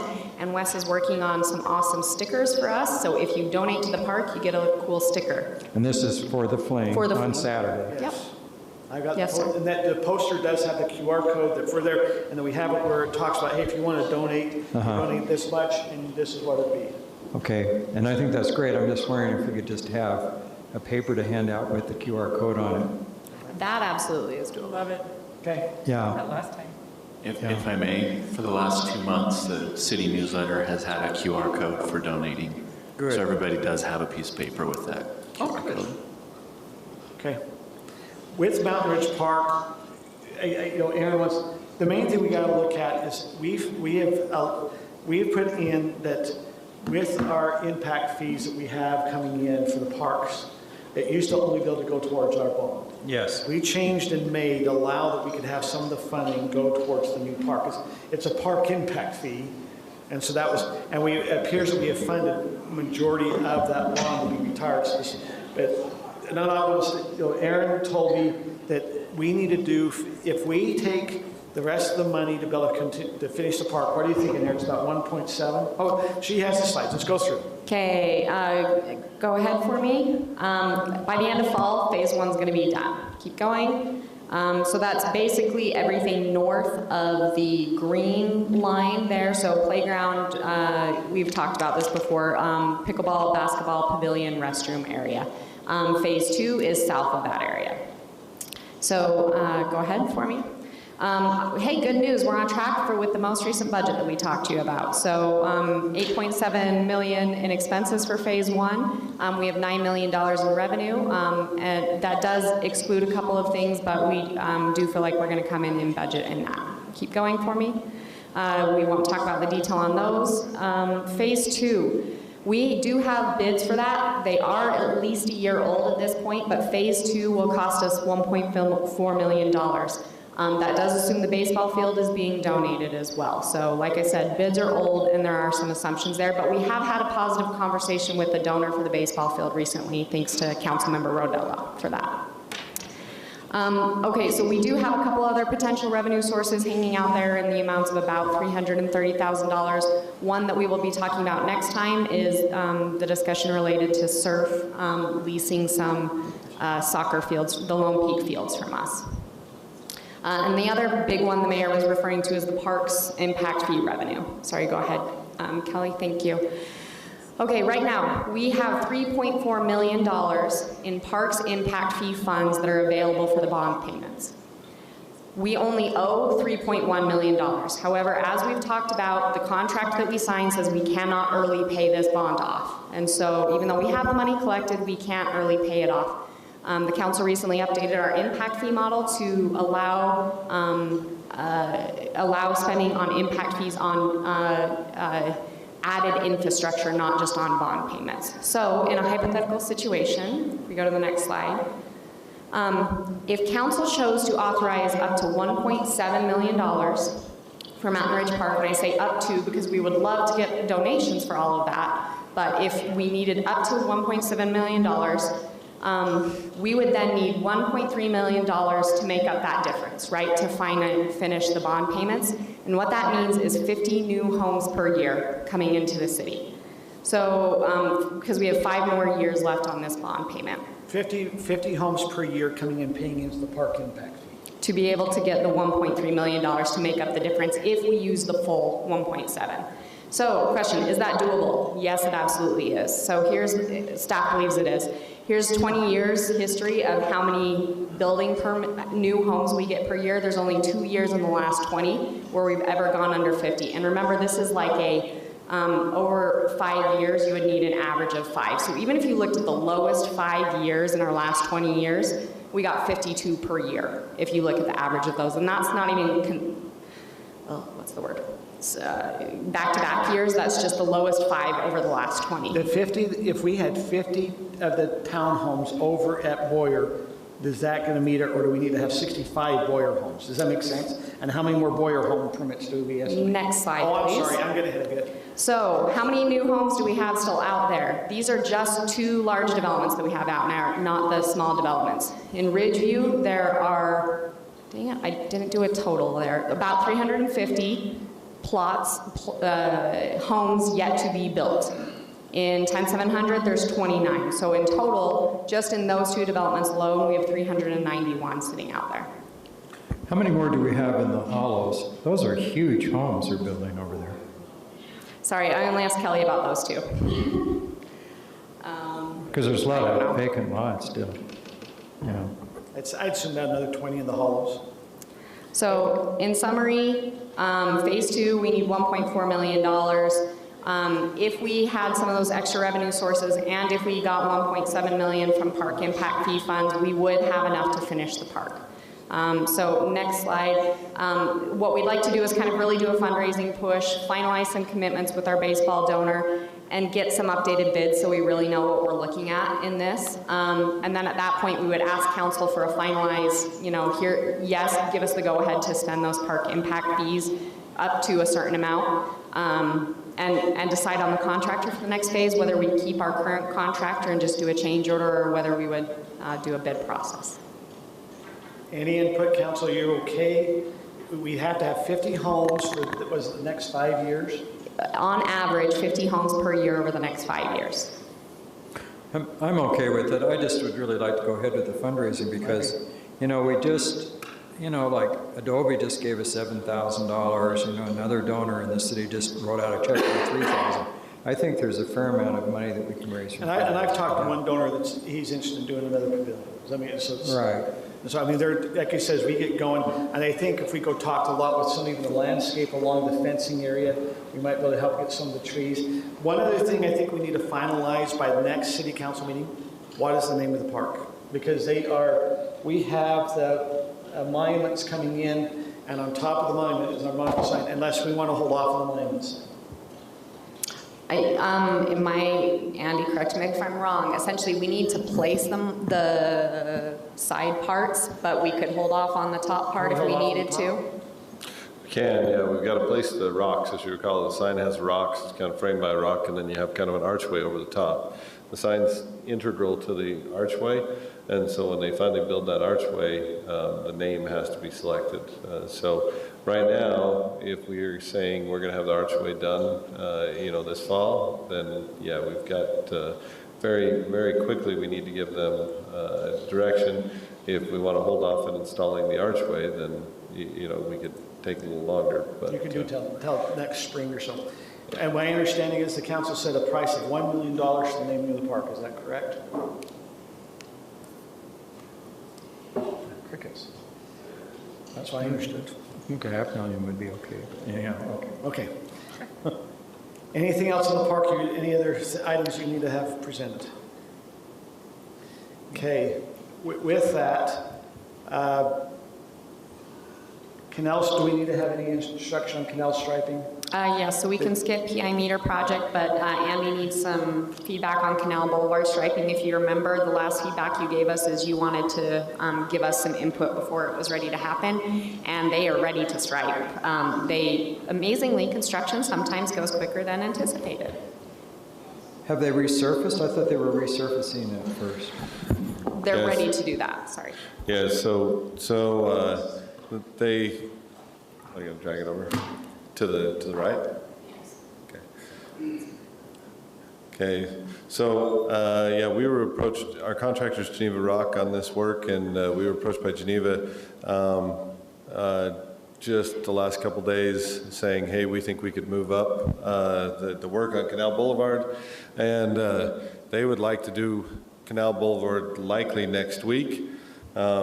And we had thought they were going to do it at the end of the month, so we'd planned to bring this back on 8/15, but this kind of accelerated a little on us.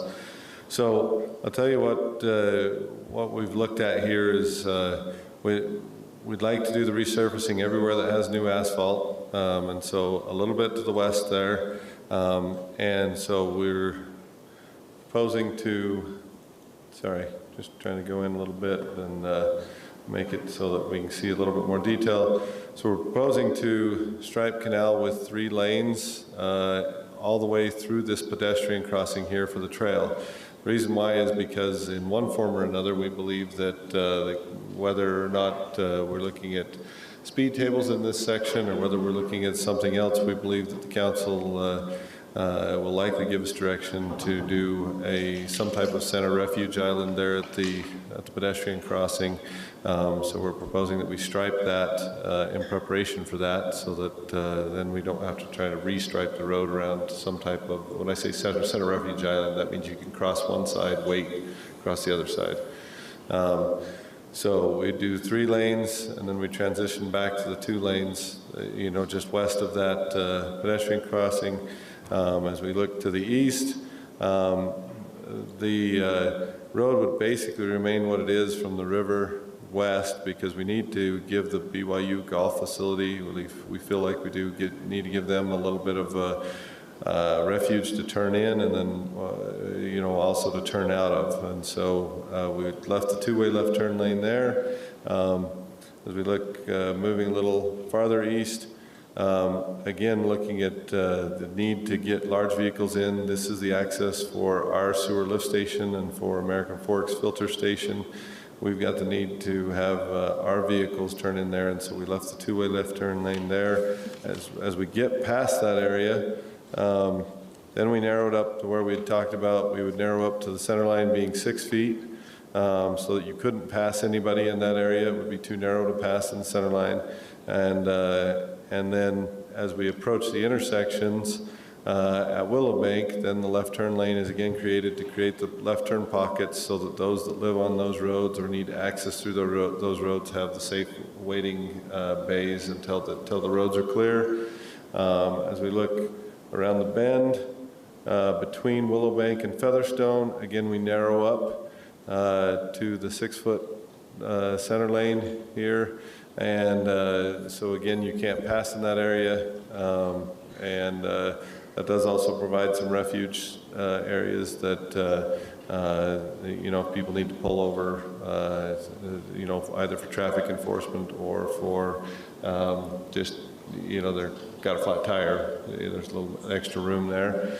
And then as we get towards the intersection, we've got 3 lanes. One thing that we are proposing is that we, and this is after discussion with the mayor, we've continued to hear concerns over the left turns into the Costa Vida area, and so we are proposing that we'd leave room in the striping, that then we could come back and install an island which would prohibit you from making the illegal left turn into the Costa Vida access there. So that's generally the striping. We will also add the optical speed bars to that we've discussed as part of the potential traffic calming there. The extent of those, whether they extend all the way around the curb or not, the striping plan didn't quite have that done today, so I could discuss that, but they are shown, for example, that they would lead into the curve, but I believe they would run through the curves. But again, this kind of, we were preparing this for 8:15 and we got accelerated a little bit. So that's a general summary of how we would stripe it and propose to stripe it, and we would appreciate your guidance or direction on that. But we tried to take all the comments and all the considerations and put them into one plan. Bike lanes. Oh yeah, sorry, they are painted on the, yeah. The shoulders have the bike lanes painted. I'm sorry, they're shown on the plan. I forgot to call those out. I apologize. And then we are working on a plan for how to get them to the exit ramps that you talked about, but that'll take some additional physical construction. But the bike lanes are actually painted on here. Like for right there, you can see that's the bike lane and bike symbol painted where I'm highlighting right there. So they are, the bike lanes are actually painted on the road there. I apologize, I forgot to highlight that. I appreciate that. We just need to make sure that as they come down on the bike lanes that they can get off and access the Murdoch Canal Trail. Yeah. And as that subdivision develops, there are going to be a lot of bikers. So I really want to emphasize bike lanes and access to the Murdoch Canal Trail. Yeah, and this does propose bike lanes for the entire route of the restriping, which would be consistent with what was just approved, you know, with the general plan, with the active transportation. So they are the full length. We don't yet show those little cutoffs that you had talked to us about. When I say cutoffs, meaning exit ramps to get from the road to the trail, because again, that'll take some physical construction.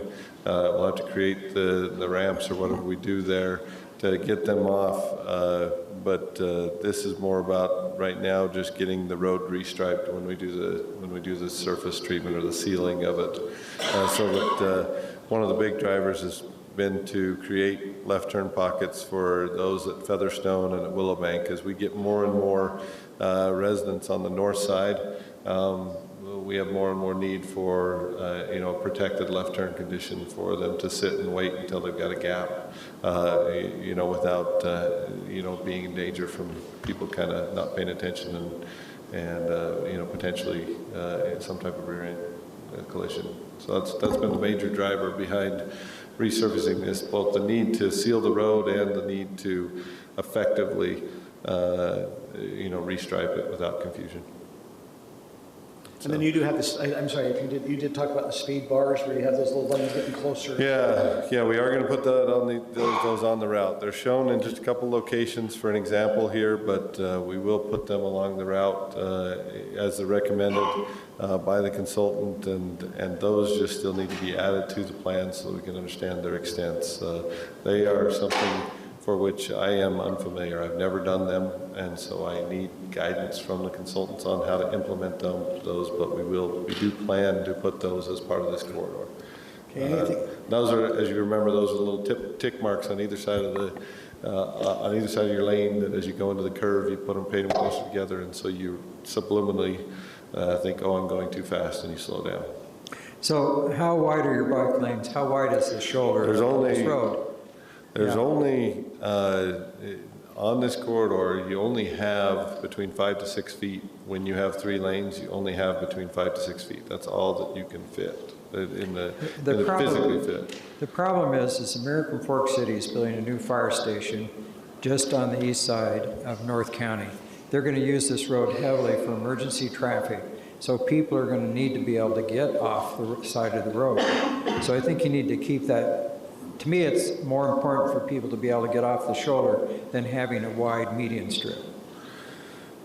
Correct, and we try to keep the median strip just where we need them for either the turn pockets or for the accesses to the different facilities. They're just, at this point, we're just working with the room we have, right? And trying, so anywhere we felt like we could narrow, we did narrow up, which would have more room on the sides. But as you really look at the corridor, it is limited because of the different accesses that we need and the different types of vehicles that you access with, you know. So even though we don't have a lot of frequent access to the sewer lift station, what we access that with often is our big old jet truck, you know, which needs a little bit of room to both accelerate and wait, you know, for its opportunity to turn in there. So the only 2 areas that we could really narrow up to gain more room are in this area around the bend as you approach Willowbank, and then around the bend between Featherstone and Willowbank. We can narrow in those 2 areas without having adverse effects to the other turning movements. The rest of it, we're just working with the room we've got. So we're dedicating as much room as we can to the bike lanes, but really in practicality, it's between 5 to 6 feet. Just because that's all we have, you know, in the road. Okay. Is there any other questions or things? Okay. Is everyone okay with what staff's proposed? Okay, we're good to move forward. I can tell we're getting tired. Okay, with it, because this is Fling Week, let's just kind of go through some scheduling. Tomorrow we have a judging of the arts thing there at 9 a.m. Was there a council member that was going to join me?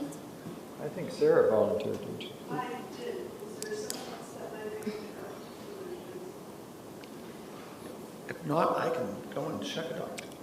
I mean, I'm okay, Sarah, if I just need to go by myself. So I'll go to the judge. Okay, tomorrow afternoon we do have the kids' night. You know, we have a food donation going on. We have kids' night going on. This is at the Splash Pad. It's a library event starting at 4 p.m. You're having the list go down. We can just get horseshoes. Tim, I know that sometimes you've kind of went at the horseshoes. I can try to pop into any of these, but just so we know what's going on. Thursday we have our Splash Pad in the Paradise. I believe that's our fireman's spray. We also have going on, we have a baby competition. Our backyard garden tour starts Thursday night. If you haven't been to that, that's a Friday night. We have a Play Day rodeo, so the art show going on. We have the Highlands Got Talent over at the Lone Peak High School. We have the strongman competition going on, our disc golf, and the glow run. You could be in the glow run, Kim? Yeah. Okay. The whole entire family, including Briggs. Okay, so you're going to be out there glowing. Then on Saturday, we have the parade. We are going to be riding in the fire truck. Is that correct, Chief? Now, as long as it's ready. So we'll be in the fire truck. Who's driving? Okay. I will not be there. Okay, so Chief, we just need to meet there at the Highland Elementary at least by 9:30 there. So I have all the candy. Can I bring the candy to you on Thursday to load up? So we can I guess I could try to bring it, but it might be easier to get that. We have a lot of events going on throughout the day on Saturday, so we can just as a council try to be sensitive with that. Now with that, there's 2 things. Right before we do need to conclude our meeting, but we do need to go into closed session. But before we do that, I think it would be only appropriate that we recognize Sarah Peterson for her service. And I believe there is a little gift that has been put together. Sarah, we do appreciate for the last year and a half you've been on the council. I've always said you've brought a level head to the council, and we appreciate your service that you've done for Highland City. So once again, as Sarah announced, this will be the last meeting. This will be Sarah's last meeting, and as we get ready to go into closed session, we will be discussing about, it'll be personnel and about intimate litigation. So if I can get a motion, is there anything else that needs to be discussed before we go to closed session? So if I can get a motion. So moved. Okay, do I have a second? Second. All in favor? Aye. We are now in closed session. So if we can all go to the back, we can try to make it very brief.